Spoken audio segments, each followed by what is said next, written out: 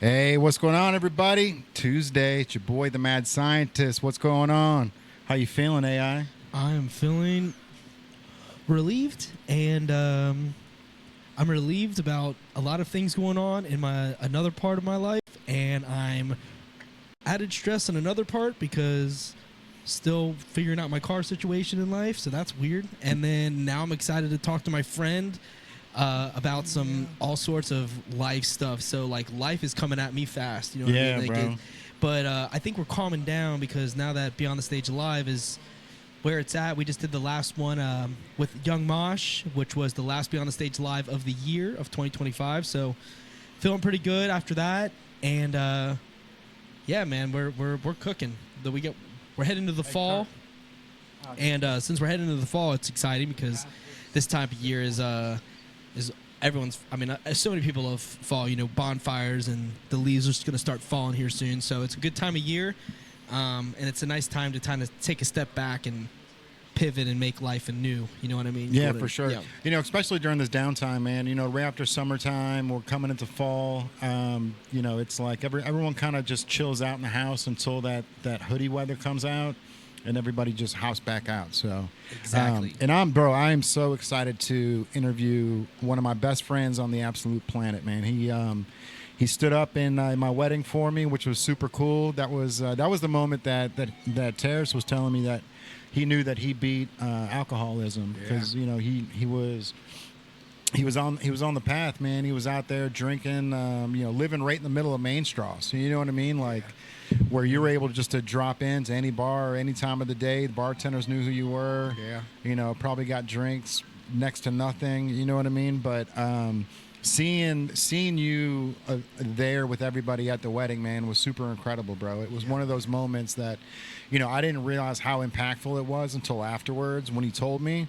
And it's like, man, we really need to make sure that the friendship sticks around, and that it's not, that alcohol isn't the thing that ties us together. You know what I mean? Oh, for sure. It's like milestones, like every milestone that I feel like we've had together in our friendship, that's just like one of them. Oh, yeah. Like that's like that day, like me and Andrew were just talking about earlier. He's like, how long have you since you've had a drink? I was like, well, how long has Jay been married? So that's how like I gauge. That's awesome, It's dude. like milestones in my life like milestones in your life, and that's how friendships really do. That's how friendships are supposed to flourish, in my opinion. For sure. So it's going on 6 years, man. I mean, it's longer than that, right? Because you. Yeah, I'm 7. I'm 7 in. That's awesome. July would have been 7 years without a drink of alcohol, and I was going in. Like you said, I was working next to Hannaford, and we shared a bathroom, so I would be able to walk out of my door, open a door, walk into the back door through Hannaford. They had my drink that already had pre-poured for me. For sure. So I'd walk in, Bartenders take a shot. are good like that. Then plus I was DJing there too, so I was DJing. And then I had my own bar across the street of my house. I had like this extension bourbon collection, and then bro. I was into the lifestyle of alcoholism, and it was just, and I was running from shit, but now I'm free. I'm free to burn. And like, not only are you free, bro, like you're you're tapping into so many different markets right now. You know what I mean? Like you're literally. Like I don't know how you have time to sleep because it's always, you're on city council for one of the most thriving cities in Kentucky right now. Yes. The food out there is insane, bro. Love So it. you know what's crazy? The smallest town out there in the state of Kentucky, and all three of us are living in that same city, bro. And just That is crazy. And to piggyback on what you're All saying, three of us right here. That's right. I wouldn't be on city council if it wasn't for you. Another milestone. Like you guys were a part of that. You signed my paperwork to become a city councilman. Like when I said, "Hey Jay, man, I'm gonna run for city council." I think I came in here that one day and I was like, all excited, and I was like, "I'm gonna run for city council, man. I'm gonna run for city council." And then you're like, and you signed off for me, and I went down to the city, and signed up and won, and that's it. Like you said, we're one of the fastest growing cities in the Commonwealth of Kentucky, and it's a lot to do with you. You started your business there. Mm-hmm. You had the wherewithal before we all did. Right. So like you're a pioneer, and I give you thanks for showing us the way. I appreciate it, bro. To be honest with you, man, like all praise to Nate Favitella, bro. He was the one that found that building for me. So he was super big into like the MLS, like whatever the backlogging is, where like houses came on the market before like we would see them. Like he had like the the info to hop in there. So he found that house, and it was next to nothing, dude. It was basically like it was a bank owned property, and it was just like it was perfect for me, dude. It was right there on the avenue. At the time, the next door neighbor was the post office. So in my mind, I'm like, this is exactly what I need. I can start the website. I can start the clothing store, out of that little 400 square foot store. And then when the online orders come through, I just walk out the door and bring them to the post office. You know what I mean? And then they had the blue box literally right outside my front door. So it was a perfect scenario, dude. And the podcast started there too. Started there. And then I was thinking about this earlier today too. Your day ones, man. Your day one homies, man. Like we were talking about milestones. I can remember PT Cruiser. I can remember us being up in Mount Adams and you slinging shirts out of it. You slinging shirts, Steve Hill slinging drinks, me just checking in on dance floor, just doing what I do, popping around. And then I was saying milestones. And then we went to Revel. That was awesome, bro.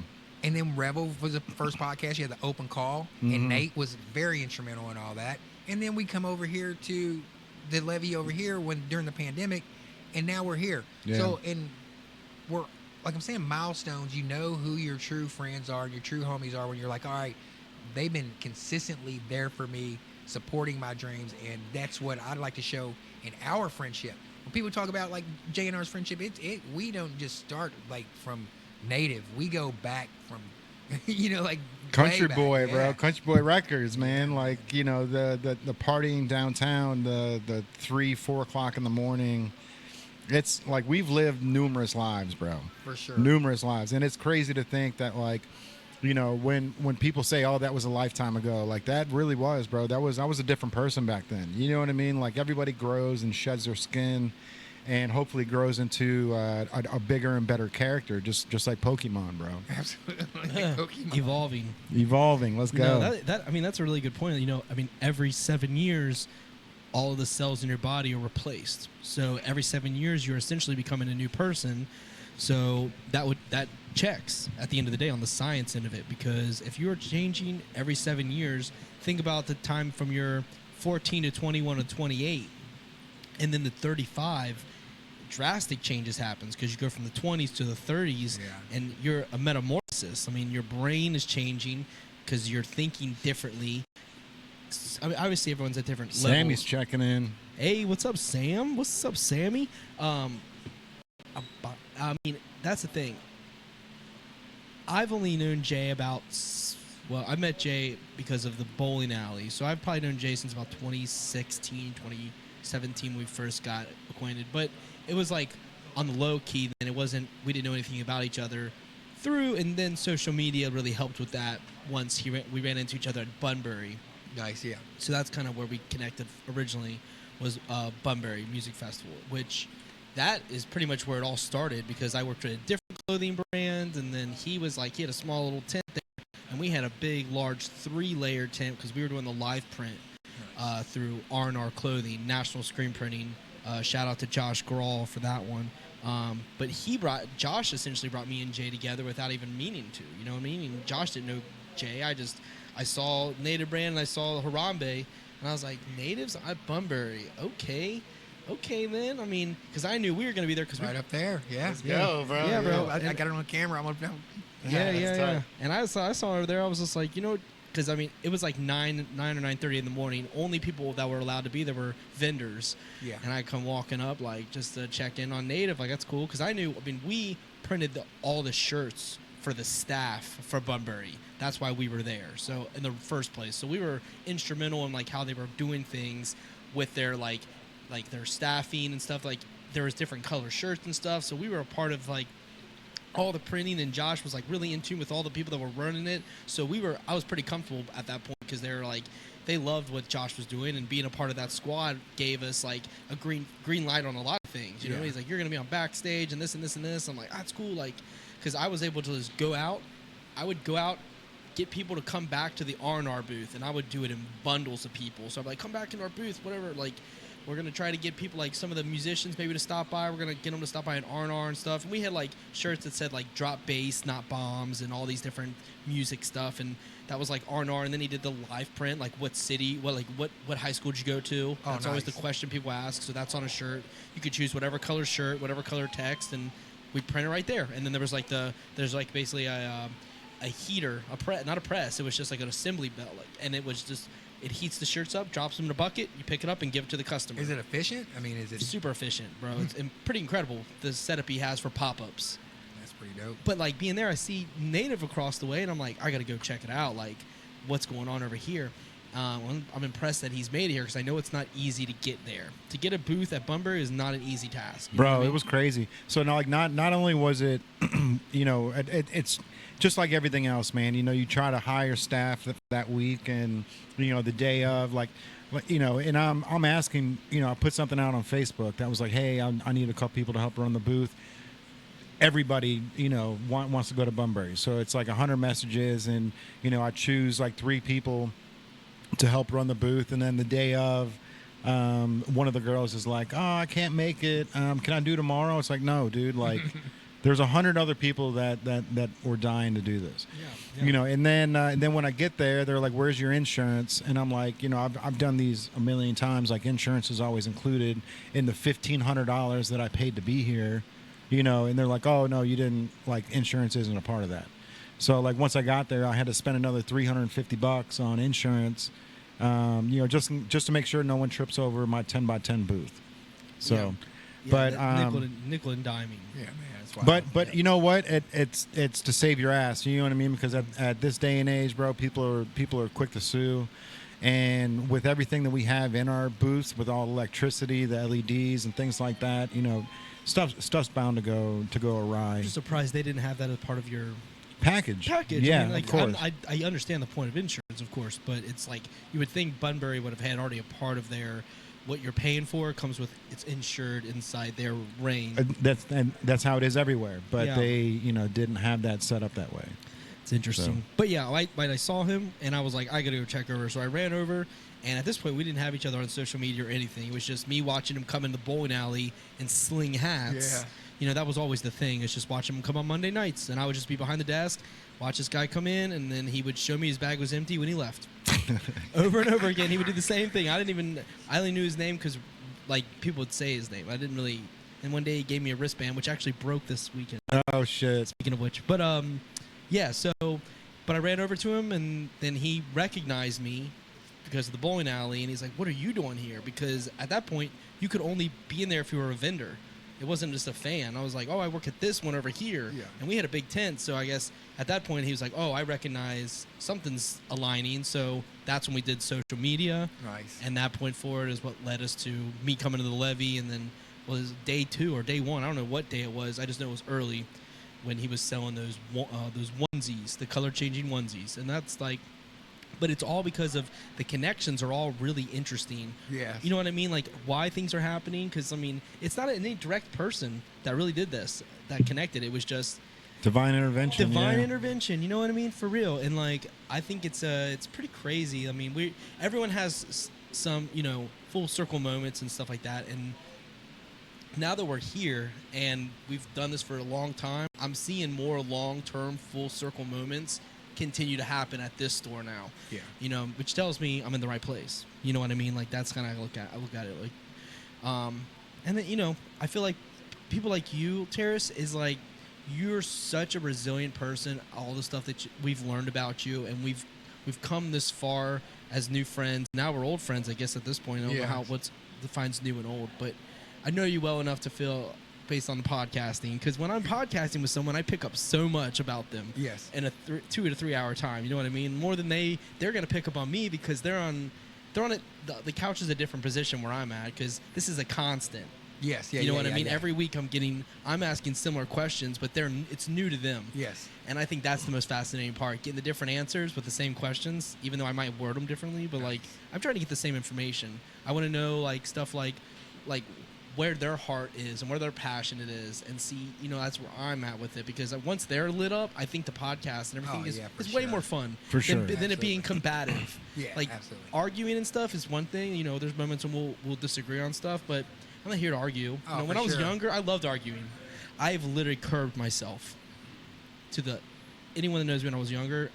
My parents and everyone wanted me to be a lawyer when I was little, but I realized I did not want to go there, because I did not want to go that route. I liked music too much, and I couldn't do music if I'm spending all the time arguing with people. So I was like, I can't argue with other musicians. Like, they don't see how I see it, so I'm just not going to say anything. And that kind of stemmed from the political thing, where I kind of stepped away from that end of thinking.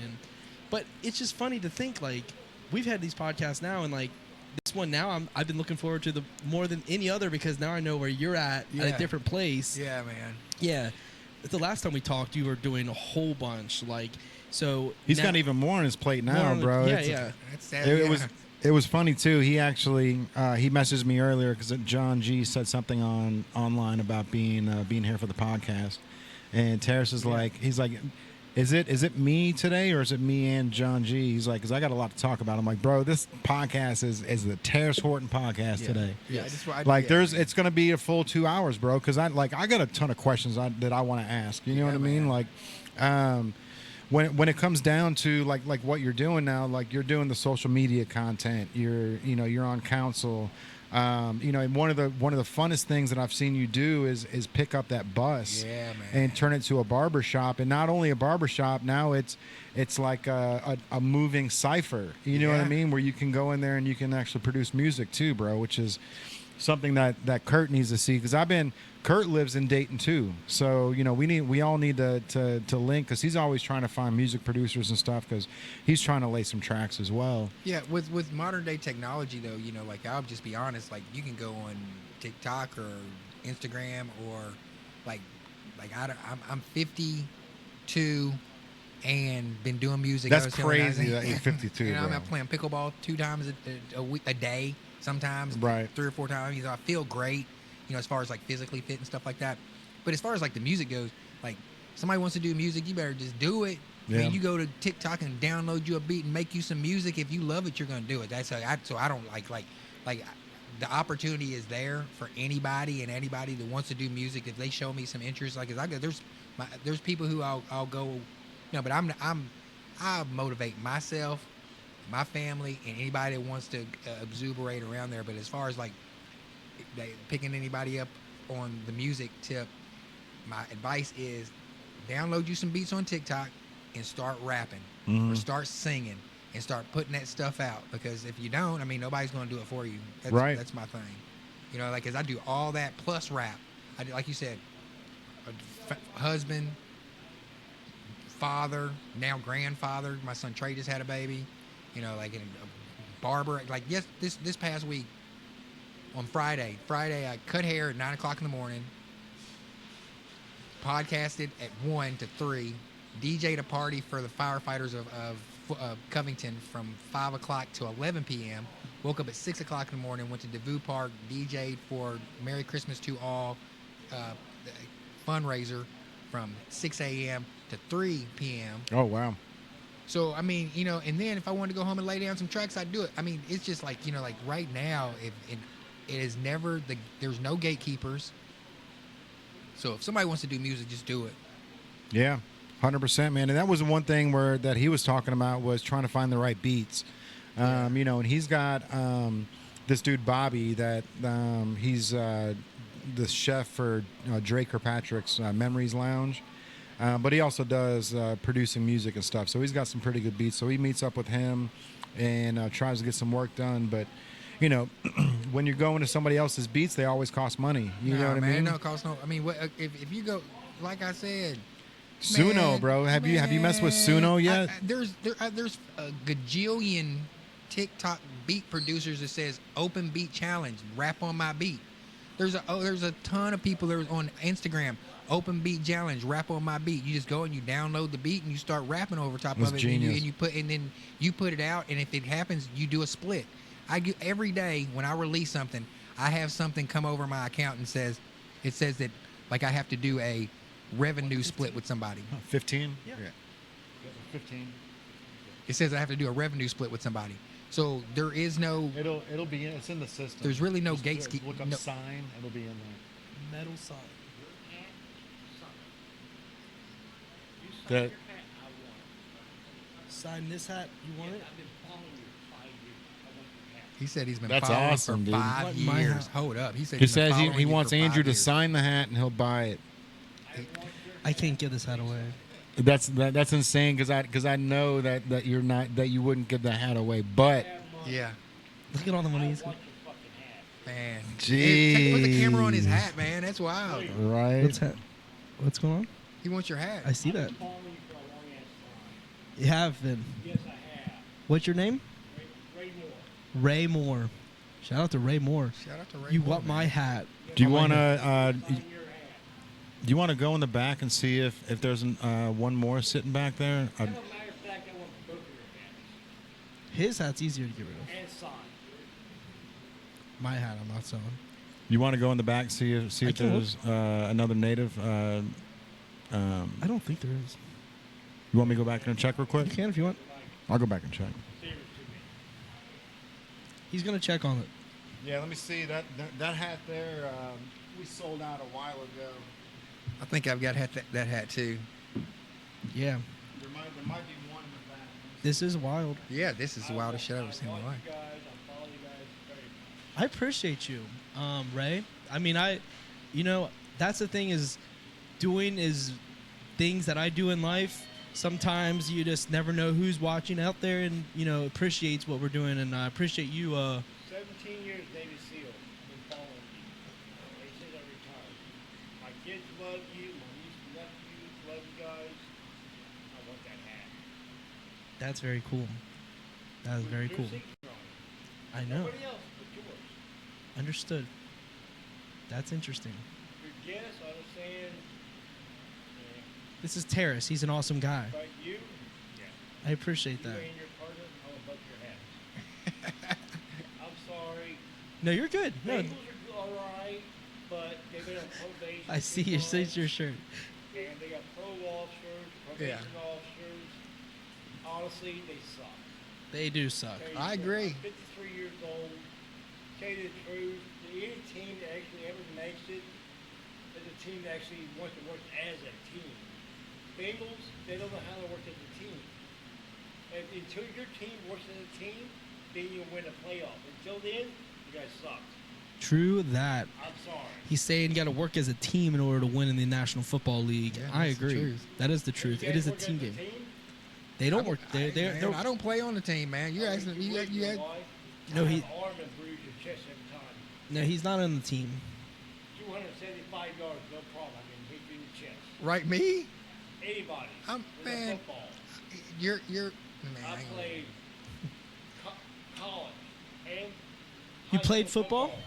I think he's 4 trying to trigger me. championships. Because I'll run. We can go do a 50-yard dash right now. You're 53. I'm 50. You're I'm I'm just joking. U.S. Navy SEAL. I'm That's doing right, a dash, no problem. But I want you guys to sign the hats, please. That means more to me I than think he's anything trying else. to trigger me. I'll sell you this one. This one here is not the same one. I know. I want to hit a hat on his head. Can't sell it, my dude. Oh, come on. Sorry. $100. That's not. 125. I'm okay. I thank you. I appreciate it. I'll sign any hat on this wall and I'll send it. You take it. I'll sign a hat on this wall for you. Yes. You're getting all this, right? This is all being recorded. Oh, yes. this is the best shit ever. You pick it.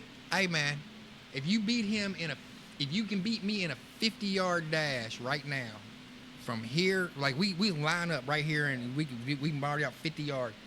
You beat me in a sprint. 3 blocks away, I guarantee I can outrun you. You're what? You guys gonna race?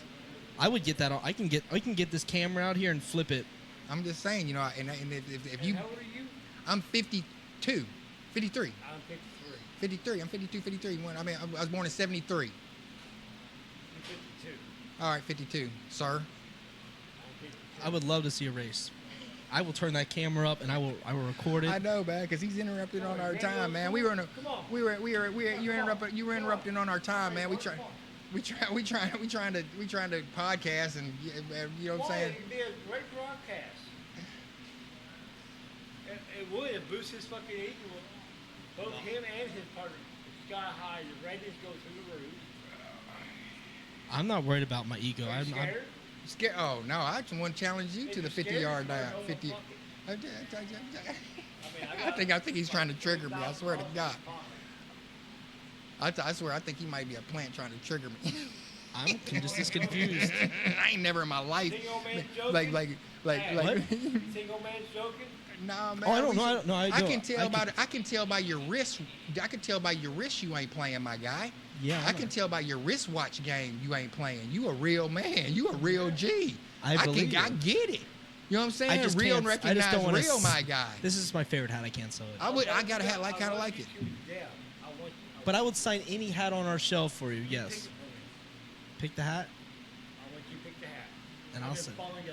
All right, I can. I want you pick the hat and you sign it. I'm sorry, I've been following you guys forever. Oh yeah, man. You got to stay up here though, man. You gonna be on camera, man. You gonna be you are on camera. You are a part of our podcast now. You've been on our podcast. Want me to come in right behind you? No, you're on camera there. You're good. You're good. You right there. She's back with a roll for them. She married my best friend. Her two kids and her. I ain't in all my life in Kentucky. I ain't never seen no stuff like this before. I'm born and raised here. You think he can beat me in a foot race? You think he can beat me in a foot race?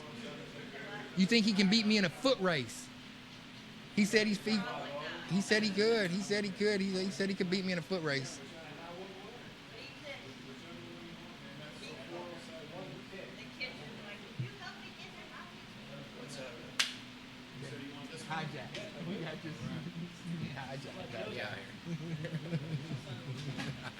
I've been in Kentucky my entire life, and I ain't never in all my Kentucky.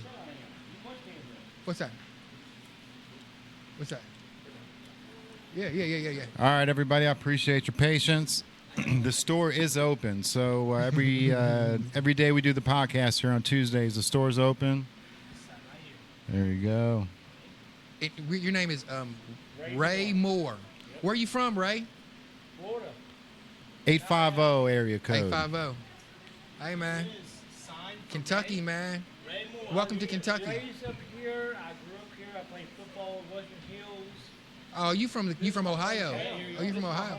Hey, like I said, I can tell by your wrist game. You ain't playing, man. You blinging. What's yours, old man? You want this one? Yes, I do. The one on your head. Right off the head, bro. I ain't never in my life. Right off the head. Let's This go. is the best shit ever. We gonna go viral. You gonna go viral, Rudy? Ray? Hey, I love these guys. I've been following for years. That's awesome, man. I appreciate you, bro. You said Ray? Yes, sir. Do you want your name on it, or are you going to resell this later on down the road? Keeping them. Put them in my collection. Let's go. Hey, Ray, hold the hat on. Hold the hat on with the signature. Thanks. I don't think this is the best thing ever, man. This is great programming. Hey, I love you guys. I mean, you guys. We love you, Yeah, bro. we love you. I love you guys. I just couldn't pass this hat. Oh, I wear no, this hat as like with these jeans. It's kind of like my go-to. I don't know. It is, too. I've got that hat. I love this think hat. I have had that hat at one point. All right, I man. love this hat. I like Toy Story too. The whole thing is just we're good. Look at that. There it is. Gentlemen, you guys are like everything to me. Ray, dude, that's awesome, man. Appreciate you. Very much. Just Yeah, bring this those is- up to the counter, and he'll cash it out, man. Thank you, bro. Hey, can you grab me a red hat off the same one, the top rack? That was Let's go, bro. Man, you could have made 150 off that hat on your head. In all my I knew life- you weren't gonna sell it though. Yeah, it's perfect. Thank you, bro. I'm not all my life in Kentucky. Uh-oh. I ain't never experienced no stuff like that. And I'm here. Y'all the motherfucking stars, man. You guys are super. I didn't know I was here. And you're the most popular one on the podcast No, right now, bro. No, y'all. No, he said Rudy Ray said. He said Y'all two, I love. Him over here, he ain't shit. And then he started talking about the Bengals. He thought you were a Bengals player. That's funny. He really did. He thought he was your And then I challenged him to a foot race. I challenged him to a foot race. I said, I bet you. He said he's 53, he's talking that shit. I said, I bet you I beat you in a foot race, a 50-yard dash. That's It was hilarious. so funny. Well, that was very cool, man. That was You're right. unexpected, but like I said, that's what happens when the store's Oh, open. I know, man. That's fucking badass. Um, So that was the funniest shit ever. Yeah, and his that wrist, was- in his wrist ring, his wrist game was a dog. I can tell you by your wrist game, you ain't playing. He pulled out a wad. He's like, I want that hat that's on your head. And it's funny too, man, because that is Andrew's favorite hat that we've made. That's the one that Yep. he wears all the time, bro. Can't take it off. That's Yeah, wild. that or the yin yang one. Those two are my favorite for Yeah, sure. yeah, yeah. But this one, I mean, I like this one the most for sure. And it's just I've already sold one of these off my head before. Actually, That's I sold one wild. at the bowling alley. Some guy bought it right off my head. Man, dude, you guys are stars. Man, there was I ain't never seen no groupies. I ain't never seen no stuff like that before in my life. I got it all on camera too, bro. I swear to God. yeah, that's crazy, bro. And there was actually Pamela. You know who Pam is? Pam Johnson. Yeah. Somebody tried buying one of her 859 Kentucky hats. It was blue. It was a camo hat, but it was blue, black, and white. And they tried buying it off her head while she was on the airplane. She told me they offered her up to $1,200. She's Oh, like, she I should. can't sell it. And that's what I told her. I'm like, look, dude, You would've if made her somebody another one. yes, bro. Custom yes. made, I would have made you a hand-stitched. new one, and just I would have charged you $150 for it. You know what I mean? Yeah. Let's go, bro. Yeah. Anyways, man, let's get back to let's this. get back To to this. Yeah. This. Because we could go all night, and I know we can Oh, go we all night. haven't I gotta even get all started, this in. bro. I know, need gosh. I need to understand more of this bus that you got going on, man. Okay, So, like, and where did the idea come from? I've always wanted to have a mobile barbershop at one point in Good life seeing you, bro.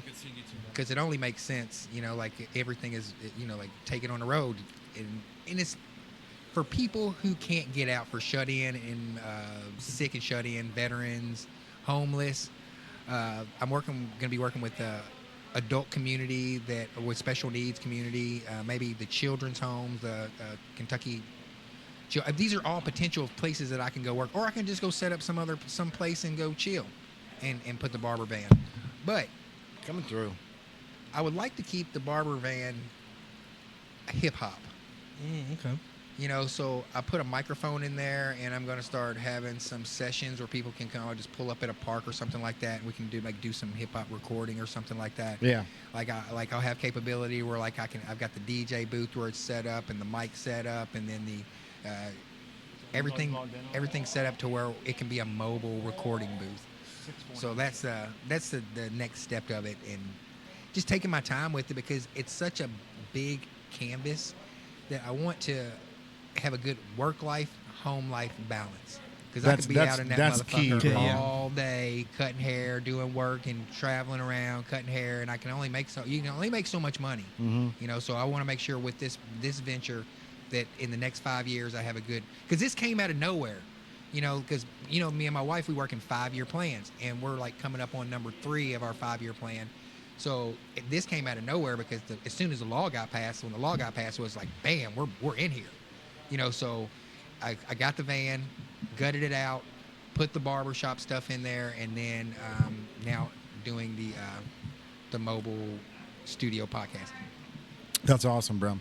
So, when it comes to like the mobile business of it, bro, it's like there's so many advantages of doing that. Like being able to take, setting up something at a warehouse, right? And being able to pull up at lunchtime, or being able to pull up at 3:30 and just, putting out the feelers like, hey, I'm going to be down here at the Keebler factory in Florence, you know what I mean? Like from 3 to 4. And if you cut 2 or 3 haircuts, you know what I mean? And then you go back next week, there's going to be 2 or 3 more. And it's just like being able to be mobile like that is incredible, bro. Yeah. And like something that I wanted to do here was buy one of those old phone booths, right? And put it in here, or build one and then have the exact same thing. Microphone hanging from the ceiling, Yeah. and then creating a beat and doing $5 ciphers. So $5 for 2-minute cipher. You come in, you lay your own 2-minute cipher, and then then we have social media judge on who killed it. Absolutely. And then whoever wins gets the pop. Absolutely. I love that it. month. So like something like that, like I'm steal the idea, bro. Like, you know what I mean? Because that would be crazy to be able to pull up downtown at 12:30 at night with the bus and do 2-minute ciphers. You know what I mean? And then all right, like being able to hop on, hop off, and then on the 31st, you know if you won. Man, that's such a good idea. I mean, like with the mobile van and bus, it's just so many potential. I can go down to Bengals games and cut hair at Bengals games, tailgates, and DJ there. It's That's just crazy, open. bro. Yeah, That's such a good idea. I mean, like it's just a blank canvas, like I said. So the most important part that I'm trying to do is have a good work life, home life balance. And that's like I said earlier, bro. That's the hardest part, but the part that's needed to balance life. Like, you know, you can't be at the house on the phone trying to get business done, you know, while you're sitting there with the wife. If you can go hard in the paint when she's at work and then cut it off at 7, 8, you know, whenever you have to, and then just be there, like that's, you know, that's the trick to the game, man, is knowing to separate business and home life. And that was the one thing that I had trouble with. You know, when I was starting the business, I was literally printing clothes in the living room. So we're hanging out trying to watch TV, and I'm just standing in front of the TV, like pressing clothes right there. Which, you know, it's what I had to do to get to this point. But that's not a way to treat a relationship. You know what I mean? Oh, like, for sure. And it's not a way to want to treat a relationship that you want to keep. You know what I'm saying? Exactly. So I want to give a shout out to your wife and to give a shout out to my wife for for being who they are and being supportive wives to men like us, entrepreneurs, because it is not easy to be an entrepreneur's wife. It's not, it's bro. like it's because we're up and down and hit a lick and then grind and then hit another. You know what I'm saying? So it takes a special type of woman to be with us, and I appreciate Kay and I love my wife to death. So I think special shouts out to them. Yeah, man. You know, it is. You know, I was talking about this earlier today on relationships, because somebody was talking about, you know, is marriage needed, you know, or is it just a piece of paper? And like, to me, I was like, it was needed, because, you know, now that, you know, like I knew that she was the one, right? Mm-hmm. Dude, thank you so much, man. Ray, it was great meeting you, bro. Love you, man. Rudy Ray. Ray, we appreciate you, bro. We'll see you back here soon, man. That was wild. Yeah. So, you know, but being able to, where was I at with that? You knew Kay was the one. Yeah. Thank you, bro. So this morning we were talking about, is it just a piece of paper? And it was like, for me, like, I knew she was the one. And, you know, once we're married, like, my blinders are on. Like, the best way to describe it's like, I'm in the Kentucky Derby, and now, like, I found my jockey, right, and she's riding me well, and I've got my blinders on, and I'm looking straight at the goal, bro. Man, that's the way it's supposed. I mean, and you say that about marriage, and it is a contract, and I want to be a good business partner. Mm-hmm. You know what I'm saying? Because it is a piece of paper, and I've been a bad business partner before. Right. You know, and to where my wife and I are at now, and we have a podcast together, a successful podcast. I mean, our podcast does fucking views. That's like, I got to taper it down, because I don't want our relationship to get out there like that in a way that we don't control. Right. Because, you know, it's very easy when people start throwing money, they control the narrative. And, you know, that's how you and I have stayed successful entrepreneurs that can say what we want to and do what we want, because no one's using. We're not marionettes. We're not beholden to anybody. Mm-hmm. We don't have a boss. We the motherfucking boss. You know what I'm saying? So right.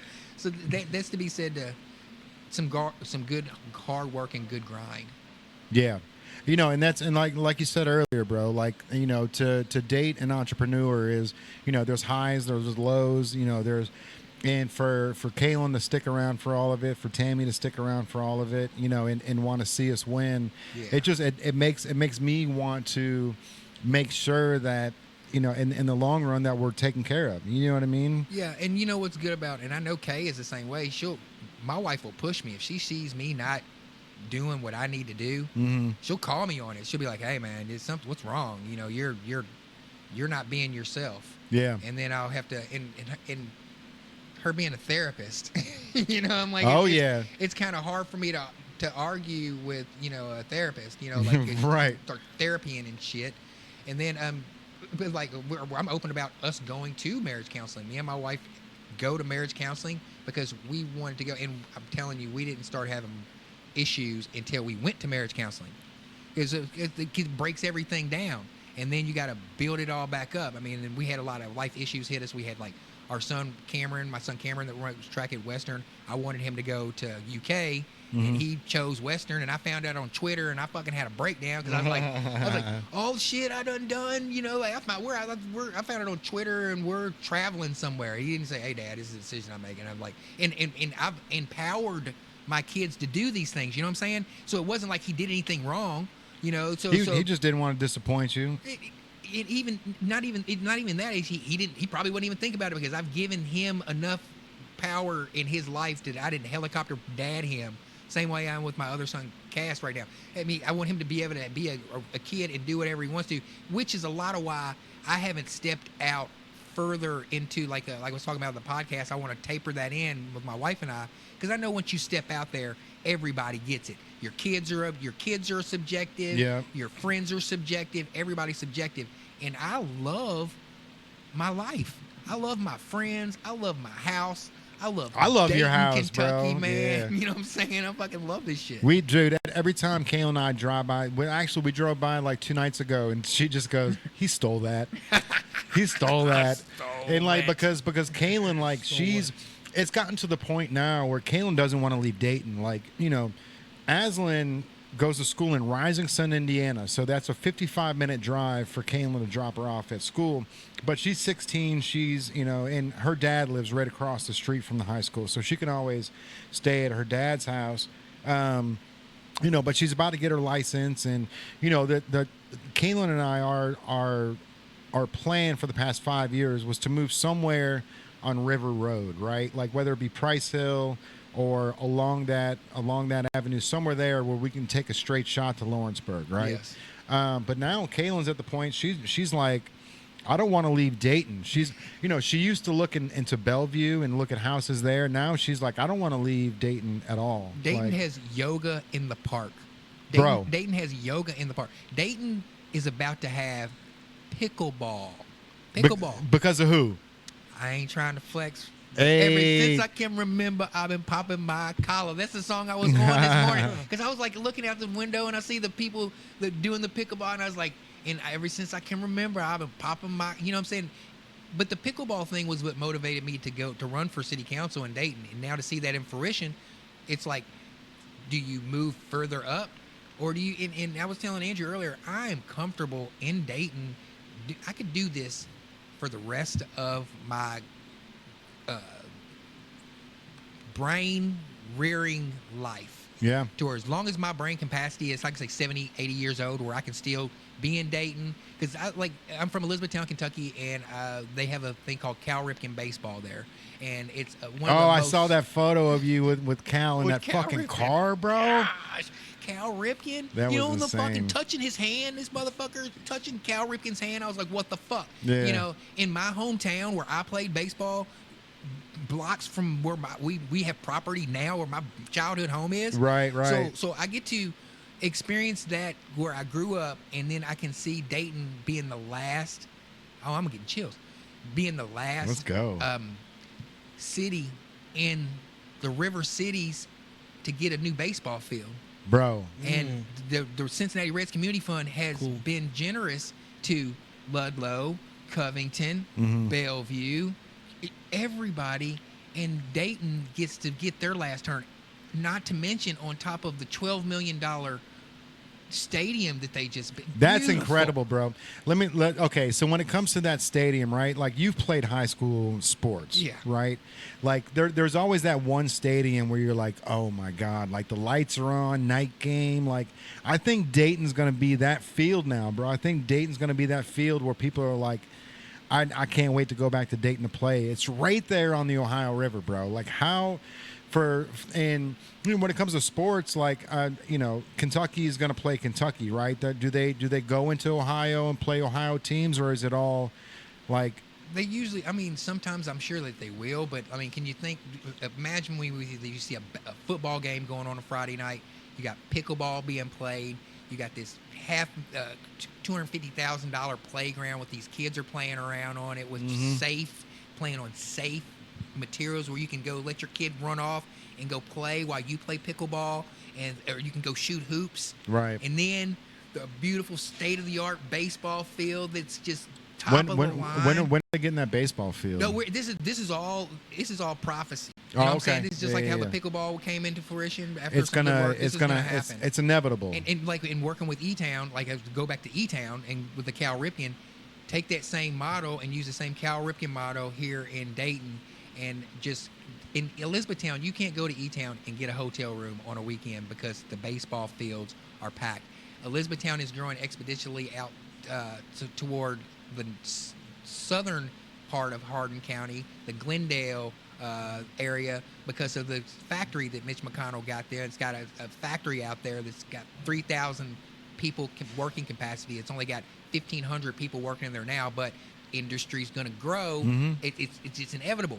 So E-Town having that infrastructure and growing, and then being able to watch that grow, have roots there, people who I know who are doing things the right way, and have them to lean on whatever I need to make decisions in Dayton, and then having Dayton, and we have a strong team in Dayton. That's what We got a strong team, bro. Strong. Ben Baker is one of the greatest people to become mayor, bro. Because like before he was mayor, like I remember seeing this guy walk down the street and pick up trash. Nobody was watching him. Like nobody was like, the cop wasn't out in front, in one of his cars.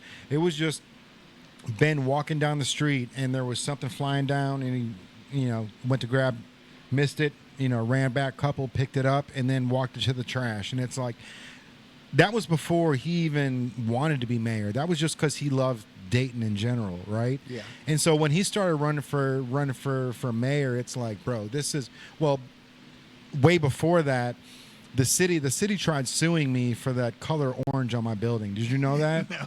So I can imagine. my building, the bottom half is gray brick, top half is gray vinyl, and then just one little slivet of my storefront was orange on the brick wall entering into the building, and then orange on the windowsill, right? And the city tried suing me for it, saying that, what's going on? Just Instagram will continue. So the city was suing me, saying the orange wasn't, proper orange or whatever. So I had to fight it. And Joe Neary was like, "Hey man, don't worry about it. It's wintertime. You can't paint it anyways." He's like, "We'll talk about it in springtime and then see what happens." So springtime came around, and they were like, "Hey, your fine has been here to here to here to here." He's like, "Your fine's at like $78,000." What? And I was like, "That's more than what I paid for the building, bro. Like, I'll put a sign in the window that says like, I'm selling the house." And so I went to city council, bro, to fight the color orange that was on the building. And so I go in there, and then they start bickering on, well, what if we did it this color, and what if we did it that color? And it's like, that's not your, like, you guys can't decide what color my building is going to be. You know what I mean? Like, we're here because you guys are saying it's safety orange, when the color I bought was tangerine from Home Depot. And Ben Baker, on the way, because this is just when he was on council, he wasn't mayor yet, he took a orange cone and dropped it in front of my building as he was walking in, bro. This is some G shit. Came in, so we're sitting here bickering about the color of the orange, and Ben goes, "Okay, so you're saying that it's not safety orange, right?" I'm like, "It's not. It's tangerine." He's like, "Let's go outside and look." So we walk outside. That orange cone is sitting right in front of my building. He goes, "Is that safety orange?" I said, "Yeah." He goes, "What do you think the color of that building is?" And everybody was like, "That's not safety orange." And he was like, "Case dismissed." Like, just like that, bro. Like, he fucking set that cone right in front of my building just to show him, like, hey, like, that's not safety orange. And it wasn't at the time, my next door neighbor, which is the hair salon, Yeah. it was red and white. They painted it like a barn, and the road that we're on is a Kentucky State Highway, so everything has to be run through the state, and it has to be original colors of what the building was, and So, anyways, long story short, bro, Ben was there from day one, like, you know what I mean, fighting for me. Yeah, and not just Ben, but before we move on to the next subject, the city administrator Jay Fawcett and Jared Barks, they're doing a lot of good programming and stuff like that. So bringing yoga to the park. Sergeant Park is fire too, bro. No one even knows about that place. It's like the everybody's hidden gem is Sergeant Park, but my favorite is Gill Lynn because it's right outside my front door and I can see the what's going to happen over there. For sure. And I'm super excited about that, man. Super excited to see what's going to happen at Gill Lynn Park and Dayton for the future. But I guess what I'm on the podcast about the political thing is, I want, if there's any chatter or about if I'm going to run again, I am running again for Dayton City Council. I am not going to go and do anything else. I'm going to run for re-election, and I'm not going to campaign that hard because I really don't have to. I don't think so. I think that Dayton's a small enough town to where everybody knows everybody. So I think just going to make it announced here that I'm running for re-election. And let's go, bro. Oh, that's awesome. I don't think I can file for another couple months, but I'm not going to run for anything more. Just going to continue to be a city councilman in Dayton, Kentucky. That's incredible, bro. In a small town like that needs, and I'm calling you young. You said you're 52, but like your mindset and your ability to think outside the box is what a small town needs, bro. Because when it comes down to it, man, like Dayton is on fire, bro. Like, and it's nothing. I'm telling Wayfair, Tuba, Galactic Fried Chicken. In next April, when this pickleball court comes over, because the Dayton Pickle Club, I'll go through a quick thing of how Dayton Pickle Club came. We started a pickleball club inside of the VFW, and like 30 people showed up to play pickleball inside the VFW. We cleared all the stuff out, but then we had to put it back in uniform and all the tables in a line, and it was just a lot to do to break down and put that together every time you played pickleball. In such a small spot, too. Yeah. And everybody hanging around, lingering. And some people don't know how to play pickleball. Some people do. You're trying to take it. So then we went over to the new building over behind Wayfair. You know that one building that guy's fixing up? So we put, and he's got Don Beeger, great guy, and we put a pickleball court in there, and we had a New Year's Eve party. You talking that downstairs in the old, like, it was an old Eagles. It's an old Eagles building, but it's got a downstairs bar. Bro, he stole that building too, bro. So, but he's put so much work into that building. I mean, you wouldn't even understand how much work he's put into it. But we put a makeshift pickleball court in there, and we had like 40, 50 people in there on a New Year's Eve party. So we were That's like, crazy. wait a minute here. And then so I took that to the city council and said, this is what we have. We have this in the city council and the administrator. It's a process that you have to go through. It's not, you can't just go and say you want this done. For sure. You have to go through a budgeting process and submit things to the budgeting committee, and then you put it up on a board, and then it gets submitted, and then you have the funding for it, and then you got to go through bidding, and you got to go. It's a process. It takes about a year. So when I went in, I thought it could just happen. Why can't it just happen that fast? But I've learned the process. So. Food trucks come to Dayton. I'm saying all that to say, when the pickleball courts are done and we get the lights up on Tuesdays and Thursdays, we're going to have open play for people to come play pickleball. If you've never played pickleball before, they'll have a court for you there. There's 4 new courts in Dayton, so we'll have the Dayton Pickle Club is going to be down there teaching people how to play pickleball on Tuesdays and Thursdays from like 6 o'clock to like ever dark, and depending on the weather. But then by April, we want to get people to come out there early. Like we've got a couple good months left. It's going to happen by the end of this month. So by October, the second week of October, we'll be able to play pickleball. So October, November, and then December will get too cold because I didn't think about this. If you're playing outside pickleball with a pickleball and it's below 30 degrees, that ball ain't gonna pop. Crack. Yeah, you're cracking. But before that, we'll have pickleball, and if we're going to invite some food truck friendly.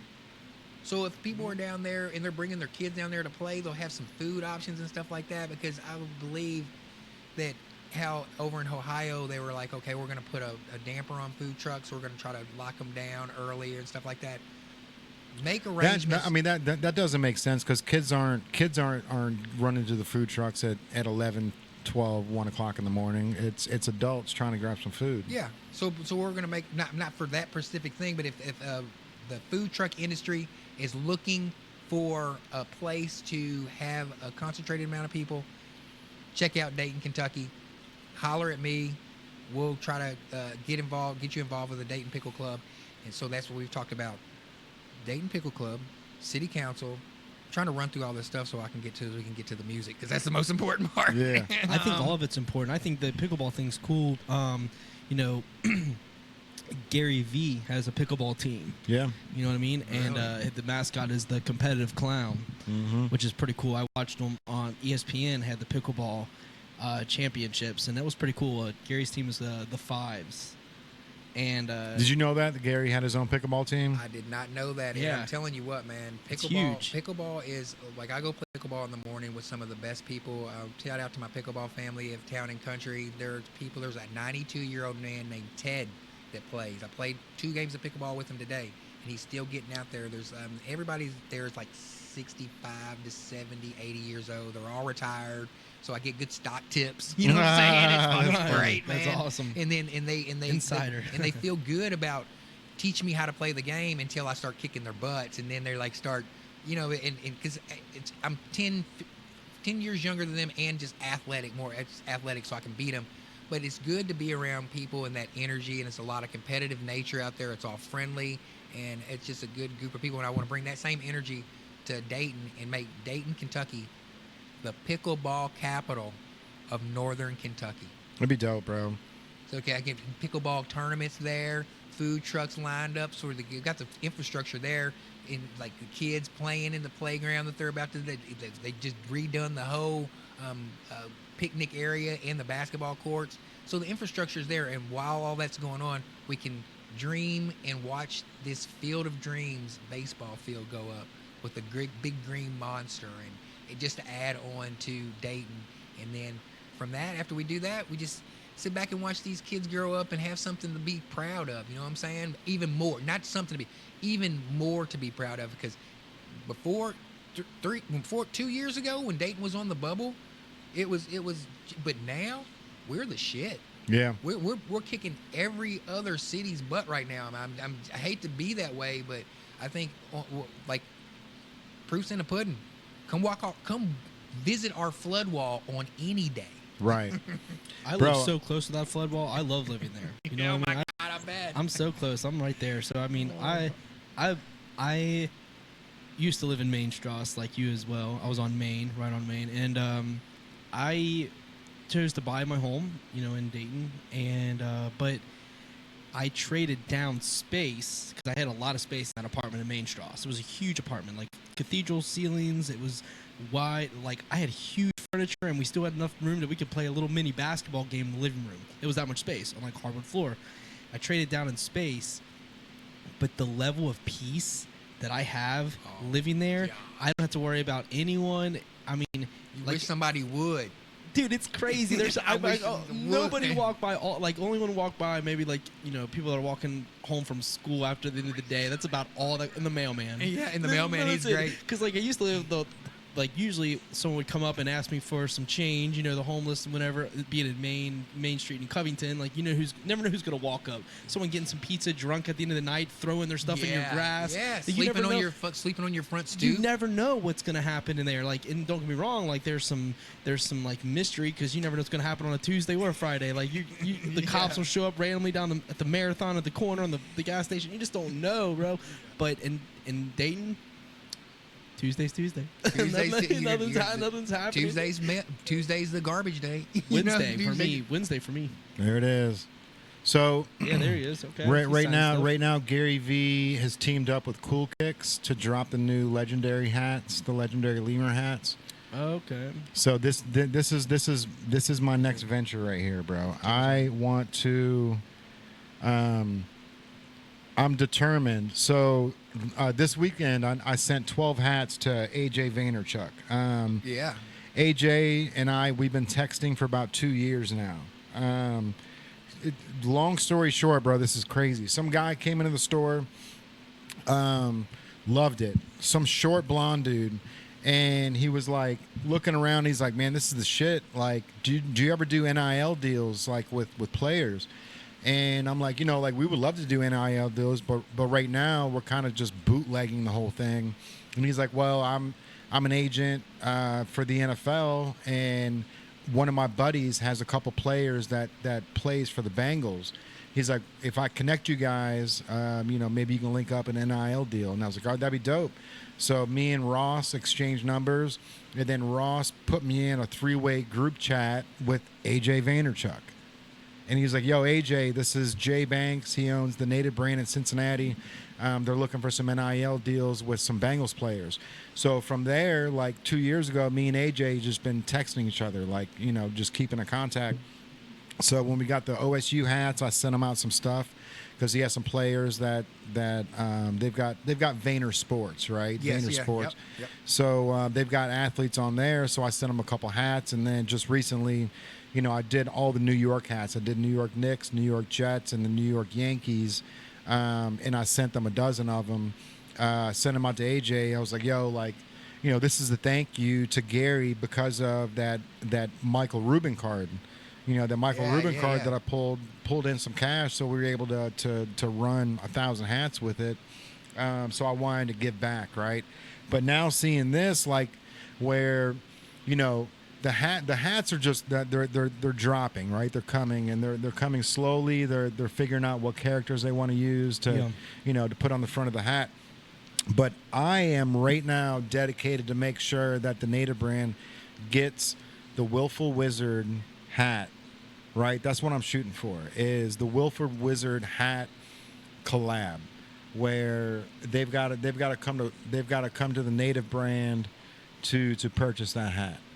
I don't know how far-fetched it is. I don't think it's that far-fetched because, like, Gary, he's been paying attention to what we do. Like, even when I messaged him about the hats and how I was getting all the New York Yankees and Jets hats, he's like, "Oh, brother, I'm very aware of what you're doing with that cash." Nice. Like, he said very aware of what I'm doing with that cash. So it's like I'm just a puppy in his house. You know what I mean? Like, he's got an eye on me, making sure I don't shit in the living room, bro. Yeah, it's good stuff, man. That's You a good know what I eye to mean? have on you, man. It's perfect, bro. It's perfect. And it's like, as long as we keep doing what we're doing, and we keep putting out great products, and these hats are incredible, right? So I know full-heartedly, if he does want to collab with any hat brands or anything like this, like, I understand teaming with Cool Kicks because, like, he's insane, bro. The champagne poppy, whatever they call him. Every time Cool Kicks goes live on Whatnot, it goes from 0 to 1,000 people like that. And then he's like, I'm gonna do a giveaway, stop, giveaway, stop, giveaway, stop. It's like 3 seconds, bro, and it's like there's 900 people that enter this giveaway within 5 seconds. Is it It's streaming, correct? Yeah, it's all Okay. live streaming. It's something that we have to do here to survive. Yeah, and this would be a great, interesting segue to go into some more like cool topics than all the politics and all that other stuff. I was on a podcast earlier today, and I was trying to talk to Look them at that, about. bro. I was- 2,200 people in the giveaway right now. Oh wow, I- Gary's on now, too. He's went live. Speaking of which, Yeah, and I was telling people about the power of streaming, and I was like, the mainstream media is dead, and they were like, oh no, it's not dead, it's not dead. I was like, streaming is where it's at, and if John and, Teeter told you that fucking 1999, bro. Yeah, so I mean, like, if you're a streaming denier now, then I don't understand what you're not really doing this for the right reasons. I don't think, because if you're doing it, if it's like selling newspapers, selling physical copies, you're just getting the same old people regurgitating the same old information to the same old people when there's someone That's in 24 Kenya, hours late now. Yeah, it's someone over in fucking Kenya's got the real news that you can watch, that they have a better view take on it, and a whole nother continent. it's about tech. It's about adapting to like the technology angle of this, because we're really shifting because of what the internet is doing. And like a lot of times we will find like there's a barrier on people that, not just age, I don't want to say it's age thing, but usually it's older people, but like a lot of people on a more, I don't even want to put in income, but some people think they don't have enough money to get involved in certain things. They feel like things are out of their, that I would rather just go the conventional news route, newspaper, typical shows, be, tune into Fox, CNN, all these different traditional stuff where you can do a little exploration on this phone and you can find someone that's giving unbiased news that like, I don't care what side of the fence you're on, bro. This is the information. We're going to give you this and you discern where you're at. And, we talked about like in the past, like I'm definitely on the purple end of things. I'm wherever I feel that makes the most sense, I lean. John, you seeing this? This is fucking insane, bro. Look at how much they want for the autograph hat, the pre-bid. Dude, Whatnot is so fire, bro. Bro. It tells you the market items on everything. Pricing. The autographed hat. The autographed How many people are in there? green hat. There are 2,800 people in this right now. Exactly. That's the future. There's 2,000 in the giveaway, but check this out. He just sold, bro. This autograph hat just went from $0 to $610 in 10 seconds. He just sold an autograph hat for $600. I just sold an autograph hat for $35, bro. You sold an autograph hat. Today, let's go. Today on this podcast, we sold live, we sold 2 autograph hats. And denied her. And denied somebody. What? While Gary was prepping to do the same thing, you were doing it. That's crazy, right? Yeah. Maybe he was watching you insane. do it. Maybe he was watching us do it live. Yo, Maybe he was watching us do it live. Do me a favor, grab that mic and give it to John, and I'll turn that one on. Yeah, that's a great setup. John's in producer mode. Bump, bump. John does everything. Give me a little mic check. Check 1, 2. Hey, there he sounds is. beautiful. JG on the mic. Beautiful. What's happening, everybody? Yeah. All right, bro. So the first autograph hat sold for $1,800, bro.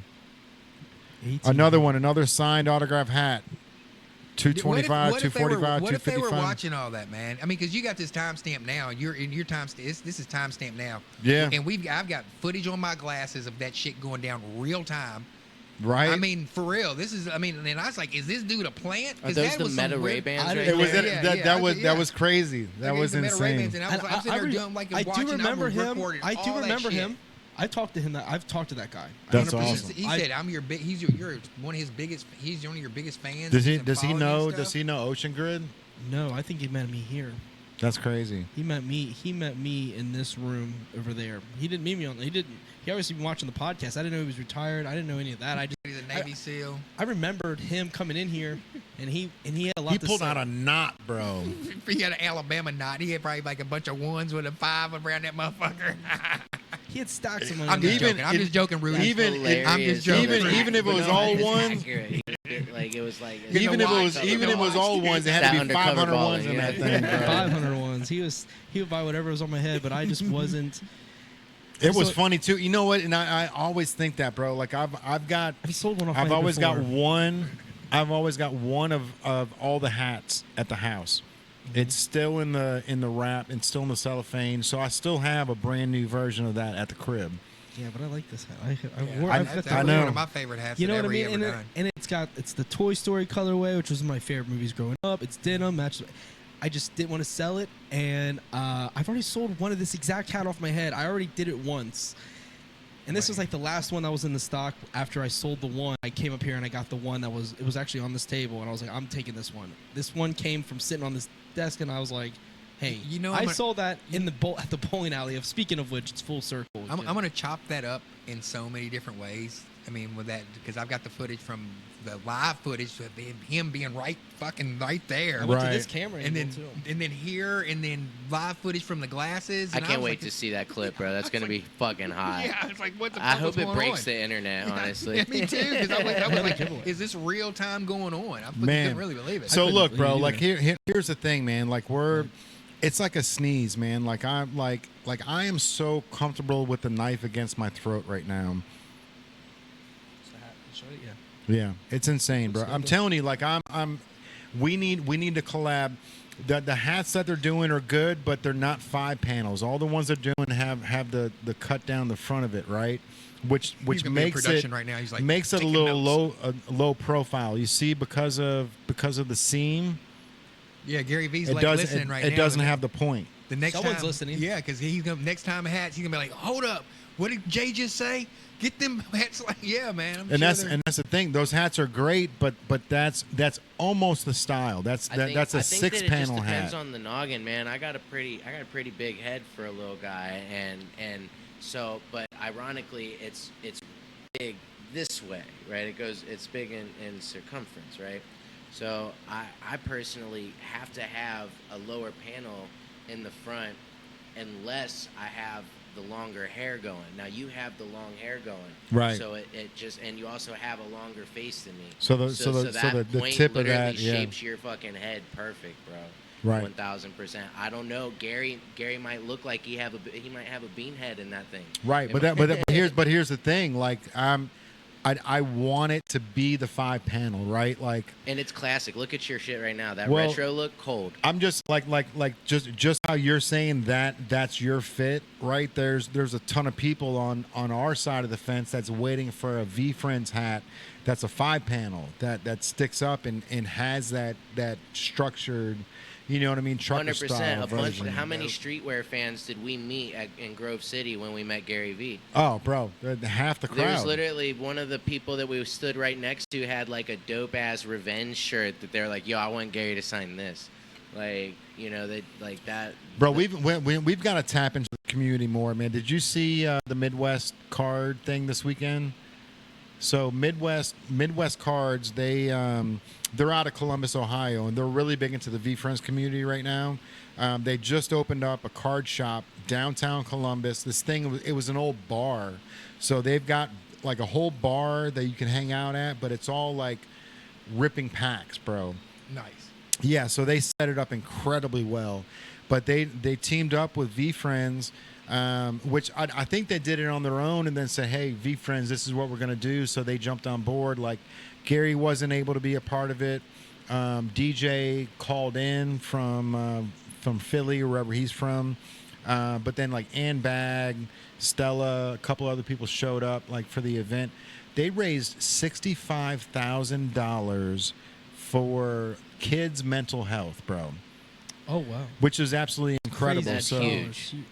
$65,000. That's the kind of impact I'm wanting to make with our business endeavors, brother. And that's what I'm saying, man. Like, you know, what they've got going on is like something where, you know, we've got enough V Friends in the Northern Kentucky community, right? And Columbus isn't far away, so they'll C-Bus homies are right up the road. They'll You're right. they'll run down here for something as big. And we've got facilities for it in Dayton, so Right? I mean, we on have the in. infrastructure for Yeah, sure. we got it.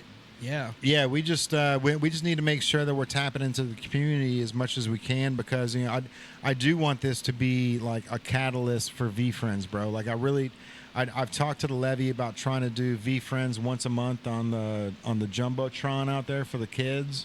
You know what I mean? It's just one of those things where, like, I can see this. When they play Bluey. Right. If they play that, why not? You know what I mean? I mean, literally, they're playing Bluey on that big screen when no one's out here watching it.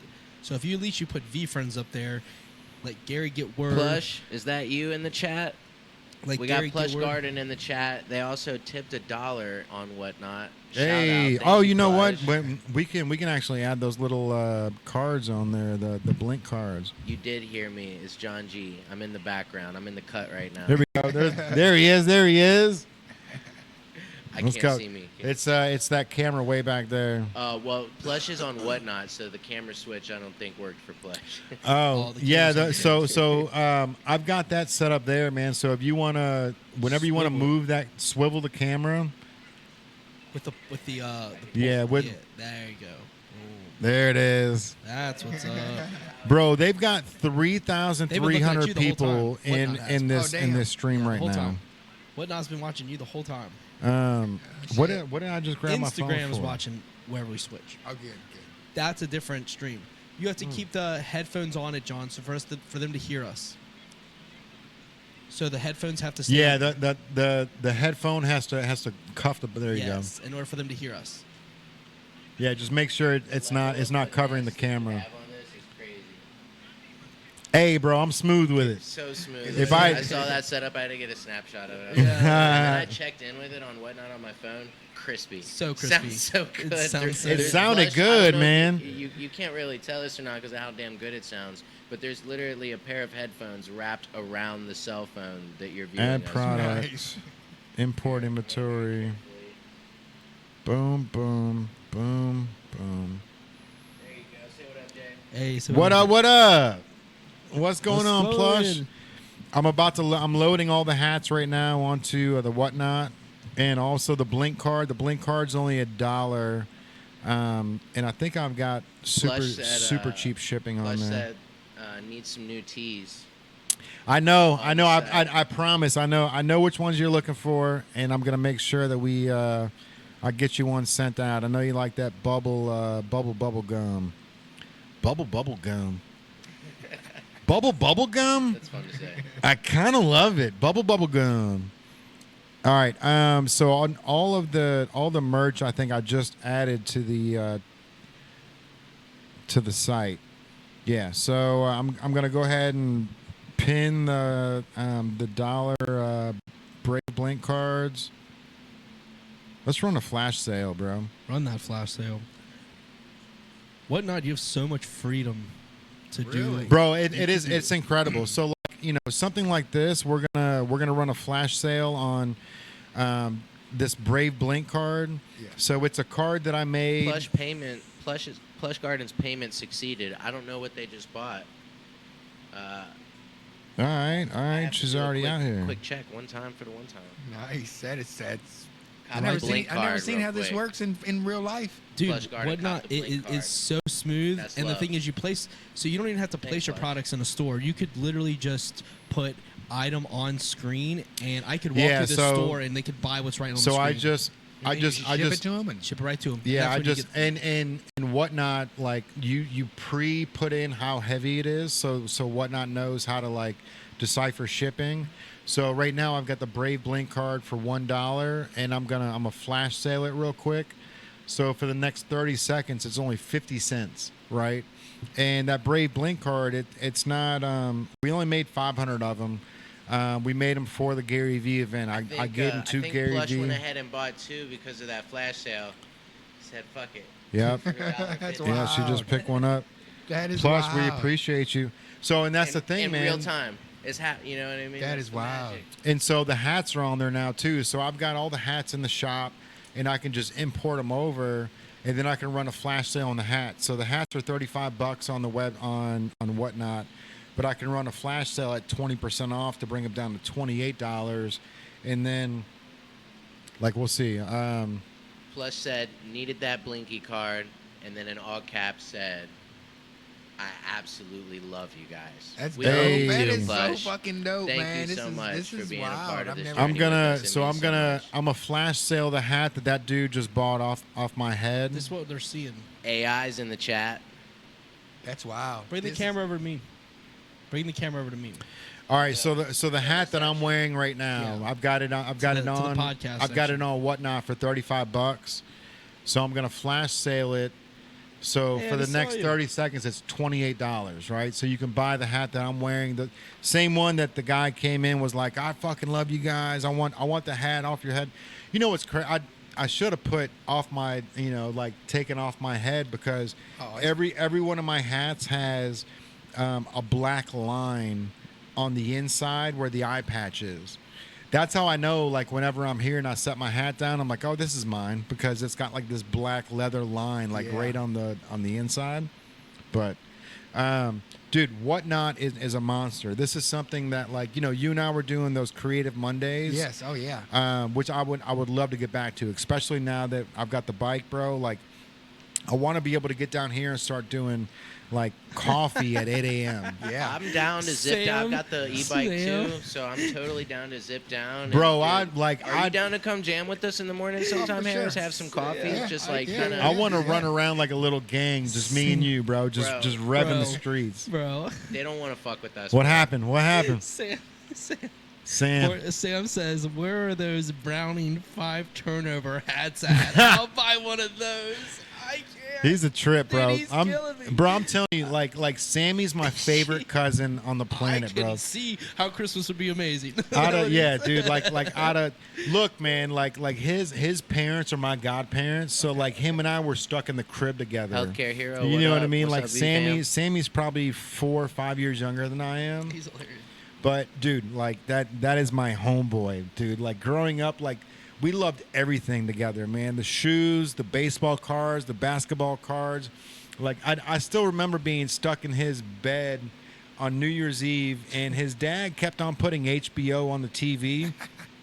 He would walk in, he would put it on HBO, and then walk out because he just thought he was just playing some random movie, but it was nothing but fucking. It was like basically like young porn. It was like not HBO not be like not that. yeah. It was Yeah. like porn in the 80s, Yeah. and so like we kept changing the channel because like we don't want to see tits and ass, you know. And then Uncle Carl kept coming in and changing the channel, putting it back to like this He was softcore porn, bro. He's trying to hook it up without even Jesus. telling us, bro. He was like, "You want you guys to go get girls." Right. That's funny. But yeah, bro, Sammy's the man, dude. And you know, he's always been that dude too that's always known sports. He's always known like if the quarterback is sick, if his dog has died. Like this dude had $20,000 in cash in a shoe box in his closet that his dad found. And my Uncle Carl, like they're all Italian, bro. Like my Uncle Carl is like he's not in the mafia, but you would look at him and be like, yeah, he's in the mafia. Like my Uncle Carl was, he found the money in Sammy's shoebox and was like, what the fuck are you doing? And Sammy's like, I'm fucking good at betting. And my Uncle Carl was like, he went around and told all the bookies like, do not accept bets from my fucking son. You know what I mean? And Sammy was like, I don't trust banks, bro. Like I don't like. What, they're gonna put my money in there? It's gonna start taking my money away. Like I'd rather keep it in the shoebox. Yeah, You know what I mean? But Sammy was also the guy, dude. I was so jealous, man. Like he went to, like we always got to go to like basketball camps and stuff. And I went to Skip Bayless's. Not Skip Bayless. Dude, Basketball. That's funny. Skip He's speaking. Prosser. Skip Prosser? Is that his name? Skip Prosser. I can't think of it. The UK coach way back in the day. Tubby Smith. my bad. No, it was before him. This is real time gold. All of this, Dude, that's- but there's so many dynamics. There's Britney no way to Turtles, replace I'm that. telling you, It's bro. just gonna be that Like screen. when Sammy is on camera, and you can actually hear his voice. It's comedic gold, bro. Because he is so smart when it comes to sports and so fucking funny because he hates all of the main teams, bro. Like, well, I mean, all the main teams like Chicago teams. He thinks Chicago Bulls are bums. He thinks the fucking Bears are bums. You know, and he's Yeah, Bears won this weekend though. yeah. But it just reminds me what I'm looking at right now. It's like that video online when the person's in the car. It's like the rain's coming down and they're having the craziest time in the vehicle. But outside of it, it's just really calm. But like so much is going on my phone, on this. People are commenting that they can't see on Instagram, like an app on whatnot.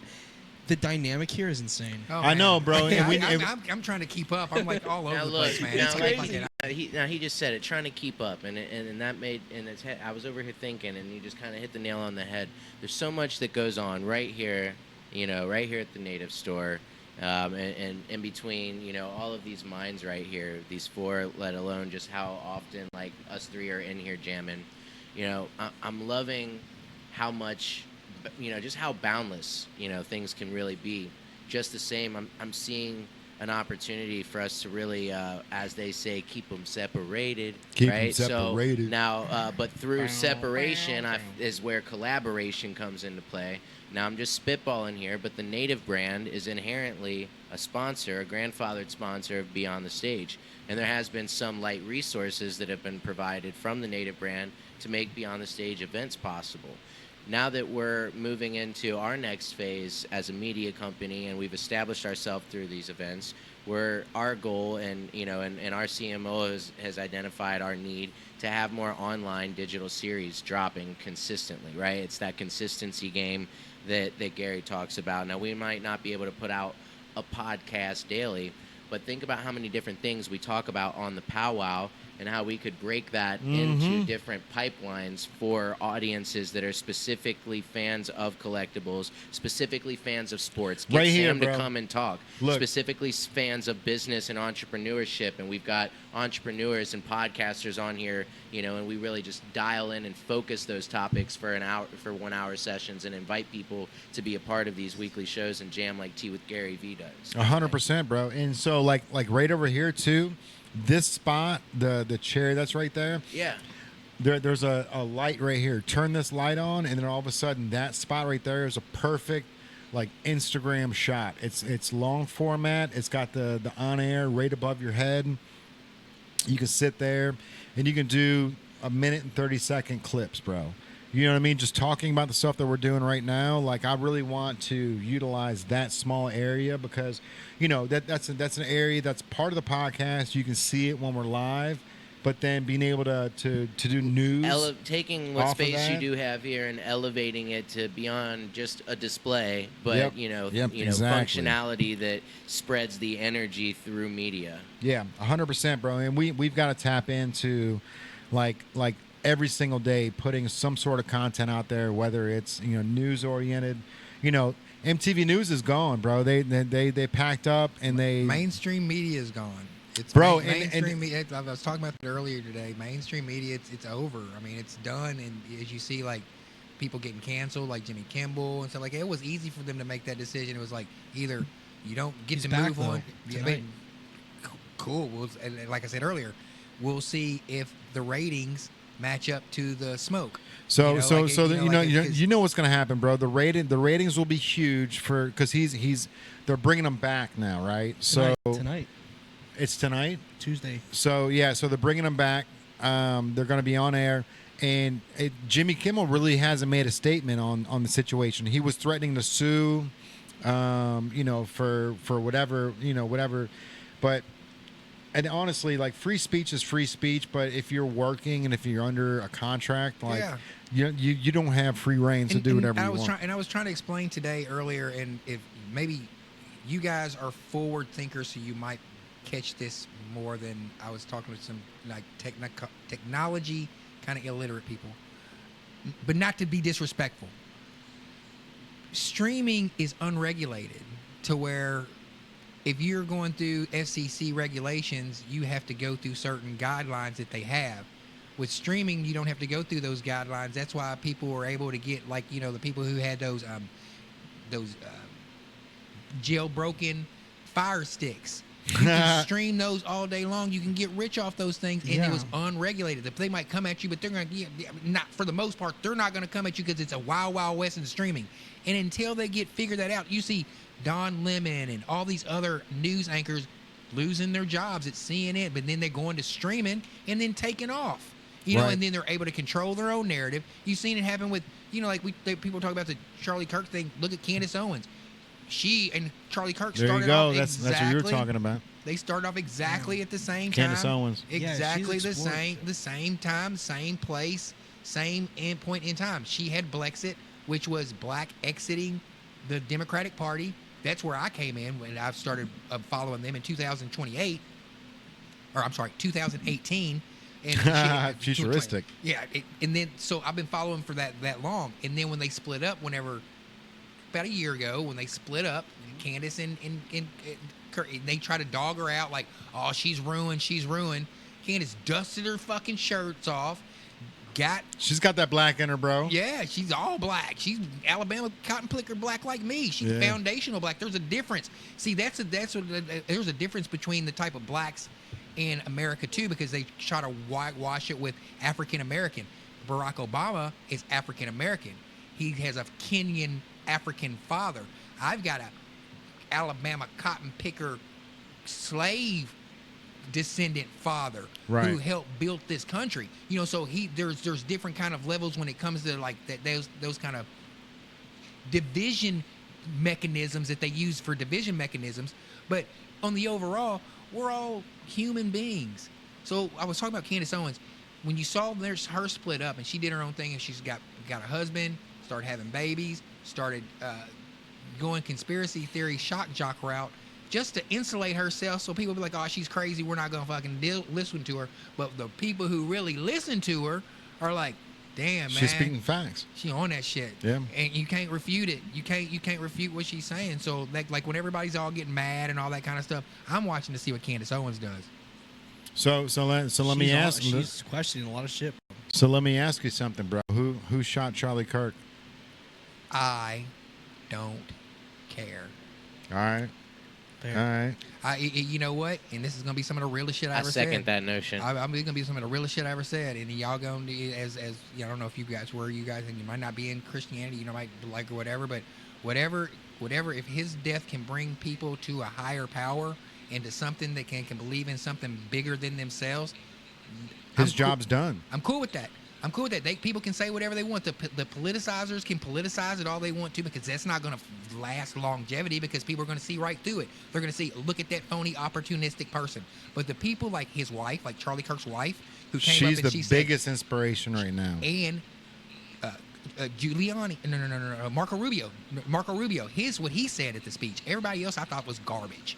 But what they said when they said if they can use his death as to bring people to a higher power, no matter what if you might believe in Allah or Jesus or whatever, you can find a higher power through that. I'm sure that's where his message, I think, in my opinion, goes forward. They can use it for hate, they can use it but I would like to see this used for unity, to bring us all together in one. You know, we're all smart enough to understand that they're going to politicize everything. Mm-hmm. So once you see that and you decide you still want to go down that route, you're an idiot. You know, so like the cancel culture on both sides. Like, I don't think Jimmy Kimmel should have been canceled, but I also don't think that Donald Trump should have been canceled and taken off Twitter back in the day. Right. You know, so it's like a two-handed thing. No, they're late for that. Like, way too late now. Yeah, they're like, oh, it's our turn. It's our turn to cancel. I love that angle. You know? Slow. Such a good angle. Yeah. No, it's true though, I was man. gonna say the whole attack on free speech is how I feel when we talk about the Charlie Kirk assassination shooting. You know, that's the thing, is if they're gonna go at, you know, gun laws and taking it into like the trying to divide people and whatnot, that's just what has been par for the course for as long as I can remember, is dividing people. And you know, but my line is where it really, like, I don't want people divided. I don't want death to happen. That's never a part of in any plan in my mind. I mean, as soon as our skin, it's time to move on to Where's the that next. sound coming from? Oh, sorry. Heard. But my thing is the attack on free speech. People are afraid to speak up now, and that's the last thing we need as humans, as a society, is to take on free speech, because now people are afraid to stand out above the rest and say what they believe, because you could now get shot. That is the last thing we need as a society to help grow to the next step. Like, we are still, like, society is nowhere. We haven't even traveled like effectively to other planets and stayed there or anything of the sorts. You're gonna keep people held down here on this situation because they're afraid to speak out, so that someone can't be raised in a society where they can go against the status quo. I think that free speech attack on it, I think it's abysmal. I think it's a sad use of our time as humans, to put people against each other and people afraid to speak out. I mean, whether you agreed with Charlie or not, that's not the point. The point is, he's out there speaking as an influencer. He isn't a politician. He may be speaking on politics, but he isn't in an office position. He is on your phone on Twitter. He's on your phone on TikTok and your phone on Instagram, and he's out there speaking. He was in Utah. And a lot of times people don't even see Utah as a political area for something to be consideration. We're talking West Coast versus East Coast, and a lot of times when people talk about the states, because people can't decide whether they're on one side of the fence or the other. He's not even in that area. So he wasn't even in a place like that in that situation. He was put in, and who decided to shoot him. Now free speech is up not for debate, but there's unwritten rules. is how right. it's You feeling. mentioned Wild West earlier, and that's we're looking scary. at that. Just based on free speech, I think that that's the biggest thing. Is are we talking right wing or left wing? We can't be, because we're not talking a politician. We're talking a social media content creator who went into colleges and challenged them, to think and speak for themselves and shut people up who struggled to do that. And spoke differing views that many views that I don't fucking agree with whatsoever.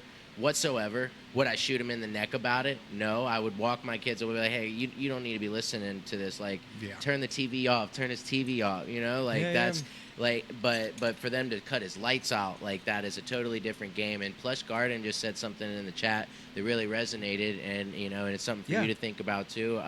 Do you have kids, Tarris? Oh, absolutely. Yeah, so three out of 4. Bitch, I got kids.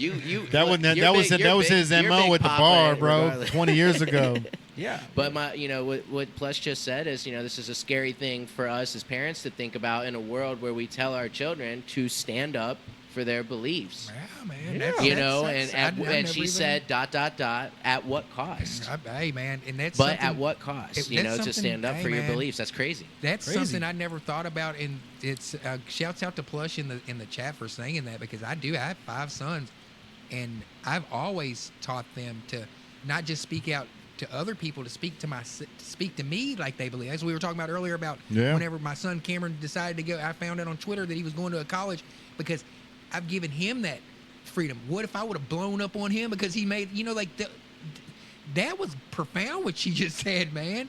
It's so dying. So we don't need to care about, who shot Charlie Kirk. One thing we don't need to see is them take an already divided country, take what moderate people we have left and divide us up further. I think we're smarter than that. I think that there's many of us that are smarter than that. Yes. Unfortunately, there are many people who are not, but that's not really what we're here for right now. We're here as the ones who are aware of what's going on in that divisive mannerism, to band together and to have conversations like what Plush is talking here in the chat. It's like, what do we do, as parents, as citizens, in an environment where freedom of speech, can come at greater dangers than just losing friends and losing your crowd and finding your other crowd kind of thing, right? It's not about finding a tribe anymore. And I'm going to piggyback off your point, John, is because you want to speak out and you want to say what's on your mind. If you even have a hesitancy now, it's so disappointing.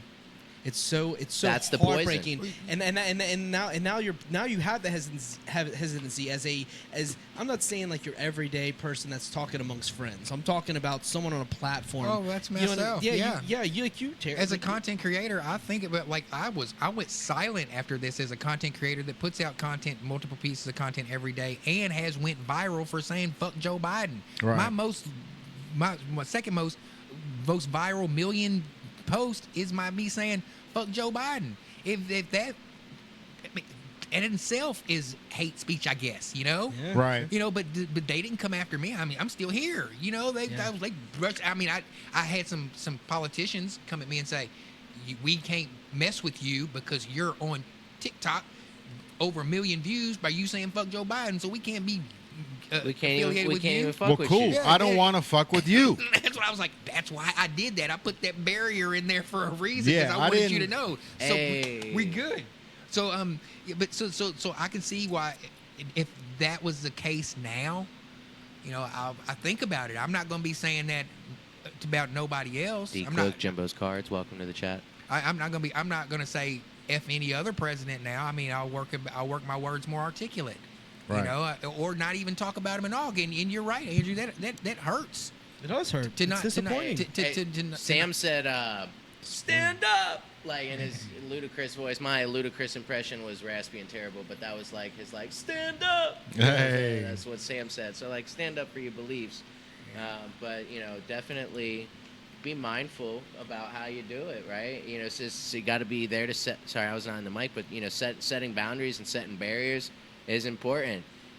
Crossing through other people's boundaries and barriers belligerently may be something you might want to consider. but the cancel culture was real, when it first happened, and they went after dude from Lucius Q's, and how they after the people on the right, the people they went after him pretty hardcore for him speaking his opinion. Damn. You know, and But then he was, stood on it though. he That did- that yeah, that was. yeah. You know what I mean? But, Like, but what would you have done? I mean, Yeah, like shut the fuck up. yeah, absolutely. Shut the fuck I would've up. Shut the You, fuck you up say too. Lucius just So shut the fuck much- up? 2 + 2 = 5 at that in that Shout out equation. Kurt. Yeah. You said that earlier. Yeah, he said that earlier. But Which I didn't you know, get my. no, but that's, and he was like, you know, when Kurt was like, "Am I in the wrong?" I'm like, well, no one knows the right answer, right? So the only thing you can do is debate about it and respect the other person's opinion, because no one knows the truth. No, I was on that side before, but then I saw that. I started looking back on my stuff. I was like, Yeah. And I saw that, and I was like, that is looking super weird. I mean, there's super weird, bro. there's too many weird situations with that Charlie Kirk thing to just assume that he was the lone shooter. And I have the screen grab of the original before they could take it down. So Right. I was able to look at it transparently. I've still never It's seen it. sewage. And I still don't want to see it. You don't want to see it, I bro. have never seen It's it. not worth seeing. I've- It's not worth seeing. To this Not day, brave. I've still not seen it. Don't- I Yeah, don't want to see it. don't watch Don't it. watch it. Don't watch it. It's not worth it. But there's just so many weird questions with it, and to me, the Tyler Robinson thing and now how he's denying everything, it's putting so much into this conversation that is not going to be had to the level it needs to be. But the Candace Owen angle is really what gets me the most intrigued, because she was like, whoa. So talking about the FBI looking for a bullet, and that's why she's like, they said they were looking for a bullet. They're not looking for the bullet. And then when she started asking those questions, I started thinking, I'm like, she makes a really good point. She's out here really like investigating and putting her life on the line. Yeah. And now that we've talking about free speech, she's putting her own reputation Absolutely. and life on the line by putting out there. And I can't help but be a questioner of reality of as such. I mean, we don't know if it's a simulation, bro. We don't know for sure. But here's the thing. She's onto something. Yeah. And I'm here to listen to it. I'm not going to silence her. So I'm taking her thing. So I went back and I had screamed and grabbed it, because at the time when it was happening, I was dealing with my child was coming from school. There was so much happening. I was like, I'm going to look back on this later. I don't know what it is, but I need to make sure I can look back, because this is real news stuff. Obviously, because Charlie Kirk is obviously, you know, that happened. But I was like, I need to do my own due diligence, and I don't have the time to put it right now because I'm a parent and I have to focus on that. So I screen recorded some stuff early on. And I didn't even really look back on it. And then I saw Candace talking about it. I was like, I have that footage. I'm going to go look and do my own research and question everything, dude. We're here to question things, man. Well, something that it's going to hit hard. It's going to take me about 30 seconds to switch around to this. Please. But how you guys are talking about Gary Vee and how close you guys got to meet Gary Vee and how you got to touch, and now back when the election was going on in 2024 with Kamala and Trump, in the black community, that, like I said, there's difference between in my tribe. There's African Americans like Barack Obama, whose family, the dad was a Kenyan, and there's people who parents were descendants of slaves, come from Alabama, migrated up towards Cincinnati and all over, and dispersed all out throughout the United States. And whenever Kamala Harris, she was not any of those things. They were trying to pass her off in the Democratic Party as being the first black, when her mom's Indian, all the way Indian, but her dad was born in Jamaica.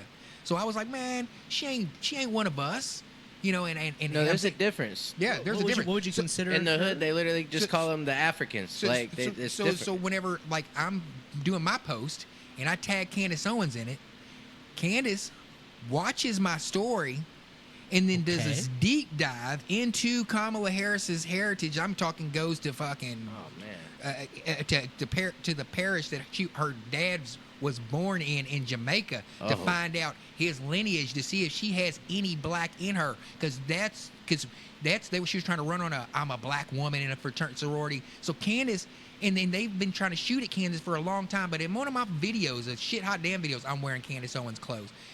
Candace Owens is probably the person that we need to protect the most of all the truth tellers out there at the moment. Right. You know, and I'm glad that they disparaged her in the black community at first, because now she's got to come back and say, hey, look, I helped save this. And whenever they're trying to use and divide us more with the Charlie Kirk thing, I mentioned Candace Owens. You already heard about her. Boom. Her job is her job is beginning to start now. It was effective. When I saw her video, I'll be real, dude. When I saw her video and she was explaining the details and how it's not making sense, and she was basically talking to people that, like, if you want to question something, question this. And she's like going in detail on a detail. She, like, when she mentioned like the FBI was looking for a bullet, that's all she said. She's like, they were looking for a bullet, but there was no like black splatter. There was no signs of a bullet exit wound, unless the exit wound was what we saw and it came from a different direction. She was like putting all these different things, and I was like, I'm watching this video and I'm like, oh my goodness, she's like she's going to the detail of like an investigator. And I rewatched the video a couple times. I'm like, I don't really know her that well. I don't know her from fact or fit. I don't know what she has. I don't know where she stands on. I knew she worked with Charlie Kirk. Yeah. When a Turning Point and all that. But like, I didn't know her for anything of that. I was just watching the video, taking the content in, and she was questioning so specific things. I couldn't help but like, you know what? I may need to do my own research, and she made me question. The thing that you, like, I'll leave it alone after this. Yeah, with Candace it. Owens, whenever she said, "Why are they taking those cameras down?" Yes. And she said, "I know this guy. I'm going to call this guy and ask him why he took the cameras down." And then she's able to get the answers because she's an insider. So how am I going to believe someone who's going to prop this up for a political gain? Or why wouldn't I believe somebody who was there with her from the start? In my opinion, I believe they were trying to prop Charlie Kirk and Candace Owens up to be the future of the Republican Party. And then they had a fallout over some kind of stuff that's going over in with Bitnayu or whatever. And I don't want to go too much on that. Sure. But and they had their falling out, and Candace went her way, Charlie went his way. Charlie had a lot of money behind him. And like we were talking about earlier, not being beholden to anybody. Yeah, Turning Point was doing all these things because they had a money machine behind it. If we had an infinite amount of money with Native and whatever we're doing with selling our soul to whoever it is, whatever entity it is that wants to, like us hitting licks, we ain't gonna hit no $10 million lick. If we had money behind us, it'd be crazy. Yeah. And I'm kind of to the point, like I said earlier, I don't even want that. But for Candace, I'm watching her because she chose a life of a wife, mother. She can put herself in her podcast. She creates her own thing. She questions reality, bro. She just questions, like, why, what happened. You know what I mean? Like the basics. Like let's break it down. Let's get back to the brass tacks. Yeah, she does. You know what I mean? Like when it comes down to it. And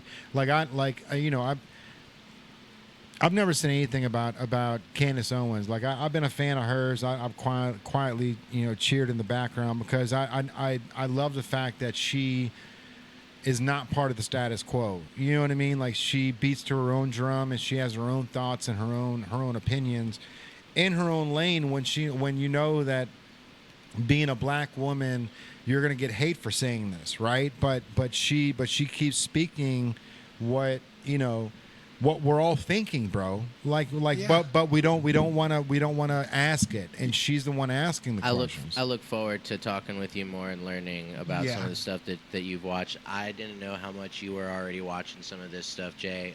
Me and Andrew have just been so wrapped up and beyond the stage that I feel like a fucking an ostrich or whatever they call it with the head in, I feel like I've got my head in the dirt. It's better to be that way. I mean, I like to pivot to some music anyway. No, yeah, we can do. Yeah, like, I learned a lot in a short period of time about Candace Owens. I mean, I had obviously heard about her through her name. I do want to shout out Bees real quick. Yeah, I just want to say thank you, Bees, for sharing the Whatnot stream, and shout Appreciate out you. Plush The Bees? and D-Cook. Just shout out all the V fam who are hanging out in the chat with us and just riding the wave. That's awesome. They man. don't give a fuck what Love we're it. talking about. They said specifically one thing they did say in the chat that I've brought up to you guys in previous podcasts is that right now you were talking about how crazy it's going on Gary's stream right now, right, Jay? Yeah. Well, they just came from Gary's stream, and they would rather hang out with us because we're more laid back, and even when we're high energy, it's like John G being upbeat and peppy or passionate, and taking something serious in a positive way about something. But it's not like screaming and yelling and flash sales. So that in and of itself is a different audience, right? That's a special audience. That's an intimate audience, and I think And that's something that we cater to as people who do what we do. It's by staying consistent and opening up the doorway to other communities, like our V fam on Whatnot. 100%, bro. So and that's the thing is like we're Whatnot is so buy, right? And it's like It's a live bro, stream, I hit, though, I hit, man. Entertain us, talk to us. I hit a $25,000 card, and I'm still not going to be on Whatnot, fucking buying stuff. I want to be on Whatnot, and not in like I really feel like Whatnot is the AOL, like ASL, like age, sex, The- location. Dude, AI. Like that. That's crazy. really what I feel like. Chat, Dial like up. like Remember back on the dial that's up? that's so Putting so the so that CDs bro. in. Are you CD-ROM, yeah. Terrace? Are you so you're not on Whatnot at all? No, I'm not on. Bro, Oh, I'm telling you, we're like gonna what, get you like in there. like We'll- what, we'll like send you a Whatnot, link. especially the V Friends community. Yeah. It feels like the AOL chat rooms in the 90s. I remember those were good. It's you can like- hop in It one was and good. have it in other The albums. only thing it's missing, bro, is the door. That's it. That's the only thing that's There's missing no is that sound sound. when you come in and when you leave. Dude, we need to get a soundboard, like a little drum pad, and just have our sounds loaded, Yeah. and just whenever somebody fucking joins the stream, or whenever we see when we see the number go down. Yeah, dude, I'm we'll- telling you, man, it's like Whatnot is a monster, bro. It's something that 2 years ago when they first started, I was telling these guys like, yo, like we need to get on Whatnot. We need to start selling on here. This is going to be the future of stuff. But I was always worried because it was so fast paced. Yeah. Every 15 seconds, you're selling something new, and it's like, bro, like. I'm not willing to take these $35 tees and sell them for $10 when they cost me fucking $14, $16 to make, right? Yeah, yeah. But now it's to the point where like I feel comfortable on Whatnot, where we can go live and talk to these people and they want to listen in. You know what I mean? And then we've got stuff in the background that we can sell. You know what I mean? So if you want a hat, you can buy it. If you want the $1 Blink card, you can buy it. And then we'll flash sale stuff, when Everybody say goodnight to Plush Garden. They're heading to watch The Witcher. Plush, Soup and Salad, appreciate you guys. Appreciate Enjoy you. the movie. Yeah, enjoy. We'll see you guys next Tuesday. But that's the thing, bro. Is like they can hop in and they can watch and they don't have to buy stuff. And Yeah. that was the one thing with Whatnot that always freaked me out was like I don't want to take a bath. I don't want to go on there and sell 30 items and make $300 because those 30 items really like it should have fucking brought me in 1,000. You know what I mean? Yeah. But for something like this, like now that we're tapped into the community, we've got 400 followers on Whatnot now. Heck I saw yeah. that. Dude, that's awesome. Yeah. How long have you guys been at that? I haven't asked anybody to follow us on Whatnot. So this is just being in the V Friends community and Nice. just people seeing me, and then shout out to Snake Jake. That's like, yo. Yep. Like here's the Blink card. If you guys know about the Blink card, follow Jay. Or follow the D Native probably- brand. Cook, probably I around think February. Snake February. Jake. I think there was at least 3 different people were giving away The Blink the cards. Blink cards on their streams, just in community streams. And that was all And- thanks to and Snake when we- Jake, and bro. when That we- was that little stack of cards that I gave Snake Jake on May 10th. He started handing them out to other Whatnot followers. And which if we is, pop into a stream that's not where they don't have like 1.2 thousand people and V Friends is doing like they're doing their job. They're making sure they're maximizing that amount of people by running as many sales as possible while their audience is that big. That's logical based on what their game plan is as a business, brother. I get it. Just the same when it's a more intimate stream, and by intimate for V Friends, I mean like 1 to 300 people. Somewhere between 75 and 300 people. That's when we jump in the chat and we get shout outs, right? Like they're like, oh, what's up, Native Brand? Oh, John G's in the chat, Legends in the chat. Like we got AI and Andrew Eisler's in here from the Native Brand. Like that, they recognize what we're doing, even just on the ground level. So it's interesting that you said that Gary hit you back and was just like, yo, like I already know, like I'm very Already aware. know. Yeah, I mean, for me, with my experience with Whatnot, I've taken a step back on how often I'm in there. I don't buy a lot and whatnot, but I did go to a stream month and a half ago or so, and I got in the stream, Tarris, and this guy, I came in, I was like, I always type in AYYYE. Hey, what's up? Like, I'm here. I'm here to party, whatever. And I type it, and I said it. He's like, oh my gosh, thank you so much for coming in, Andrew Eisler. I appreciate you here. In fact, I'm going to put up a givey because you're here. Thanks for being here. And he puts it up immediately and puts a giveaway, which is just a pretty simple click at the top right. And I was confused. And this, you can do that anytime you want to on Whatnot. So you can give away, basically whatever you want to, a card, fucking. Yeah, anything. I gave away. I won a a $5 Starbucks card from Stella today. Oh, yeah. nice. And that was Shout good. out Stella. Shout out It's, Stella. it's for fucking sure. I genius, have to bro. hold A out. $5 fucking Starbucks card. You go to Starbucks and buy fucking $30 and $5 gift cards. You got 6 giveaways for a free coffee at Starbucks. That's smart. That's fucking I want you to know genius. something, smart. Jay. I didn't even realize this until I was looking into my seller hub Bro, this is today. looking good. But a couple weeks ago, I did a Pokemon pack rip stream, and I gave away some packs, and I sold a pack to somebody, and I noticed that when I went to look, like they were like, go look at your earnings. I went in my earnings. It was negative $2. My 3 giveaways were $4 a piece, and the one $12 sale, averaged out to $9 after their fees, and then minus the 12 from the giveaway. I didn't know that they charge us to give stuff away. I guess they're charging for that label. The shipping, yeah. They're just charging for the creation of that label. Do they pay? Are they covering the cost of shipping then? You're covering the cost of shipping. Right, but Yeah. but I'm covering. But they're paying for the shipping, is what it is. That's why I'm covering it, rather than me paying the post office. Yeah, I'm paying Whatnot. They're paying the post office. Correct. Yeah, and that's what it is. So the now if the person that won the giveaway would win an auction, the price of the shipping would be included in their.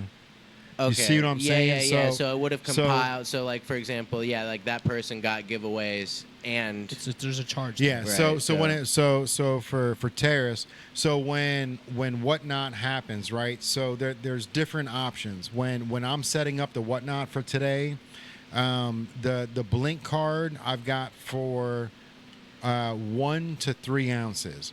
So that should cost about 74 cents to ship. And then you've got 0.3 ounces to 6 ounces, 6 ounces to 9 ounces, 9 ounces to a pound. So you got to break it down that way. So when you're doing these giveaways, if I'm giving away a hat, I've got to make sure that the shipping is going to cover the $6 that it's going to cost for that 6x6x7 box. They send you the box. You put it in the box, and then they. No, I've got the boxes here. All they do is I put everything in, saying the Blink card. So there's 2 ways to do it. If it's between 1 ounce to 3 ounces, it needs to go in a flat envelope. So I went and I bought those ones with the turtles on it. So that way I can ship a baseball card in a flat envelope, and it will cost me 75 cents. Nice. Now, if it's 3 ounces to 6 ounces, then it's going to cost me like $4 to ship it. So at that point, it can go into like a bubble mailer or something like that. But I think that's what John G's talking about, is like when you're giving stuff away, like, when you're setting up you got to set up the shipping pre. And I learned this from Snake Jake. Like the 1 to 3 ounces, you don't want to do, because it's 75 cents, and typically it costs $4 to ship something. So unless you use those little envelopes that has the turtle on it, and you can put one backing, like one of those bendable things. Oh, yeah, the they bracing. usually tape it up. Put one Yeah. of them in there. You can get away with sending that out without it getting kicked back and sent to you. Because like I've had that happen a ton of times where, the website has X amount set up, and then I go to ship something, and USPS, they'll send it all the way down to Carolina, and then Carolina will pick it up and say, this postage is too cheap, sending it back to fucking Newport. And so it comes back here, and all of a sudden I'll get a resend, like, you need to add more money. When it costs more money to do that than it did just to drop that motherfucker off, right? It takes 3 pennies to make 1 penny. But that's the thing. So like, as long as you can set it up correctly in the beginning, then you're not going to get screwed on the back end. But they're doing a lot of work to tell you you're wrong. Right, but they're not doing a lot of work. I mean, but incorrect. when it comes to whatnot, like there has to be standards, right? Like, of course, yeah. And there is a build process, Well, and that's the thing. So like today, for instance, I saw Stella. She had a couple cards somebody bought, and then they bought some more, and she was like, I'm going to go ahead and ship it in this, and she put it in the priority mailer, right? Which is it's the box that comes from the USPS. Yes. Right. So you're paying the premium because you've got their box. You're allowed to use their tape, the whole nine. So where do you get all that stuff? You can get it right from USPS. Okay. You can go right there, or you can go and hop on USPS.mail or whatever the website is, and they'll ship you a case of them for free. But you've got to use those, right? For sure. But the problem is, if you go to Amazon and if you buy just a brown cardboard box, you can get it for about a third of the price. You know what I mean? Mm-hmm. So when she was filling this order, and when the order got big enough to put it in the USPS mailer, I was thinking to myself, this is probably going to get sent right back to Stella because of the fact that she was just using 74-cent, $4 or and then packing it together and then putting in the U.S. mailer. But the U.S. mailer is different than the standard. Like, it's the insurance is included. There's a lot of things that you get when you use the priority mail. You get the free box, you get the free insurance, and you get the free tape. If you go to USPS, and if I use one of those brown boxes that we have, they won't even let me use the USPS tape. I've got to buy a roll of tape there. But if I've got the priority mail box, they're pushing that. It's, of course, yeah. So my question is, it's part of the $2 or $3 extra. So here's the situation. So I have a tendency to win givvies. I don't really do it right now because I haven't been in it, but I just, for some reason, whatever reason, I get givvies, which means that my shipping after that in that stream is all free. Yeah. Is that like, so anytime I buy something for the cheapest amount, they have to pay the shipping on, let's say they sell a Squishmallow after I win a givvy of just an Adaptable Alien card. Now they have to pay for the shipping for the Squishmallow. Correct.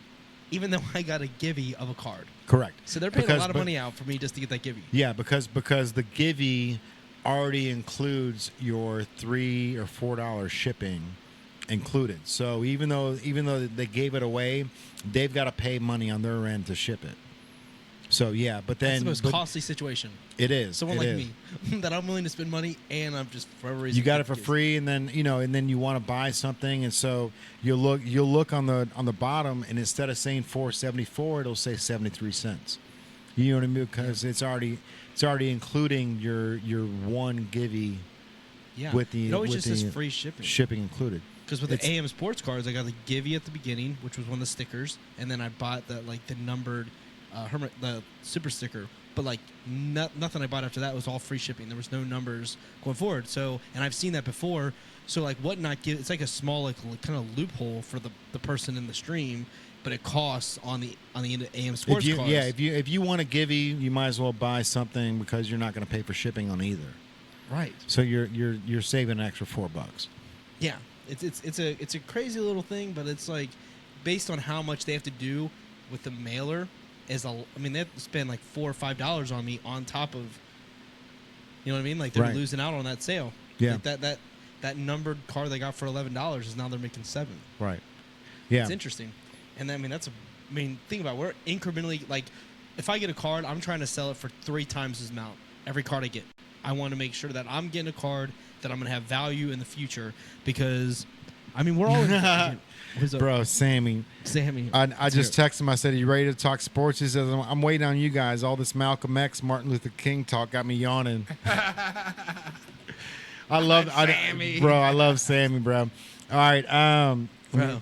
let me see what. How you feeling over there, Tarris? You're happy, man. I mean, I'm Great. a little A little toasted. toasted. Yeah, That's a little good. bit toasty. you got. Hey, you got comfortable? Same. you got that pen. I don't have. it. Yeah, it's up here. It's, No, I'm And- good. I got one. no, I got Oh, you got one. I All got right. one. Definitely. Have you had a smoothie bar?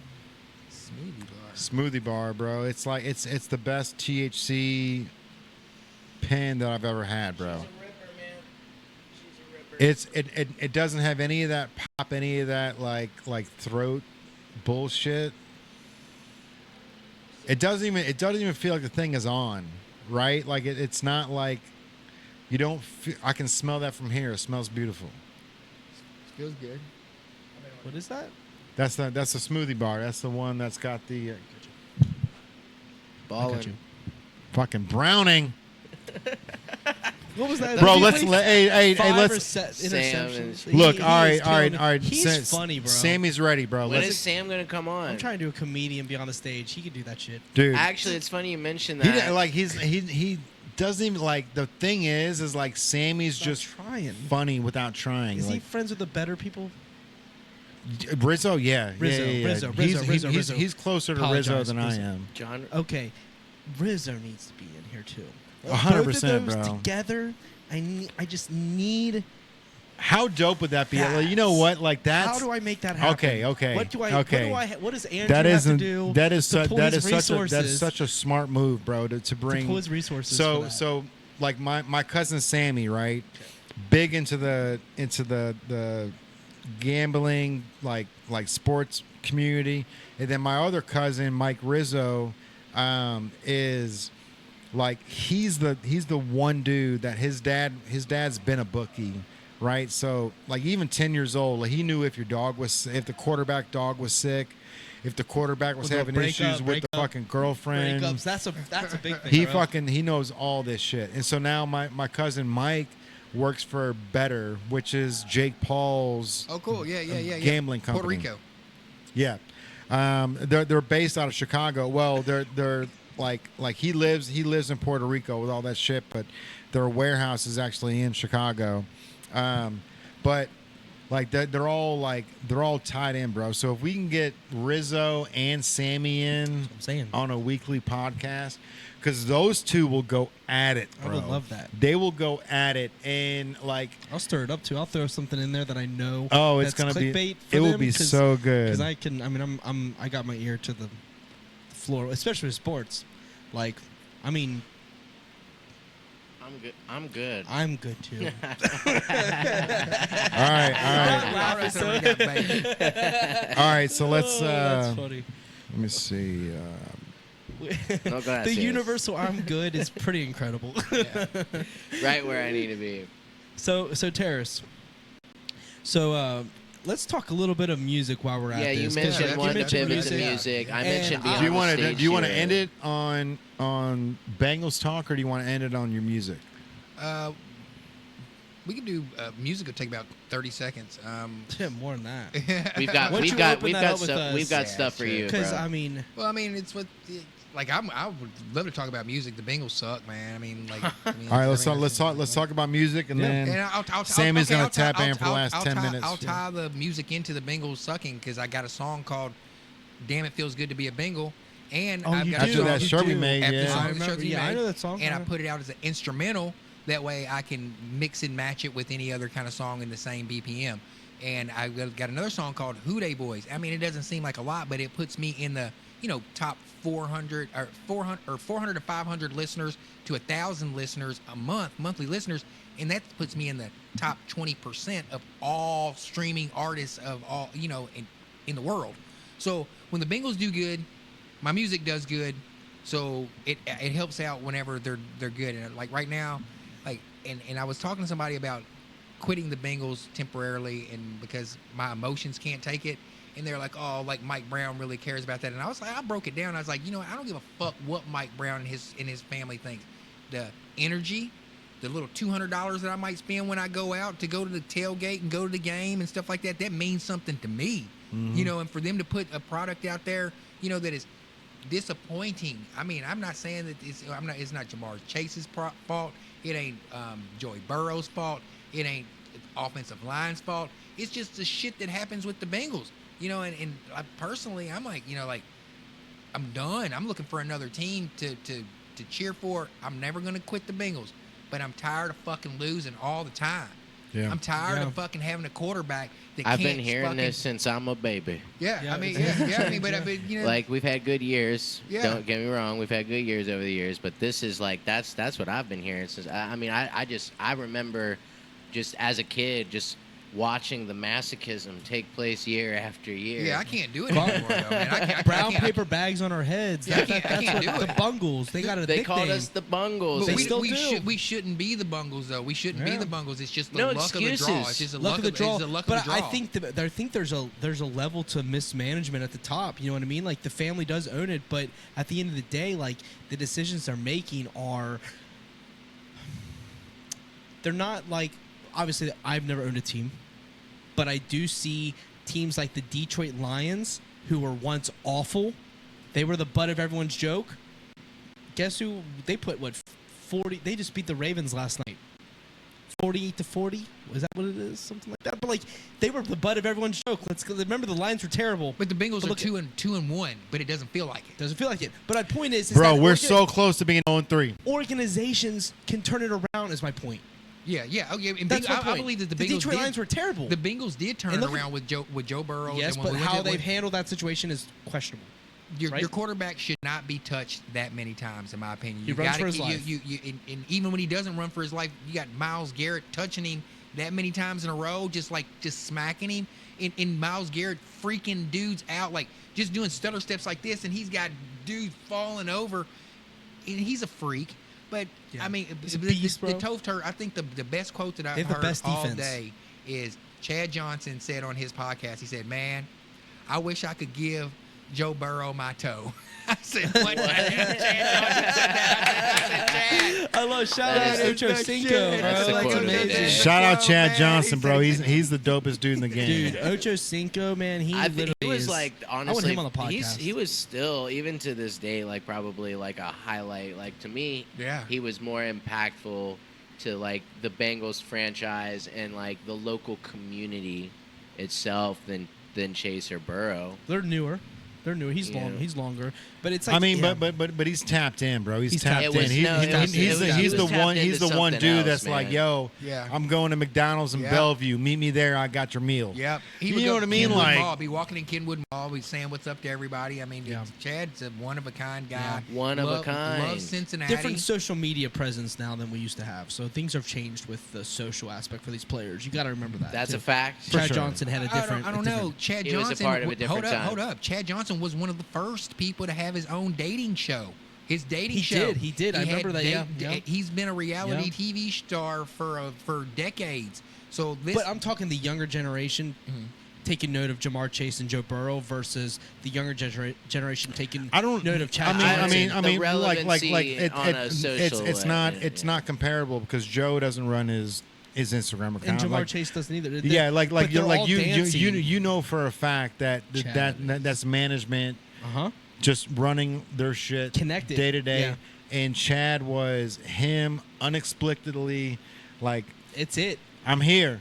Terrell Owens, Chad Johnson. Yeah. Those two guys are just Bro, Batman and Robin when they brought the fucking Batmobile out onto the fucking field, that was when I felt more like a Bengal than I've ever did, bro.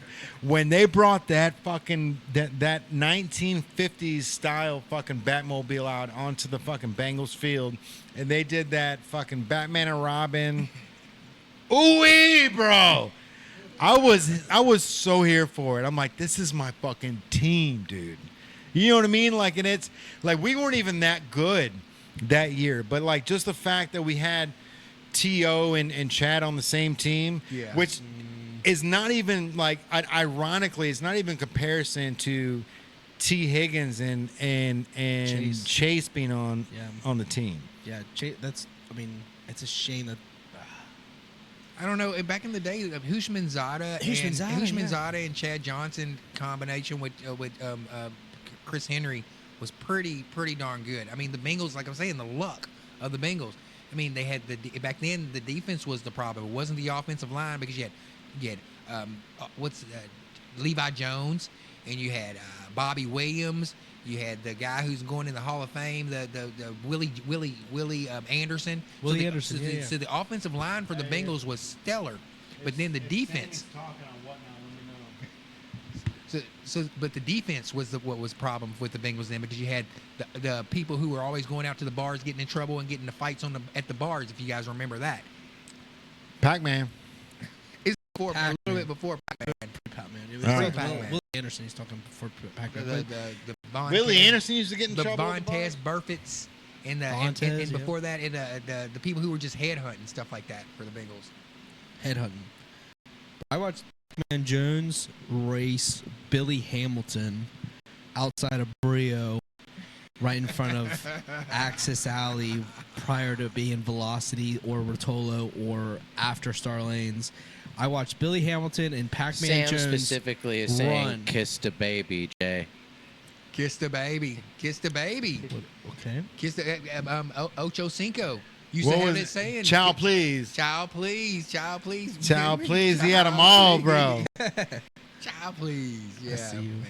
That's Sam the also said, shit. "Come to Chicago. All 5 teams stink." So, Bro, he's like that, and that's the reason why I love Sammy, bro. It's like we are from Chicago. Like Bears won. he hasn't left, and I'm sure he's got some reason why they accidentally won this week, bro. He's gonna The be Cowboys like, are bad. Cowboys Caleb are Williams fucking had a Yeah. game of his life. He didn't play good. And it's never gonna happen again. Like Sammy Oh, is. come on. Does he not like the Bears Corey at all? Dillon. Sammy thinks Corey Sammy's Dillon, quote is they're a yeah. shitbum organization. That's He's not wrong. Corey Dillon. But Caleb Williams is playing all right, bro. Give him some credit. I'm not a fan per se, but I'm objective. He played good one game, or he's been playing good. I think he's gonna have an overall good season. Okay. I'm okay with it. All right. I mean, I don't know Caleb. He's got a couple years under his belt, and I feel like with Ben Johnson being the coach now, because he came from the Lions, and the Lions' offense was really prolific. So now that he's got that offensive mindset for the Bears, I think the Bears are going to be all right, and the Cowboys are shit. And the Packers are really good. So the Bears and the Let's Packers. go Pack. That's what I we like. actually Lions are have good. The I Packers. have like a Let's go Pack. childhood connection to the Packers. That was my team on Sega. They're the best I team. used to when I would play. They lost to yeah. the Browns. Which game was Sega? Was it Tecmo? Was it a Tecmo Bowl game, or was it NFL or Madden? It was like one of the original Madden. Oh games. fuck, bro! We got Madden. to talk about, like, Sammy just shouted out fucking Corey Dillon. Yeah. We have got to talk about Rudy Johnson before the end of the podcast. Rudy. He is bro. not good. He is average at best, but great arm strength, but can't hit the target. I mean, I understand that, but I really, at the end of the day, I think Who's he talking about? Jake Browning? he's talking about Caleb Williams. Oh, okay. I think Caleb Williams is pretty good. I just don't think that the Bears organization is that. Would But you take Caleb over Jake Browning? where they're at in their career? Dude, I'm not sure if I'm a believer in Jake Browning, but I would say I would take Caleb Williams over. Caleb Williams over. I mean, the college career totally Sam different. says Caleb Williams is not good. He's average at best. Great arm strength, but can't hit a target. Just to add, Brittany Turtles said that my only Bengals jersey is an Ocho Cinco jersey. Ocho Cinco. That's all it needs to be. That's You're all allowed to it wear takes. that for the I'm next snapping 20 it with my years. And no matter who's number Shout out to 85, Brittany. no matter Shout who's out number Brittany. 85 on the Bengals, you're still not Chad Johnson. You'll never be Chad Johnson, whoever That's you are. crazy that they just don't retire that for real. And shout out to T for changing to 5 just because he wanted. Yes. Yeah, he was like, I want to be my own. Fucking, Bro, they missed the whole boat of being able to do 5-1-3. This is a hot take, and this is something I, as an entrepreneur, They did. I mean, he said Burrow's sports got to change his franchise- number to make it No, happen. no. Boyd Right. was Oh, 83. Yeah. All he had to do was remove the 8. Right. That's it. And then they had 5-1-3. And then, but he just did it. He just moved to Tennessee. He just left. He left the whole team. But like he had a chance to be 5-1-3 because Chase is number 1. Higgins changed to 5, and and Boyd's number was 83. He could have dropped the 8 as well. It would have been 513. They would have had a PR dream over there. Holy shit. They didn't do it. You're a genius. But I do got to say, Sam dropped this one. I missed this in the chat, and I definitely would like to hear you guys touch on it. Sports franchises don't stop losing till the team is sold to new management. That's that's not going to happen with the Bengals or the Bears, right? I mean, it's just done. The Bengals are staying in Cincy. They determined that. Well, I mean, there was new theory, management. there was ideas they were going new to management or new owners. Was he talking about new ownership, or was he talking about See, new management? That's where Sammy goes deep. He fucking Sammy knows runs all into that shit. and he starts making everyone frizz, and they start thinking about But other stuff. yeah. The Browns aren't going to. The Bengals aren't Sammy gonna go anywhere, clarified though. new No, the Bengals owners. aren't going Yeah, anywhere. the Bengals The Bengals aren't. are The staying. Bengals, yeah, They the determined yet. Sam clarified new owners. New owners, they're not going to have new owners at all. I think. Nope. You want ownership in our lifetime. Yeah, Most and likely. forever. Coming down. Are you coming okay? Down, You all right? coming down. I got tied up. In some speaker wires. There's a lot of cables going on over there. Well, but to go back to the music real quick. command we were talking- center. Music. Let's go back to the music. The music to what we're talking Yeah, about bro. with the Bengals. I love and- music. No. What? Yeah, that said, you make music too. That's something I didn't even. Yeah, DJ Fanny Pack too, man. I've been DJing and making mixtapes and cutting hair. I was telling Andrew since 1998. Been doing the same thing since '98. I was 10. Terrace, do you I was know 10 where you years and old, me bro. ran I was into 10 each years other old. initially, I by was chance? discovering. What? Because I went to look you up today, and we're already friends on Facebook, and I recognize you 100%, but from where, I can't fucking place it, and I was hoping maybe you could do it. If you can't do it in real time, maybe it'll hit you like a ton of bricks when you're going and laying down later. Yeah. I'm not sure. Maybe in a fucking Uber ride. I drive Uber, but I also take a lot of Ubers. No, Like, no, never. It's probably not Uber. Neither. Like, But I also do music, so maybe somewhere on the circuit, I'm a probably- DJ and a hip hop artist. Yep, so that's probably where it's Bro, at. John can cipher with the best on the planet. Nice. Yeah, with the music, I've just been doing mixtapes, and I'll take that. October is fourth quarter, so I'm going to start Thank you. getting geared back into get back in the studio and finding beats and creating sounds. I'm with that.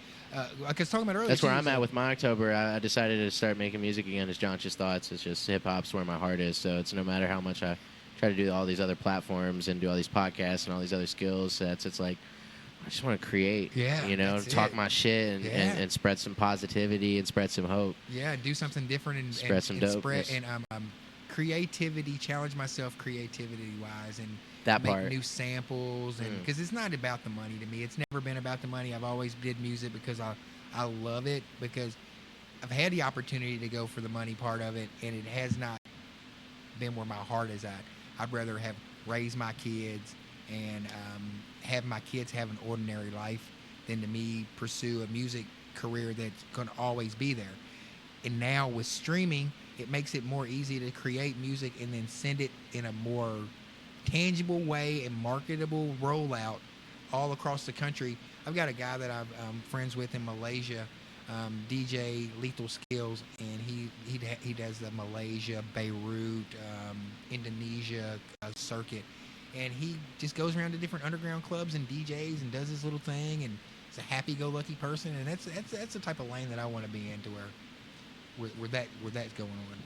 I feel that, man. I think that's really what it's about is, doing what your heart tells you to do with it. And as corny as that sounds, like, I've chased money 100 different ways, and I've made money 100 different ways, and I've lost money 100 different ways, and I think that when it comes down to it, I've always tried to, implement my creativity.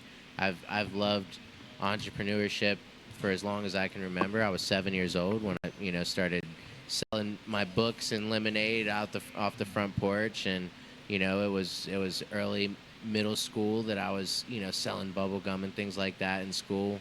But as I got older, I was like, I want to be creative, so I started selling T-shirts. I started throwing concerts, and even now we run a company called Beyond the Stage where we throw events and we host and we interview artists of all sizes, guys who've got 200 followers, guys who've got 1 million followers. So it's been a journey, but I think at the end of the day, I've realized that you know, the best way for me to really have a happy life is to not go make money 100 ways and then come back and do music when I got money, but to just do music regardless of what happens. Just do music, man. To just fucking do music. That's what I'm supposed to do. That's what I'm made to do. And a lot of people who don't do music don't understand how difficult it is to get into a frame and an area to make music, you know, to get into a mind frame to where you're not stressed out, because I'm not making stressed out music anymore. All the music that I make from now on is going to be music from a happy, loving space. I've made angry music, I've made pissed off hip hop, wrote all kinds of different songs. Now it's going to be feel good music that comes in the heart that I can put out there, that, you know, like something that's going to resonate, and it's going to be good quality music too, man. Dude, I feel that. Can we get in the studio sometime? Maybe I should obviously show you some of my stuff, so you know I don't suck. But I mean, it's even if you did, man, we come up with something. I've recorded over. Hey, I feel that I'm one of those who, like, you know, I don't ever like shun people away when they're not at a certain caliber. If anything, I offer them some coaching and like some pointers and try to get, you know, just get them into a new creative space that they're not used to. Yeah, man. I mean, it's like, well, that's where this next venture in life is going, is to making new music. I've got a lot of old music I can regurgitate. And, so what's your music name? DJ Fanny Pack is my DJ Fanny Pack. And then my rap name is T-Roy the Country Boy. T-Roy the Country Boy. Hell yeah. And then I've got some aliases. MC Hairlip. MC Hairlip. I haven't heard that one. I've never you haven't heard. seen the? Yeah, you have the pimp. Oh yeah. That's shit. hilarious, dude. Then I've got Jesco White, and he's got a beard and shit like that, and he's a country. And then I got Delbert Wienermeyer, and these are all characters that are in a short story that I wrote, and that, I mean, it's out on audiobook and stuff like that. But it's like, you know, you can do all this shit, but if you don't have anybody pushing it except yourself, you know, it's only going to go to your amount of your reach. You know, which goes to, like, you got to get money to back it if you want it to do that way. I don't do it for that.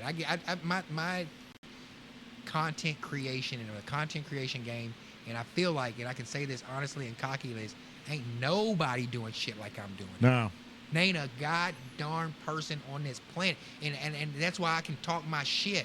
I put out as much content or as I want a week or a day at the drop of a hat. Because I can. I know how to do it. I went to college for it.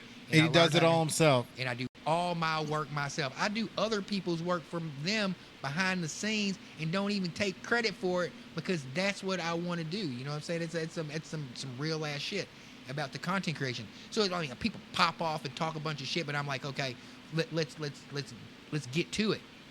So the music is the same way, and that's the approach that I'm taking with the music, as far as like taking the mobile barber bus out. And I'm going to find new talent. People come on the bus, spit their shit. We have a good time. We party. We cipher. We get together. And it's a vibe. It's not like nobody, you know, like having the barber bus and having the music equipment that you just put right on the outside of the barber bus, have microphones. You're passing the microphones back and forth with each other. This could happen anywhere. And my son, they're doing a thing out of the barbershop. They've got so many hip-hop artists that come through there. I just like the scene and where it's at right now in Cincinnati and Covington. And I mean, I like what you guys are doing, and I'd like with beyond the stage, I would like to see something digitally go that way with some kind of programming. Yeah. You know, like because like I was talking about earlier, I'd love to feature your bus as one of our. I mentioned earlier that one of our priorities as we shift into our next phase.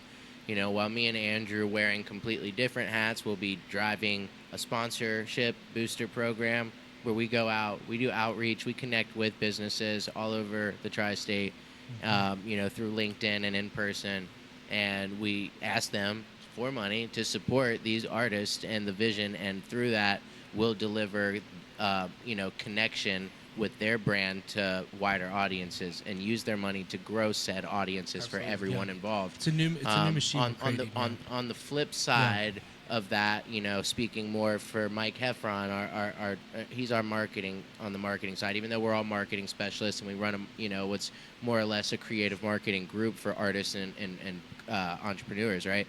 But you know, in this next phase, we need content, right? You know, it's not necessarily just like as the currency, but as the consistency to represent like this is what we do, right? You know, and that we can do it well and we can do it consistently and generate, you know, metrics through it for these sponsors.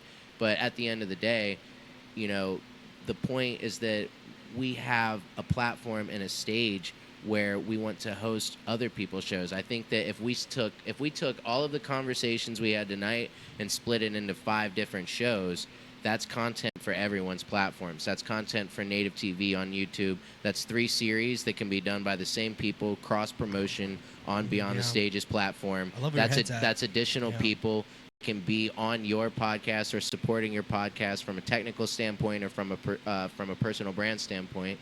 They can be help pushing what you're doing, right? So you know, to me, Beyond the Stage isn't the machine.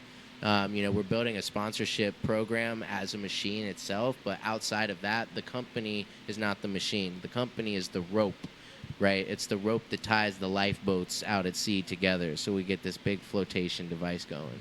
Yeah. I love how you just put that, and I want to piggyback off that. Nathan the Barbarian said, "What up, bro?" Hey, shout out to Nathan. That's on is it Instagram or is this TikTok? He's my we're co-panelist. He's a person on Hot Mic that he runs a Hot Mic podcast where I'm on there with some profound people, man. Like I was on there with just like some doctors. And I'm trying to connect those. Yeah, I think that's where the Beyond the Stage comes into play in here. And it's one of the few things where, you know, we are bold enough to say yes, we want to cover everything. That's what news should be. News shouldn't be just Hey, happy birthday, tied Meg. down, hey, happy right? birthday, Meg. That's amazing. Meg Robb, happy birthday. She says Meg she's Robb, happy she's birthday. forever 29. It's so. also Lindsay Lou's birthday, so we got a bunch of birthdays. It's Lindsay's birthday as well. Shout out. Everybody. Kurt's tomorrow, bro. Yeah, Kurt's is tomorrow. And everyone's moms and dads just getting busy this week. Yeah, my childhood best friend Steven Bodeminder, his birthday is on the 25th. So shout out to Bodie. But I do want to touch on how Beyond the Stage could actually kind of collide with you, Tarris, as when we're going to go out and we're going to seek local businesses that want to get involved and get their name into like the music scene and just in general, because we're going to do sports interviews. We already did one and whatnot. But my thinking is we have a lot of resources at our disposal, whether it's Native, whether it's Madison Theater, Radio Artifact, Kelly's Cleaning Service, Threadworks, Jackie Mayer Law, even Leaf and Limb, and then Creative Mills Productions. All these different resources that we have and all these great business owners, we're gonna let them. We're going to shoot our shot to these other businesses and just collect in a net of as many businesses and get involved as much as possible. Because like we've been doing events for 2 years now. August was 2 years that we've been. I've been booking my ass off. You know what I mean? I literally every single month for like 15 months straight. I was just every month I was getting new artists. And their quality talent. Not everyone was easy to get. They Sometimes were hard. it was took difficult. us moving complete show idea themes. I did move like times. metaphorical mountains. You know, I moved metaphorical mountains to make it happen. And literal dates. You know what I mean? I got pushed out of freaking leap year day. I had February 29th for TV shows, and they're like, we can't do that. So I had to move TV shows to 3-2-1 because I wanted that date. So that was on a Thursday. So I got 3-2-1 TV shows, which was pretty cool. But like, I had to do a lot of movement through Madison Theater. And shout out to Frank and Ryan, Paycheck, and you know everybody that's a part of Madison Theater. You know Tiffany, Melissa. I mean, you know everyone. April. You know. Paige, all of them, all the bartenders, Rye the kid, he was actually the second Beyond the Stage. But that's the thing is where we're at in this phase, I'm trying to connect a lot of dots. Yeah. And I'm going to try to put people in the room. And so on December 4th, 2025, we're going to do a networking event at Madison Live. Okay. I'm going to go ahead and tell the world now because we've got the date locked in. Put it on wax. Yeah, man. But December 4th, we're going to do a networking event where at the end of the night we're going to have Fat Sal perform, and we're going to video them, and we're going to do an interview with him afterwards in the green room. But before then, we're going to do a network event where all the business owners are going to be in the same room. I'm gonna reach out to the likes of maybe Farmer Nate Sauce, Rhonda from Murder Mysteries, and all she knows about. I actually spoke to her, but it's going to be invitation only. Tarris, bro, that shit was so cool. That Murder Mystery. Bro, we're gonna bring her in. We're gonna get everyone connected. It's gonna be invite only. Appreciate you guys coming in. Of course, thank you. But the point December is December 4th. It's a Thursday. Oh yeah. It's It's gonna gonna be be- a very it's special day. Dates We- open, players. It's a special day for a lot of different reasons, which you can get into soon. But I think the thing is that we're going to network as many people as possible that are substantial players in the local economy. You know, and at the end of the day, like, we're just trying to bring Get them all in the same room, all the and, same and, room, and, bro. and let them fucking headbutt. We're gonna bring bro. all the artists in. We're gonna bring our art vendors, as many as we can. We're gonna have 100+ people in this room that we're gonna make the most of that moment. It's a great idea. And I think that it's gonna shift some shit. And I'm here to shift some shit, even if I have to do it from the back end of things, because that's just kind of who I am. Because like I can be the forefront. I'm gonna do a TED talk. I'm gonna speak on the stage, but like, bro, I just, for whatever reason, I can just connect dots easily, and that's just where my head goes, because I'm just like, all right, I see you're good at this, I see you're good at this. You guys don't even know each other, but I'm friends with you, and I'm friends with you, so I can put you guys together, and all of a sudden, you guys are best friends. You know how many marriages I've put together in my life? Right. It's crazy, what's bro. Gonna be, what's from the time high of school. this? What time is this going to be? It's gonna, it'll be from 5 o'clock till 10 p.m. at the end, probably. Look, or bro, 9. this is If you something. want to stay for Fat Sal, they'll start at 9. But There you we're just go. gonna. The point is, we're filming them. It's, Or like- it's We're gonna great. film them. But we're Terrace, just, we we're should double definitely down. include you in Oh, some yeah. way in the I'm gonna- I'm and we DJing. don't I even can- have I can anybody for DJ. the panel. We don't have a Yeah. DJ yet. There's a lot of We're gonna do a roles. There's a panel. lot of There's gonna roles be a panel. we'd love to have. It's gonna be incredible. We're gonna do a We'd panel. love to have you, bro. Our art vendor is gonna be Kevin Harris. He's the sound guy. I love Matt. Kevin. Yeah, Kevin's awesome. His photography, his he does artwork, art. He's incredible. I see him at Finley Market every week when I Maybe go. doable Kevin for Harris us is to have incredible. more than Fucking one awesome. art vendor, depending on how we map out the space. Yeah, we can. Kevin is for sure locked in. Kevin's locked in. But it's just the thing of, for me, at the end of the day, like, I just really have been trying to connect people in so many manners, and sometimes I hit dead ends, bro. It's okay. But at the end of the day, like, I just keep trying. For whatever reason, my body just keeps saying, "Hey, Andrew, do this. Don't stop doing that, because that's what you're good at." Even though I Look, may not, bro, look. I don't get numbers on what I'm good at, but I do get. We need results. we need to do that here at Newport on the Levee. That was my first thought. yeah. But I have to start bigger somewhere, in the sense of, if you want to get in that room, though, there is a $50 fee if you're not invited. So if you're not invited, it's $50 to get in the room. It is a private invite. It is a private or invite. There $50 is ticket. yes, there's a which 50 is a perfect time for me just to the way it is. pivot. If you want to be in the view, 50% of that $50 will be going to a cause we haven't yeah, identified. Or So a that cause, nonprofit the did- cause is yeah, to yeah. be determined. The nonprofits to be determined. But December 4th is actually my late mother's birthday, and gonna drop a bit of a heavy bomb, and we'll get right back to lightheartedness. But my mother took her life in 2021, and Damn, bro, I'm sorry to hear that. And because of that, we're gonna take her birthday, and instead of me tucking away and hiding and grieving, we're gonna celebrate her life, and we're gonna celebrate, and through events, we're going to help benefit the community in more ways than just uplifting artists. We're actually going to give back to a nonprofit that's focused on suicide prevention awareness. And I'd love to talk about that one you mentioned, if you can maybe do some digging for me, Jay, on the mental health for kids. Yeah. That would... It was incredible, bro. Like, they raised so much money, and like, the community is so small, which is the most amazing thing, bro. It's not like there was 1,000 people in on this Midwest fucking feed. It was basically Midwest cards. Jeremy knows, because he's living in Jeremy Cleveland, knows. so he Yeah. was there. And then like Ann Bag, Stella's son.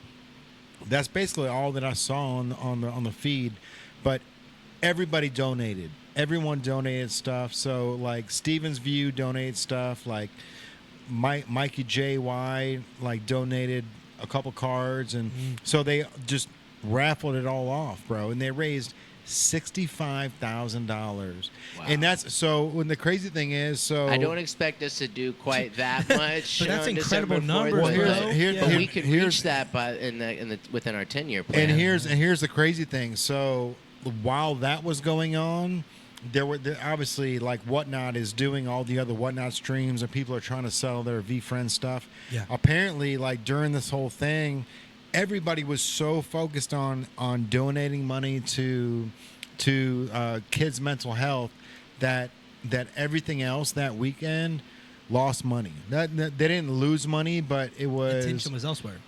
all the attention was on giving the money to mental health for kids. Yeah. So like all the everyone else that tried to go live this weekend was like, man, it was a wash, bro. Like we didn't make much money at all because everybody spent their money on making sure that the kids with mental health were fit.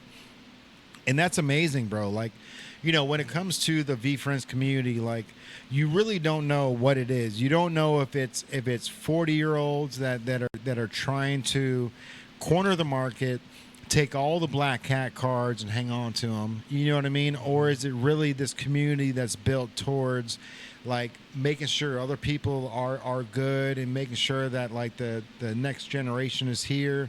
And like after this weekend, bro, is like it just goes to show you that like the V-Friends community and whatnot, like, and I've said this before, bro, to people that feel lost, that feel like that like I want to commit suicide type shit. And it's like, look, if you feel lost, if you feel like you're not a part of something, like as strange as this is, like just tap into the V-Friends community and whatnot. You don't have to buy anything, right? Like even if you can't afford anything, like the people in the community will gift you things, dude, to make sure that you get your first card, that you get what you want. And like I'm telling you, bro, it is a community that makes you feel good when you wake up at 8 a.m.